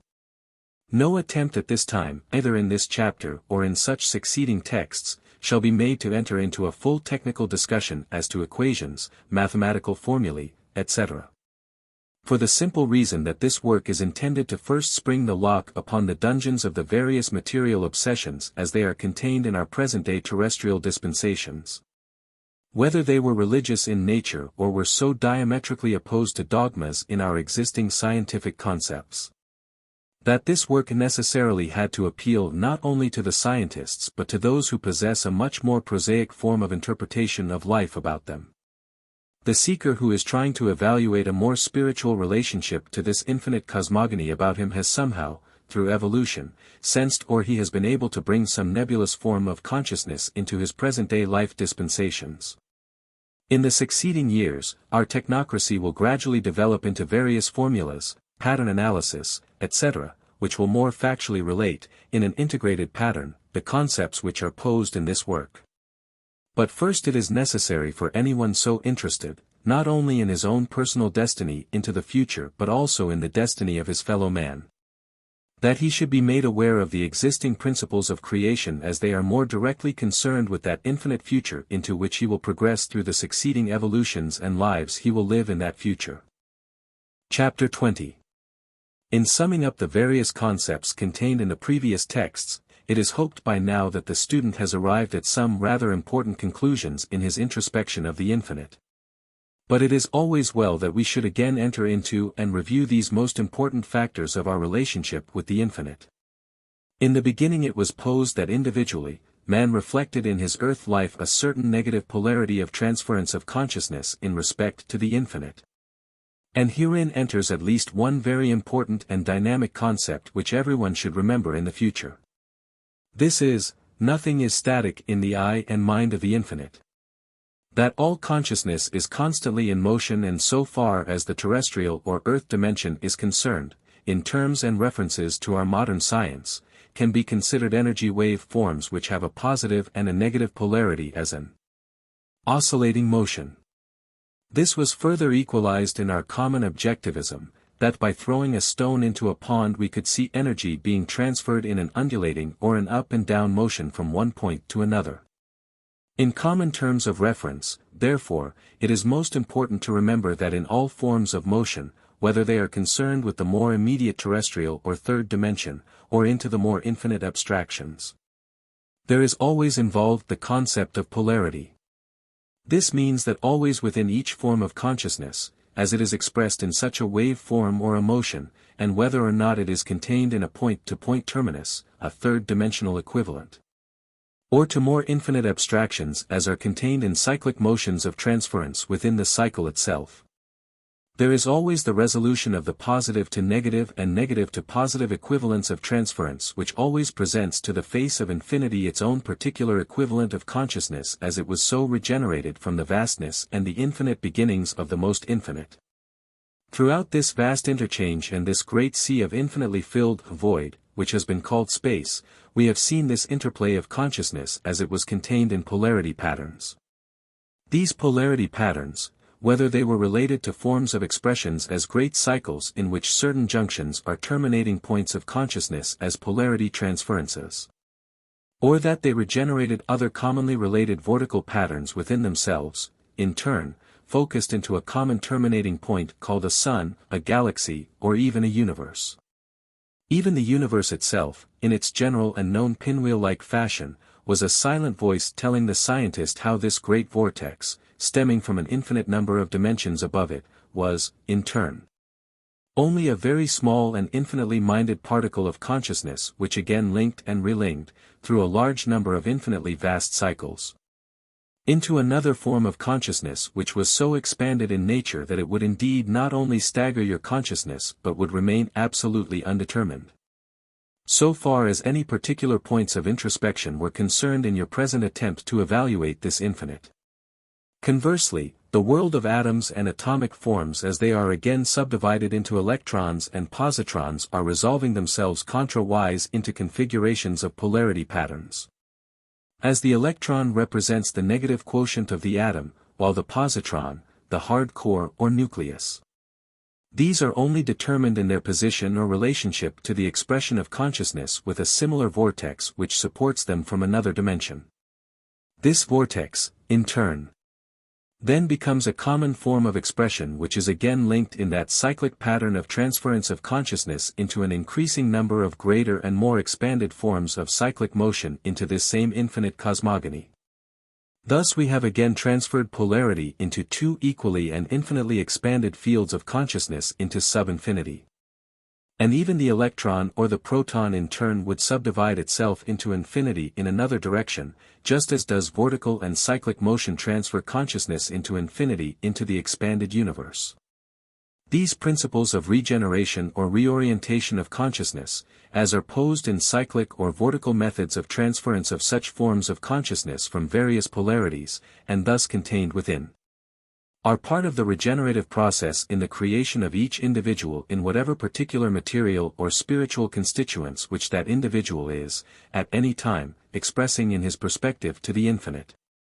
These same common principles, in all their abstractions and implications, involve an infinite number of creative forms of consciousness in which man will find himself in his travels into this infinity. Thus in the future eons of time, he will find himself in other worlds and in other dimensions wherein introspection is carried into an increasingly larger number or into an entirely different realm and dimension of perspective than he is now immediately occupying.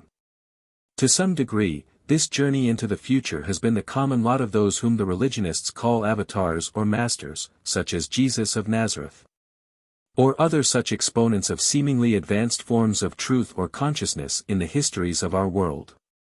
These and other forms of consciousness, as they are transferred into other fields, such as science in its various branches, can also be truly interpreted as part of a more advanced form of consciousness related to any one, or a given number of individuals who have thus progressed beyond the boundaries of the immediate reactionary dimension, which is the common lot of all individuals who so occupy the earth at this particular time. Basically, and at nominal rates of transference, each individual, as he has been selected as representing the average individual concerned with an average materialistic life upon the earth, does pose within his conscious mind an advanced negative polarity which is biased entirely by the physical dimension into which he has passed, from succeeding lifetimes. He is also, to some degree in an intuitive fashion, negatively biased to the positive or the spiritual side of his dimension into the infinite, and into which he will travel in future regenerations of consciousness wherein he will again occupy a physical body from time to time, in his attempt to evaluate and to reform the infinite into some adjutants of physical consciousness. Here again, another important principle has been activated and previously explained but does however, bear further mention. This is the common process of polarizing consciousness from one particular polarity to another as it is posed from the superconsciousness of each individual, and its implications in vortical and cyclic patterns of consciousness, stemming from the infinite into that exact configuration of the negative polarity as it is posed by an infinite number of lifetimes lived in physical or terrestrial dimensions of consciousness. So, dear reader, it makes but little difference where we transfer our particular point of perspective. To analyze and to equate the movements, transferences, and various interpolations of consciousness, as they are more directly concerned with an infinite perspective always means that we must involve the same relationship of such transferences into the common movements of cyclic and vortical patterns.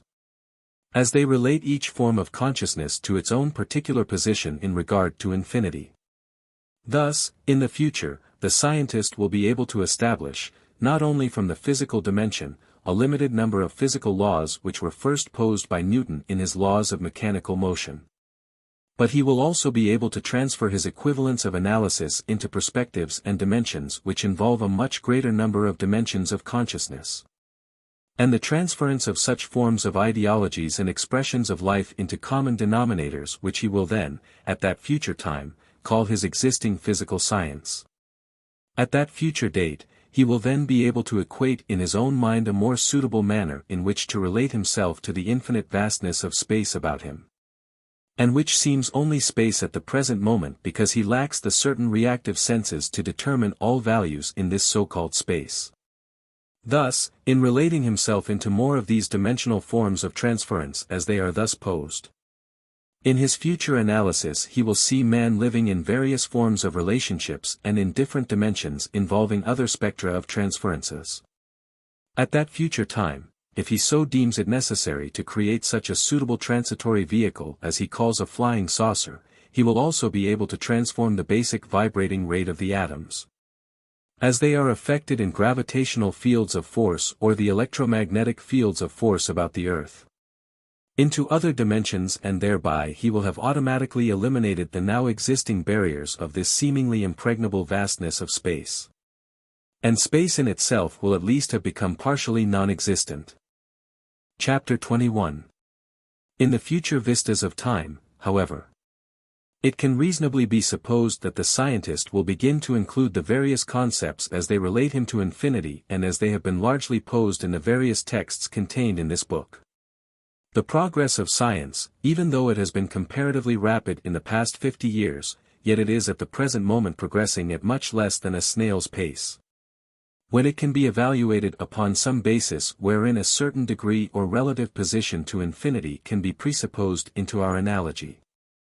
Therefore, any seemingly strong statements which have been placed in the text of this book are entirely justifiable inasmuch as the author does not, in himself personally, take full moral responsibility for the construction or for the evaluation of these texts and has served only as a channel or a medium of transference into this outer world.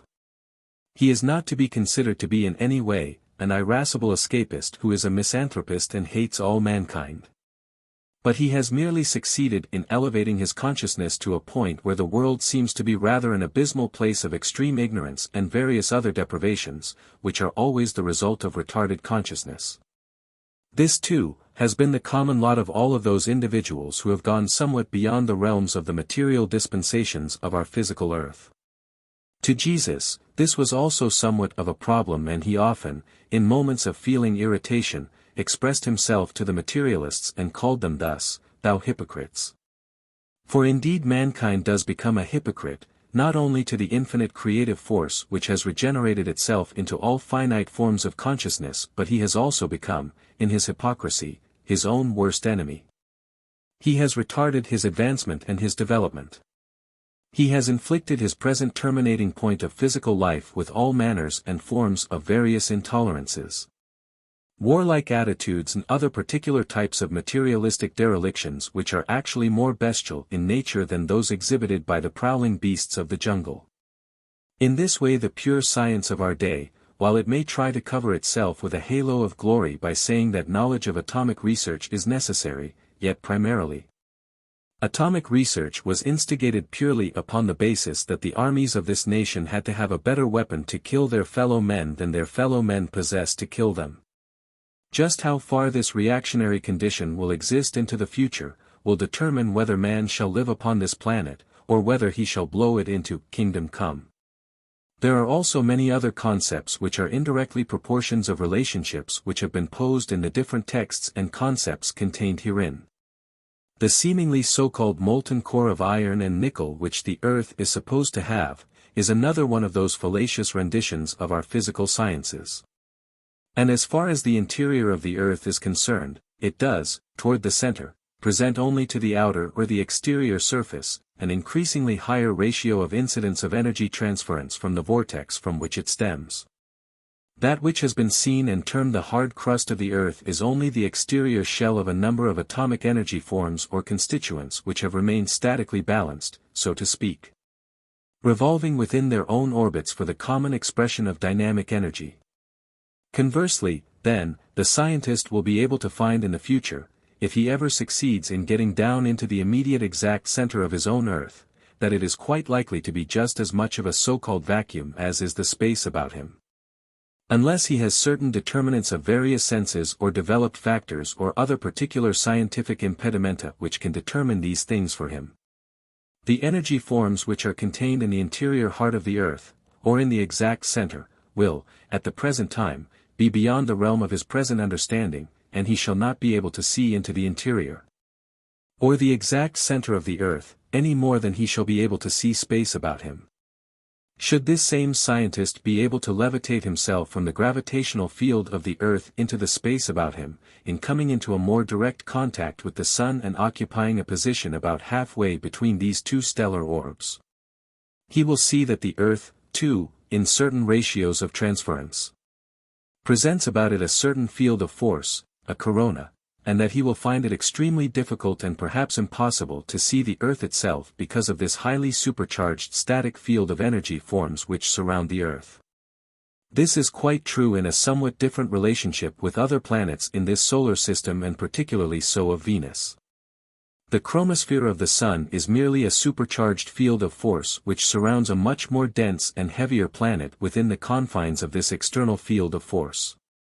And on certain occasions, the gyrating motions of this energy field subdivide themselves and form small vortical patterns or holes which the scientist calls sunspots, through which he can actually look and see the blackness within.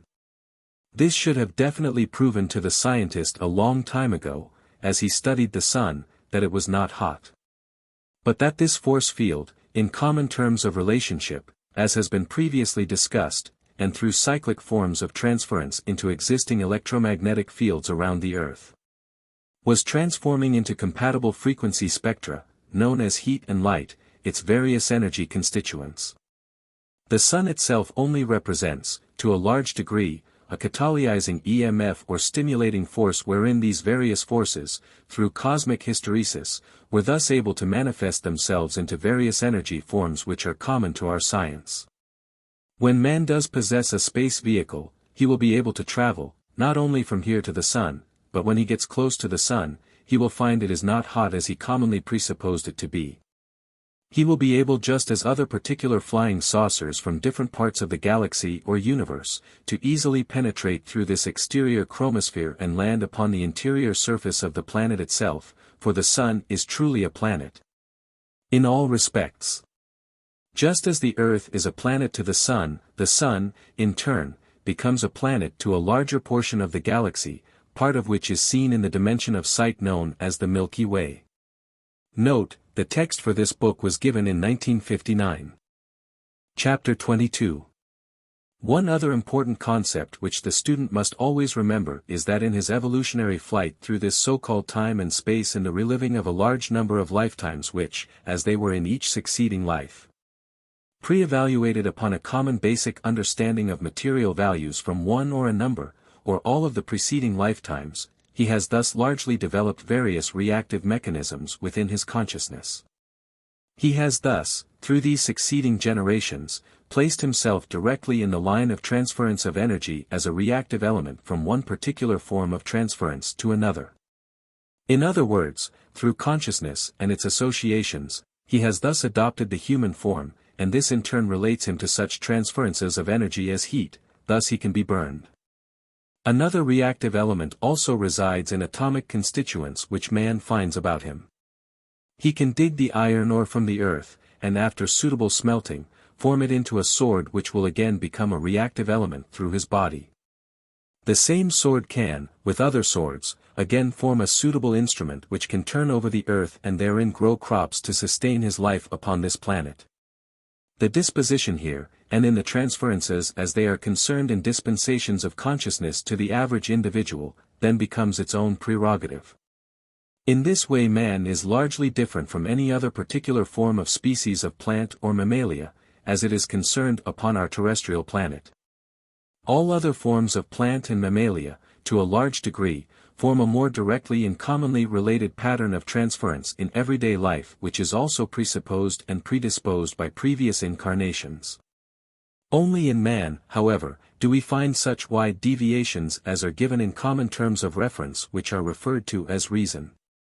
Reason, in itself, means that any particular individual has formed within the realm of his consciousness a large number of conjunctions of energy transferences from any one or a number of more immediate terrestrial and spiritual dimensions about him.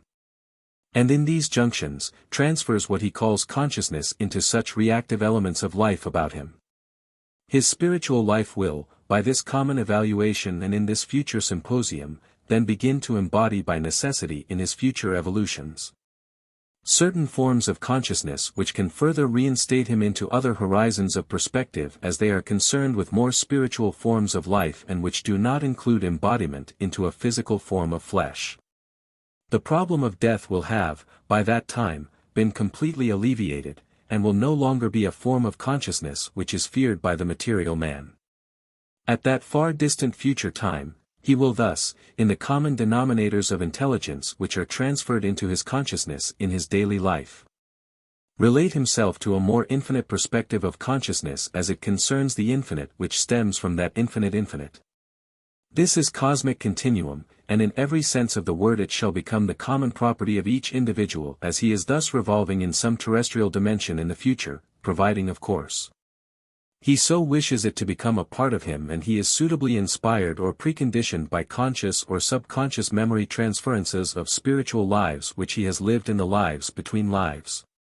This will, in the future, form the necessary libido or drive, the joie de vivre, or the impetus to sustain his life into these infinite perspectives and horizons of consciousness which he will occupy in that future infinity.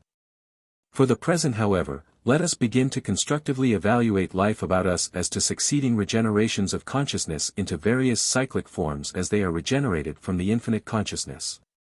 When this has become an integrated part of daily life, the fear of death and subsequent different inflictions of the terrestrial world will begin to disappear about us. Problems relating to life in the physical consciousness will disappear, and in future regenerations and evolutions, you will find that the physical body, too, will have disappeared and that life then will be lived entirely in spiritual dimensions which are, at the present time, beyond your immediate dimension of consciousness. So, for the future, may you journey into this infinity in full realization and in full consciousness of the regenerative principles of life which are constantly being manifest into your daily life. Chapter 23. The presentation of the various concepts contained in the previous texts will present to the layman and the scientist alike some rather obviously startling departures from the commonly accepted idioms of scientific knowledge which have been collectively propounded during the past 100 years or so, or since the beginning of our present-day physical science. It must be remembered, however, that these concepts are not idle theorems or conjectures, but are indeed quite factual and can be proven by numerous existing mysteries, as well as the more commonly accepted forms of physical sciences as they now exist. It is our avowed purpose and intention to prove from such mysteries and unexplained paradoxes as now presently exist in our physical science and in the beginnings of this so-called new space age, that these concepts are indeed correct. For instance, it has been posed that the interior of the Earth will present to itself, not the commonly accepted form of molten iron, as is supposed to exist in our modern understanding in the scientific world, but will actually, so far as present instrumentation is concerned, cease to be, or shall become non-existent in that future day when the scientist succeeds in penetrating the thin crust of the Earth. Yet, indeed, it must not be surmised that the interior of the Earth is a vacuum, no more so than the infinitely filled solid space which surrounds the terrestrial planet Earth, and which has been accepted by the scientist as space simply because he lacks the relative means to relay any particular dispensations of reactance or resistance into the horizon of his five senses. When the scientist does penetrate the surface of the Earth, should he have, at that time, the correct instrumentation to differentiate the various types of energy spectra which exist in or beneath the crust of the Earth, He will indeed find that energy forms do surpass and go beyond the limits of his present-day understanding of atomic constituents in the scale of the some 100 atoms, of which he now presupposes his science to be compounded. In this way, we shall prove that the interior of the earth is not molten, but composed of regular layers or dimensions of energy, each one in an increasingly dense layer to the immediate layer above it.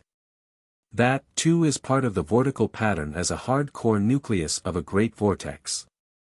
At this point, we shall bring into consciousness a very important and dominant factor of relationship which must be remembered by both the reader and the scientist in this analogy, as it concerns not only the interior of the earth, but the so-called space which surrounds the earth. Therefore, may we interject two very important findings which the scientist has made in the past few years, and which have to some extent, torn down or completely changed some previously existing scientific concepts. Or these facts have presented, at the moment, some unexplained mysteries. In shooting experimental rockets into orbit, the last stage or nose cone is known as a satellite. Contained within these revolving spheres is certain radio apparatus which has been installed to transmit definite information back to the Earth. In this respect, the scientist has found that to his knowledge no suitable mechanism exists which is capable of measuring temperatures as were previously supposed to have been known in this, so-called, space. In other words, thermometers or any other temperature measuring device remain completely inert when suitable distance is attained from the surface of the Earth, wherein there is a cessation of a certain interplay of cosmic energy transferences from other dimensions. This brings a very important fact to bear, that all known scientific apparatus, as it so exists, has been developed from a comparatively limited band of energy interpolations which can be considered to present, in our evaluation, a means or, in other words, a certain definite point from which he can equate or equalize such existing physical phenomena as is apparent in our daily life and which is reactive to some degree, to the five existing physical senses. However, this does not presuppose, as we have postulated in other texts in this book, that there are not an infinite number of various interpolations of energy and transduction which exist in an infinite number of dimensions and to which the five senses are in no way sensitive. Thus the scientist is finding that his present-day apparatus, as it is so concerned with the means of the five physical senses, presents a very limited and narrow perspective or horizon of introspection. He has thus become confounded by the fact that his temperature-measuring devices are now not reactive outside the confines of the atmospheric envelope of the Earth and its statically surcharged field of force. This force field is a byproduct of the various generic forces as they move in the magnetic lines of force surrounding the Earth, and link it, cosmically speaking, to the infinite universe. It might also be noted at this time, that should the scientists succeed in levitating a man above the surface of the Earth and out into space at a sufficient distance, he would, as it has been suggested in a previous text, find that the picture of the Earth would be quite similar to that of the planet Venus. He would not be able to see the exact surface of the Earth, simply because of the various intervening layers and fields of force of surcharged or ionically charged particles of matter which are more correctly called electrons. Therefore, in establishing within the dimensions of our consciousness, science in its present existing state, is only interpolating into consciousness, as the perimeter of the five conscious or physical senses. The known horizon of the physical science. By this token then, should the scientist penetrate the crust of the Earth, he would most certainly lack the correct instrumentation to determine any reactive constituents, as they might manifest themselves in any existing instrumentation which he might now possess. Here again enters another supporting concept which presently presents a great paradox to the scientist, for he has found in his laboratory, ways and means to subject various atomic forms, such as copper, to the temperature of absolute zero, which is approximately 472 degrees below zero. In this lowered state of temperature, and we use the word temperature rather loosely, the scientist has found that the copper has now a perfect conductivity and presents no reactance or resistance to the electric force which may be passing through it at that particular moment. This is in direct contradiction to the Ohm's law, which means that again when the scientist, Ohm, postulated his theory of resistance, he did so from the same commonly discussed base or means. as is relevant to the transposition of energy forms in the dimension of our five physical senses. Herein enters a very important part of this concept. It must be firmly envisioned by the reader that atomic forms, as they present themselves on the surface of man's consciousness and to such various existing forms in his terrestrial dimension, or physical world, are all, in themselves, atoms, merely very minute transducers, that is, they are very busily engaged like small firemen in shoveling coal onto the fire, so to speak. The earth, as it presents itself to the physical man, maintains some sort of a mean temperature. This, too, is partially a byproduct from the transduction of energy from the fourth or fifth dimensional planes next to the earth, into the various atomic constituents of which it is so comprised. The exact manner of transference of energy from the sun is not complete insofar as the earth is concerned. That is, it obtains energy in many different ways and forms as a direct result of transduction from many other dimensions, manners, and means. The reader may visualize that the planet Earth, as it has been suggested, represents only the nucleus of a gyrating field of force which, in itself, has precipitated certain negative energy wave forms in an increasingly hard or dense core toward the center. These wave forms will, in turn, in this compressed relationship to the infinite, form the various atomic constituents as one of the byproducts of this regenerative process. In the outward expansion into the third dimension, which presents a negative surface to this hard core of the vortical spectrum above it, is another of these regenerative byproducts. As seen in the expression of certain lines of force which are called magnetic lines of force. These in themselves, can be considered as primary channels of energy transference from one given dimension to another. They are, to some extent, governing reagents of the transductance of various types of energy from one dimension to another. The Earth, just as any other heavenly body including the Sun, can therefore be envisioned within the mind as a huge atom. While the tiny core or the nucleus of the atom is at least partly responsible for maintaining a certain means within the five physical senses, in the transduction of energy into the physical world, each atom can thus be considered a transducer. It is, as has been suggested, taking a certain quanta of energy from another dimension and, in the oscillating process, regeneratively speaking, in the manner and fashion of the vortex which comprises the Earth itself, becomes an exact subparticle or facsimile of this same vortical pattern as the Earth. Therefore, the atom can be considered in its function to be sending energy, or shooting energy off into the same lines of magnetic transference, as does the Earth itself, or the vortex which forms the Earth, in the function of the normal transductance of energy into the various physical relationships which comprise the atomic constituents of the Earth itself. Therefore, the atom retains the correct mean temperature, as do all similar atoms, whether they are compounded in large or small quantities of the so-called neutronic, protonic elements, or surcharges, as they have been pictured by the atomic scientists. It is quite obvious that a loaded vehicle cannot transport an additional load.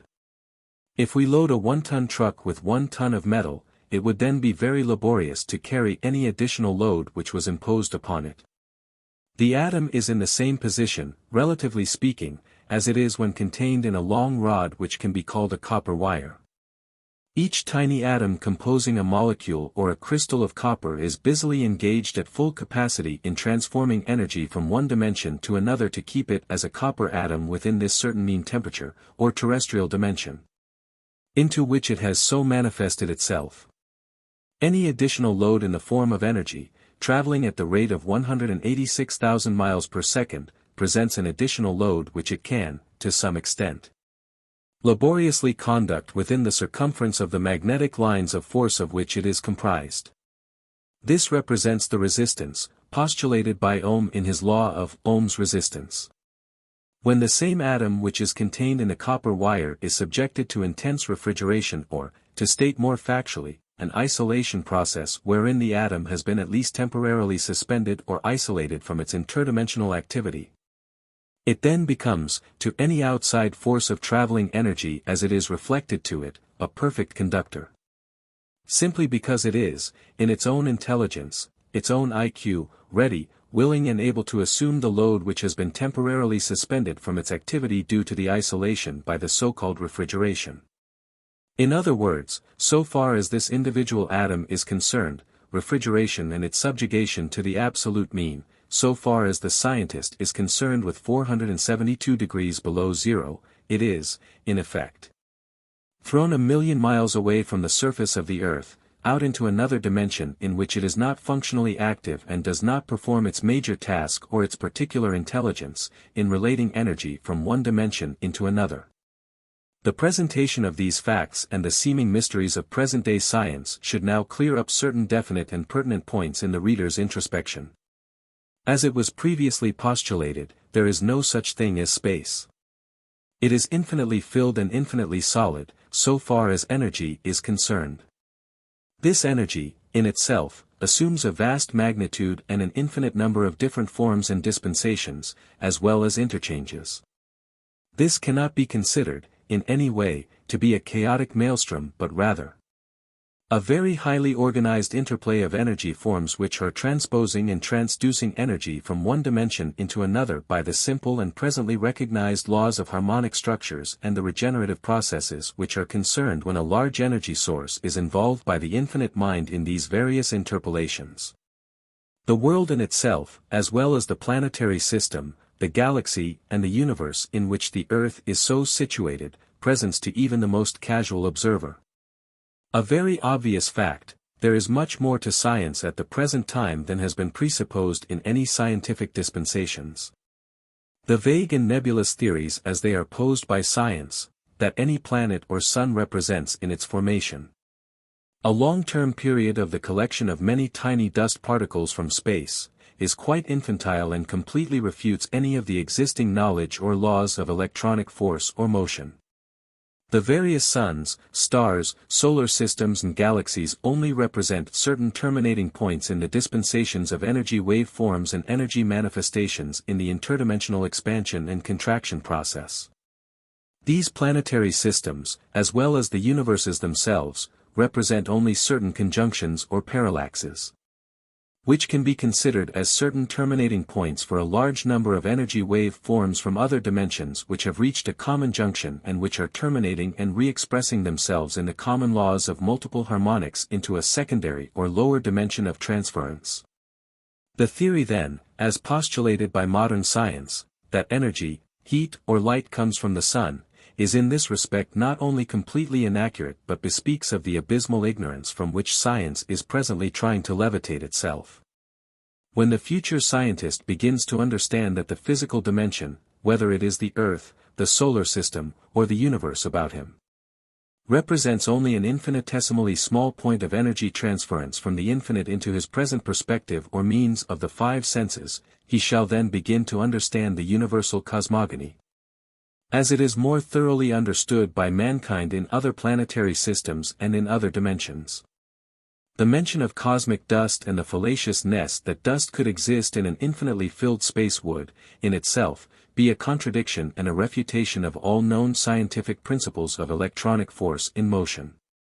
This brings us more directly to another of the most thoroughly misunderstood of the present-day scientific concepts, and that is the weather.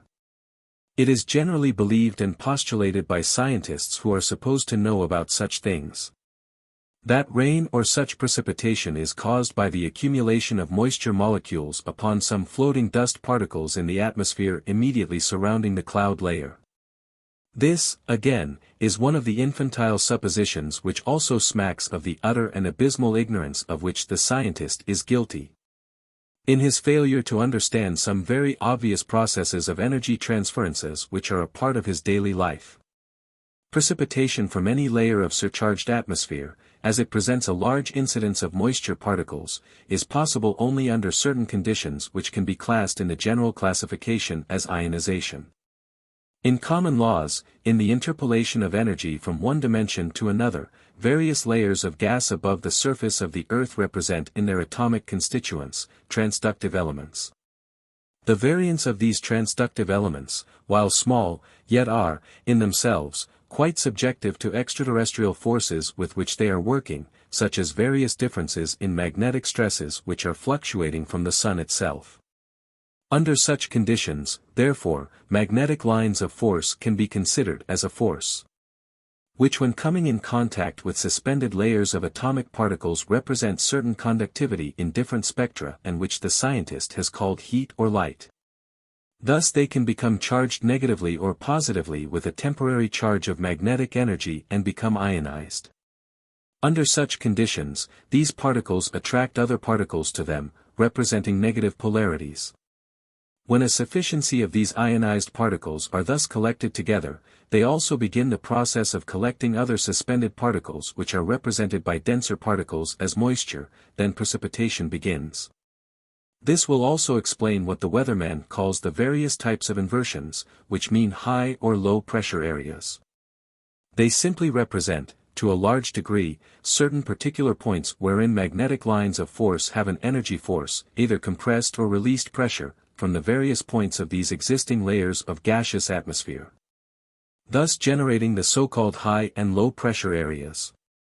This means that only at these particular points, conductivity is either lessened or is increased, thus regenerating as a direct product, the ionization and the precipitation, or conversely in the other or more negative form, the arid or dry spells wherein there is no precipitation. At this point, it should be quite obvious to the layman and scientist alike, that in the presentation of these different concepts, there is indeed much more to life than is commonly supposed from our present existing science, which has been basically determined from the various reactionary values as to their effect upon the five physical senses. It should also be quite obvious, especially to the scientist, that our present-day science is comparatively new, that is to say, perhaps less than 100 years old. And so far as any other or previously existing sciences as they were postulated in such previous civilizations or epochs of time, were in themselves, almost completely sterile of the real and important values of life. In this sense, it can therefore be considered that our present-day science is the beginning of a new age. In his future evolutions and the thousands of years to come, in the configurations of these various evolutions, man will pose either individually or collectively to the races of mankind as they come and go upon the surface of the earth. He will become increasingly aware of the great preponderance and interdimensional relationships which are in the world about him and which, in themselves, are in no way immediately related in a reactive sense to his five existing physical senses. This, then, can be considered to be a return to an age or a civilization which has long ago passed from the surface of the earth wherein man, in a similar cycle of transposition in his position to the infinite, was so posed in his physical and spiritual sciences that he had begun to understand much more realistically his position to this infinite than the scientist of today so relates himself. It is also quite reasonable to suppose that in the vast galaxies and universes which populate this seeming void about us in our tiny nucleus of energy, which we call the Earth, man can also be seen to be living in countless other dimensions far beyond his own imagination, which is primarily concerned only as reactive elements within the subconscious mind, formed of terrestrial experiences from out of the past.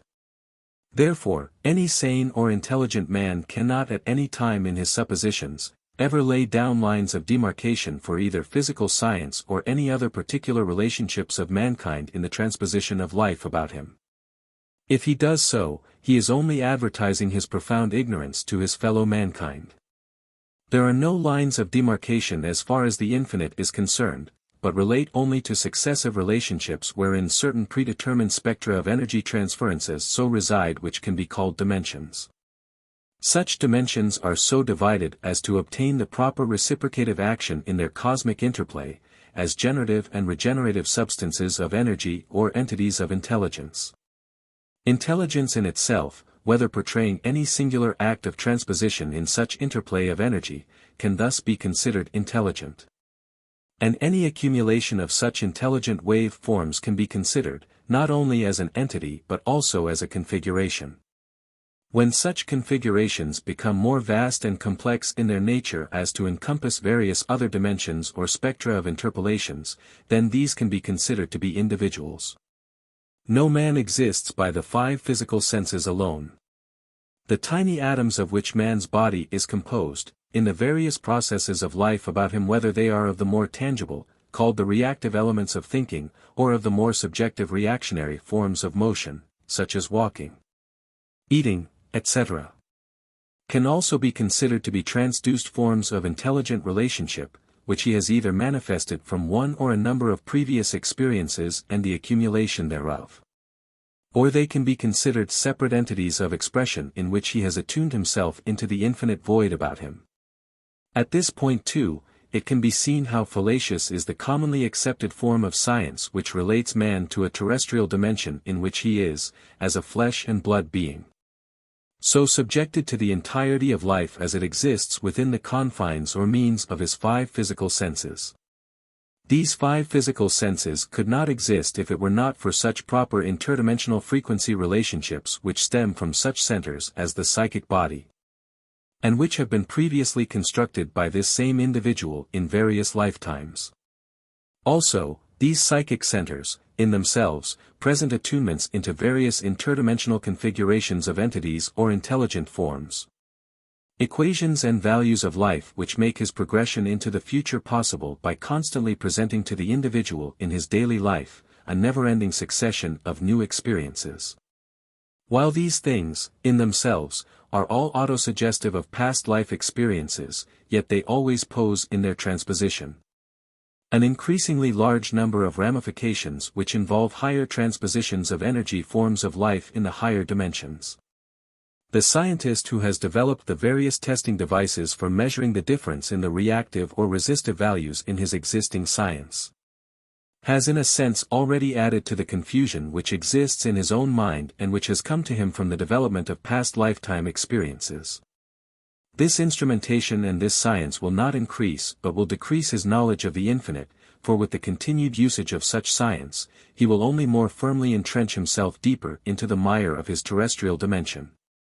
Therefore, dear reader, when we gaze into the darkness of the summer night and see the luminous orb of the moon or the countless stars as pinpoints of light as they are presented in the vast distance of interstellar space, let us see, not with the physical eye, but with the inner eye, into the actual configurations of energy forms as they exist in this seeming void about us.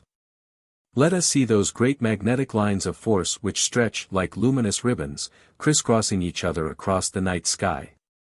Let us see that the earth, the moon or the sun presents not only a singular ball of suspended energy or mass in space but that it presents in itself, the interior surface of a vast interplay of cosmic force which stems from many dimensions above it.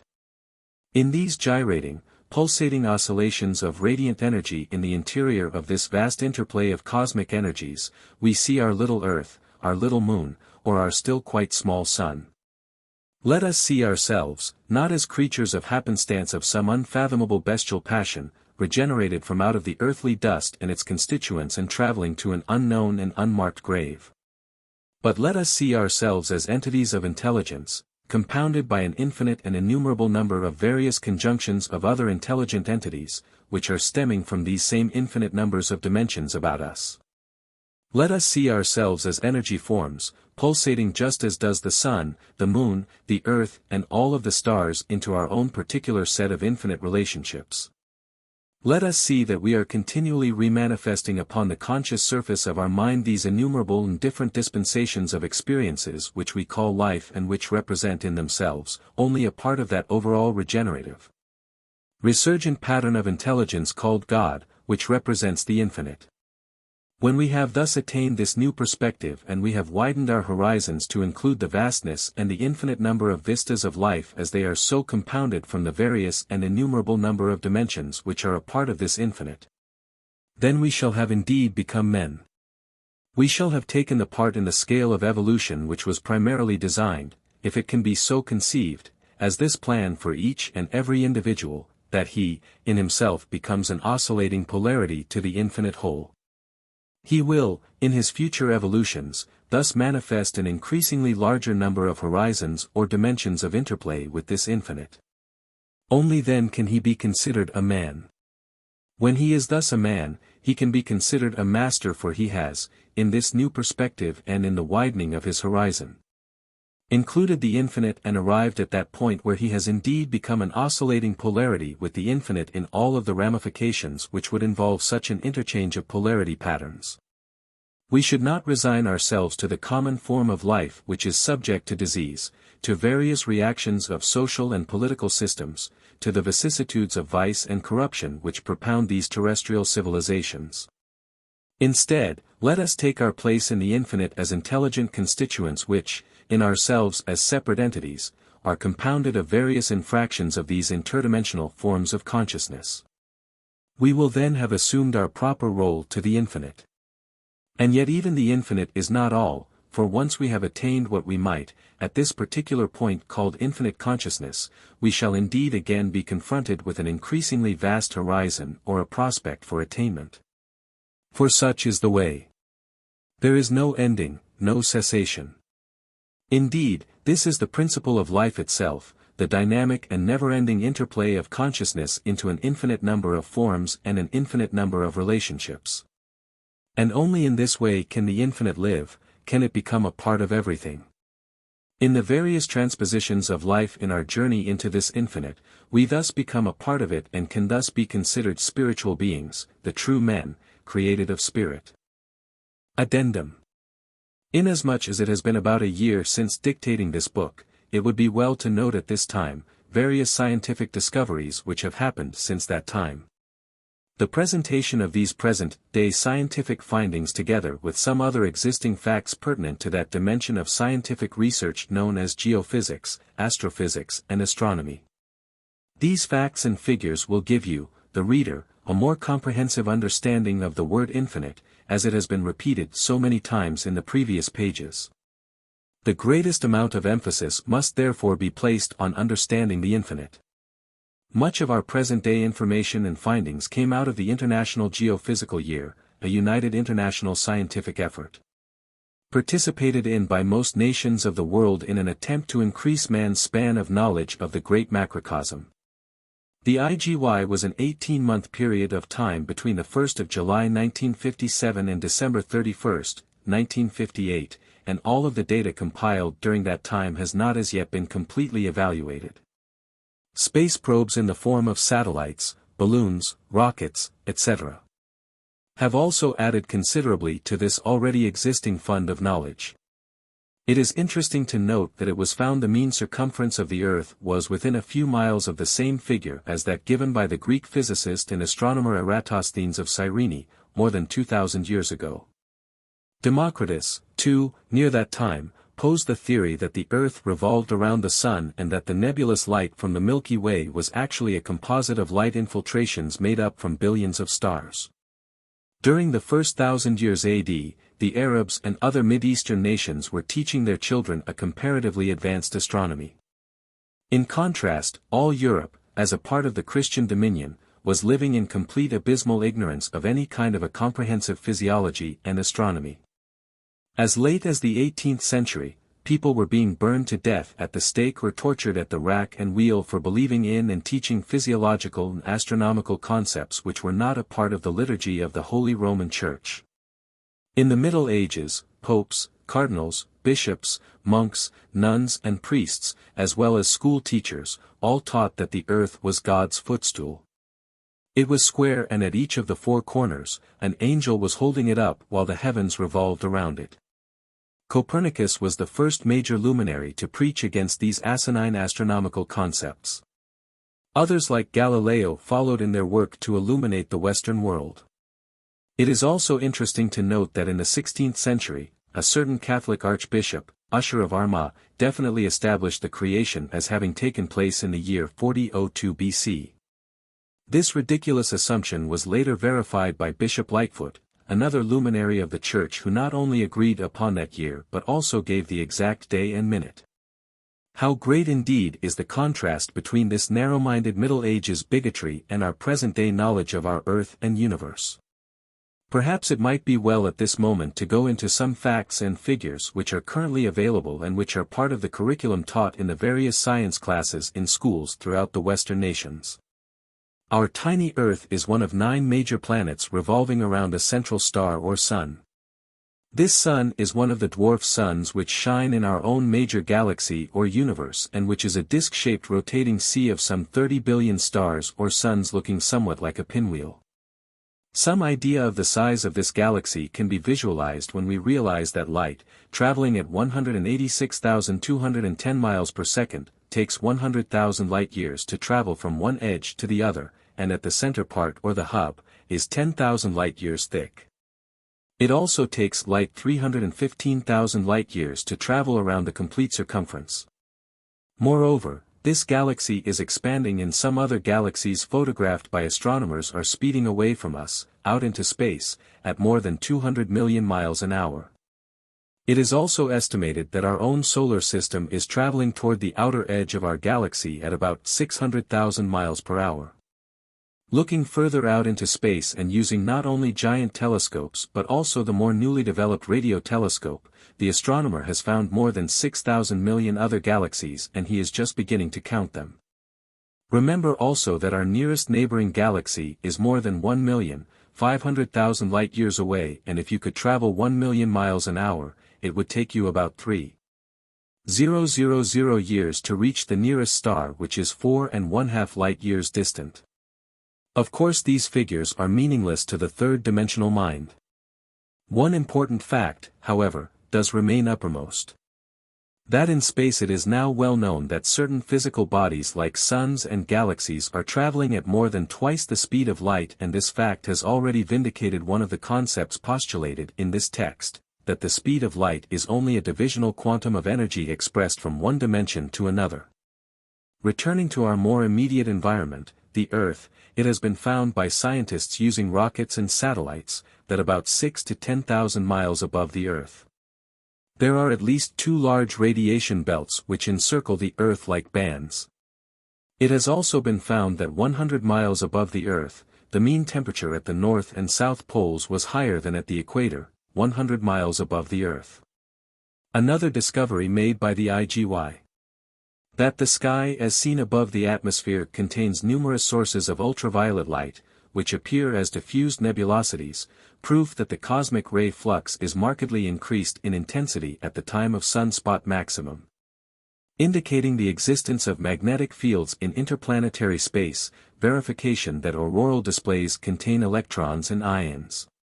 These facts again partially vindicate certain other concepts presented in the context of this book, that such energy as is considered heat and light which supposedly comes from the sun in a straight line transference, is entirely erroneous, and that energy from the sun is converted into heat and light through magnetic hysteresis from various magnetic lines of force interconnecting the sun and earth as well as all other heavenly bodies, and all such energy does not come as a direct line transference but is resolved into a cyclic motional transference. Also, the sun, like all other suns and planets, are apexes of great vortexes of energy. Giant centrifuges of interdimensional energy which fills this so-called space, resolve themselves not only into giant galaxies, but lesser vortexes become suns, and smaller vortexes within the vortex of the sun become hardcore nuclei called planets. This is the true construction of the infinite macrocosm.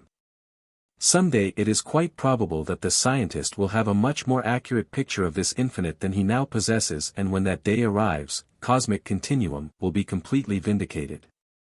Second Addendum. It is generally observed and conceded that during the past 60 years, man has achieved the greatest and most significant advances in various cultural sciences since the beginning of historical anthropology. This is particularly true in the realm of the classical sciences, and, with this rapid development of these various sciences, mankind has been literally whisked from out of the complacent horse and buggy days of the gay 90s, and plunged into a mad, roaring, screaming world of automation where he is now living a veritable robot-like existence. In this era, we have witnessed many rapid and startling changes, and with their coming, the old life passed away. With modern means of communication, any point on this globe is but hours or minutes away. Perhaps the greatest and most significant changes, however, have occurred within the framework of the pure classical sciences themselves, for within the various associated fields of physics, chemistry, aeronautics, astrophysics, astronomy, etc., have come many new and important concepts, and with their coming, old laws and old concepts have also passed away. After the close of World War II, great strides were made in the science of nuclear physics and with the development of various nuclear devices and weapons. Activity in this field tapered off and was replaced by the new space age and its adjunctive developments in rockets, satellites, etc. All of which was tremendously activated in competition with the communist world. As of today, this new space age has been brought about, not only through the competitive efforts in rocketry, but great emphasis and activity has been entered into collectively by many nations of the world in the field of pure astronomy and associated astrophysics. And perhaps no other field of science has witnessed so many rapid changes and developments which are going on in this ever-changing world. Almost overnight, and sometimes hour by hour, theories and values change as scientists probe with their telescopes and satellites into the great unknown voids everywhere about us. And as of this time, no real valid or comprehensive configurations exist as to what constitutes the great universe which stretches out into the dim unknown. This is a general opinion currently shared not only by astronomers, but by any sundry individuals who are keeping abreast of these rapidly changing developments. A complete verification of our present-day invalid astronomical science was made in a public expose over a national television network March 26, 1960, by a group of 3 eminent astronomers and 1 physicist, who were respectively, Dr. Fred Hoyle, British astronomer, Drs. Alan Sandage and Jesse Greenstein and Dr. William Fowler, California physicist, in an hour-long program. These eminent savants climaxed the show in a mild conflict of opinions which involved, chiefly, the manner in which our universe was created and its age. These men did agree, however, on one pertinent issue, that by and large, all stars or suns which could be seen or photographed, were primarily of the same chemistry or atomic constituents. We will neglect for the moment the interjection of vast astronomical distances and enter more directly into the other issues, namely, the age and method of the creation and its countless billions of galaxies, star clusters, and stars. At the present time, there seem to be 2 theories for this creation. One is called the Big Bang theory, which goes something like this: at some long ago time, 8 billion or more years ago, there existed a tremendously big ball of condensed energy. Then, like some huge celestial firecracker, this thing exploded, scattering galaxies and stars all over the universe, and where, theoretically, they have been spreading out ever since. This theory is of course invalid on several counts. First, on such an explosion, such objects would be hurled away from the center in a straight line, and it is known that our universe rotates just as do the various galaxies. Moreover, it is now known that our universe is filled with strong magnetic lines of force which are curved in a pinwheel fashion, just as are those seen in various galaxies like our own. One more point. It is also known that the further away any particular galaxy is from us, the faster it is traveling away from us. Our own galaxy is proceeding on a curved line out into the unknown at about 600,000 miles per hour. Other galaxies further out are known to be traveling at 2 million miles per hour. In any explosion, any object traveling away from the center of the explosion constantly loses speed, not gains it. The second, or steady-state, theory of creation, while more valid, is still incomplete. This theory postulates that from the center of the universe or some unknown point, new galaxies and new stars are constantly being created where, after a few billion years or so, they gradually die or fade away. And while they are so living their cycle, they somehow strangely become accelerated toward the outer unknown periphery of the universe. What gives these stars or galaxies this constantly accelerated speed is still unknown. And we may ask, where and what is the original source and origin of any energy which comes into our visible universe? The presentation of this existing evidence, which was discussed on this television program, shows that our present-day science of astronomy is still in complete and abysmal ignorance of the creative forces. Not only in the field of astronomy and the macrocosm, but in nuclear science or the microcosm. Let us take for example the steady-state theory of the creation of the universe and, with a clear and lucid explanation, fill in the obvious lacking elements which would complete this theory into a rational fact. If the astronomer could picture a tremendously vast vortex of energy which existed in the more immediate 4th, 5th, and 6th dimensions, where, in this great centrifuge, Tremendous forces were at work through a certain positive and negative relationship as posed by various polarities of wave forms of energy compounding this vortex. Certain movements take place which can be likened to the action of centrifugal and centripetal forces. In other words, while positive energies travel toward the periphery, other more negative energies travel toward the center, becoming more compact or dense and more negative as they approach this center. Within the very center, energy is extremely compressed, so much so that a certain amount of transductance takes place into the third dimension. Vast curved magnetic lines of force stem out into the third dimension and, like the power lines from a powerhouse, conduct some of this compressed energy into our third-dimensional universe. First in the form of simple electrons and protons which, in a commonly formed eddy current, assume the form of hydrogen atoms. Great masses of these hydrogen atoms through certain pressures known as ionization are brought together into vast tenuous nebulosities called galaxies. These cloud masses and hydrogen atoms are being constantly impelled away from the central core by a tremendous repulsive force, which is actually the flow of electromagnetic energy composing the great magnetic lines of force which all flow toward a common terminating polarity at the periphery of the universe.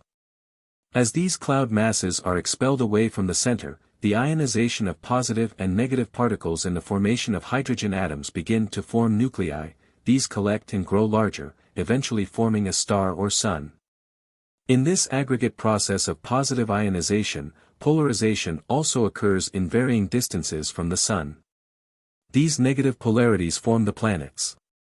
Not all suns form planets simply because in the rapid steady rate of expansion, great magnetic turbulence occurs which sometimes breaks up these various planetary polarities where they disintegrate into the semi-gaseous form, to again be used as new material. This magnetic turbulence will also explain a nova, for here again ionization and polarization are vastly speeded up to a point where a burning out occurs. The star flares up and disappears. Magnetic turbulence will also explain pulsating stars, for here it can be seen that a certain cyclic motion is involved in the ionization and polarization process. Expansion from the central vortex, as has been previously explained, will also compensate for the differences in speeds of stars and galaxies from the center into the unknown. For as these heavenly objects proceed along the curved or bent magnetic lines of the universe is also rotating, following the same direction of rotation, but at a lesser rate of speed than the vortex which formed it. Everyone knows that an object traveling on the rim of a wheel travels much faster to complete one revolution than does an object nearer the center of the wheel. Therefore, as the universe rotates, any galaxy constantly accelerates in speed as it progresses further out toward the periphery. The galaxies themselves are primarily formed in vortexal fashion as the result of vast eddy currents which are interplaying among themselves in their magnetic fields. The galaxies, as spiral nebulae, can be pictured somewhat like a snowball rolling downhill. The galaxy is rotating between tremendous lines of force. The principles involved here are quite similar to those found in an alternating current motor. As for the suns and stars themselves, the same process of synthesis is taking place to form the various known atomic constituents. The same gyrating centrifugal and centripetal forces always create and sustain any atom from the immediate fourth dimension. Not all energy which stems from the central vortex becomes atomic material. In the process of this vast cosmic hysteresis, many of these units of energy which can be called electrons or protons, fly off into the free space of the third-dimensional world. These tiny particles or electronic bullets, upon entering Earth's atmosphere are known as cosmic rays. Likewise the strong magnetic lines of force extending from the central vortex in conjunction with other such similar vortexes, create an infinitely vast and complex system of magnetic lines of force, all of which go to make up the controlling forces to hold various planets in their various orbits around their respective suns, as well as controlling the shape and ultimate destiny of various galaxies in this great universe. One more point must be made. Before his demise, Einstein presented to the world the theory of space-time continuum, wherein he mathematically proved that the speed of light, 186,210 miles per second, was non-existent in space and that light could and did accelerate 4 or 5 times that speed. If Einstein was correct, what then becomes of all the known mathematical computations which astronomers have made regarding the distances found in our universe? How can the modern astronomer correctly evaluate the temperature of some star by using the method of inverse proportions, figured on the basis of candle power light which comes to the Earth sometimes millions of years after it started its journey? It is clearly indicated that at the present time the astronomer, like the nuclear physicist, is hopelessly entangled in a web of intangibles, and the further he proceeds along the false lines of his various assumptions, the more inextricably enmeshed he becomes. As far as the future is concerned, it will remain for the scientist of the future age to cut these Gordian knots and to present to himself and mankind a factual and realistic composite science based upon an understanding of creation which begins in the higher and presently unknown dimensions. Inasmuch as the question may be raised as to what is the common terminating point of the cosmic universe, this means that in the expansion of this universe, a point begins to be reached where the magnetic lines of force again reling themselves with the positive corresponding polarities of the upper fourth-dimensional vortex. Something similar to positive and negative magnetic line linkage observed with a common horseshoe magnet. At the point where the lines of force begin to bend into the fourth dimension, all atomic constituents following these lines of force will begin to disintegrate back into their original energy constituents. This bending will explain the known curvature of space. This disintegration can be seen in such elements as radium and uranium, the older of the known elements which have already begun their disintegration and subsequent reabsorption back into the fourth-dimensional infinite. Someday the astronomer may find a neighboring and similar universe, and which does, in the same sense of polarity interactions, form the structural network of magnetic lines which makes energy conductance from higher dimensions into third-dimensional forms possible. Also such subsequent atomic constituents as elements which are the inductive facsimiles of this great cosmic evolution. This, then, is the cyclic evolution of creation, a way in which the infinite Creator, whom people call God, regenerates himself and makes of himself every visible and invisible form and substance known to mankind. When, in some distant future, mankind can universally see this great creation in action, religions, wars and associated dogmas and creeds, together with the lusts and bigotries, will largely disappear from the minds and hearts of men, and in the place of these materialistic elements will be superimposed an abundant freemasonry of mankind which will make not only stellar space travel possible but will give all men who so understand an access door into the higher spiritual realms of light. Because of the vast and intricate complexities of the cosmic universe, the foregoing addendum was presented in a more easily understood form, a sort of thumbnail sketch. In future presentations planned by the author, a more thorough and complete dissertation will be entered into. So far as the astronomical findings contained in Addendum No.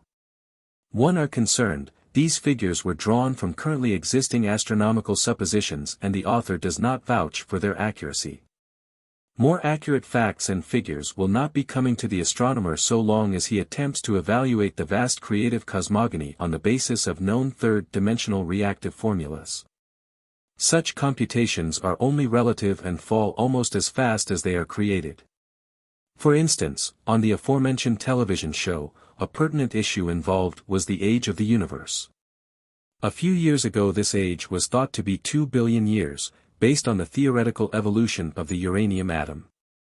Today believers in the Big Bang theory state that it is at least 8 and possibly 13 billion years old. And one of the doctors on the aforementioned show is now bringing forth a new evaluation of 24 billion years, based on the assumed life cycle of a certain bright star. To the future, then, we salute the new day which will bring forth a new and better science and understanding of the creative universe. About the author. Any attempt at a thumbnail biography which would accurately and fully portray the life of the author would be a gross disservice. Sufficient to say the future history of the world will unquestionably prove the author to be, without exception, the greatest outlet of interdimensional cosmic knowledge the world has ever known. For he has indeed proven beyond any question of doubt that he works with and from a higher world. The most expressive segment of his life work began with World War II, and through that shadowy period of Earth's history he aptly demonstrated the ability of a well-trained clairvoyant mind, to almost countless thousands of people. And particularly to the wives, mothers and sweethearts of the servicemen overseas. He accurately described past, present and future incidents in the lives of these servicemen and to any and all others as they were met in all kinds of places and under varied conditions, usually accompanied by miraculous healings and adjustments.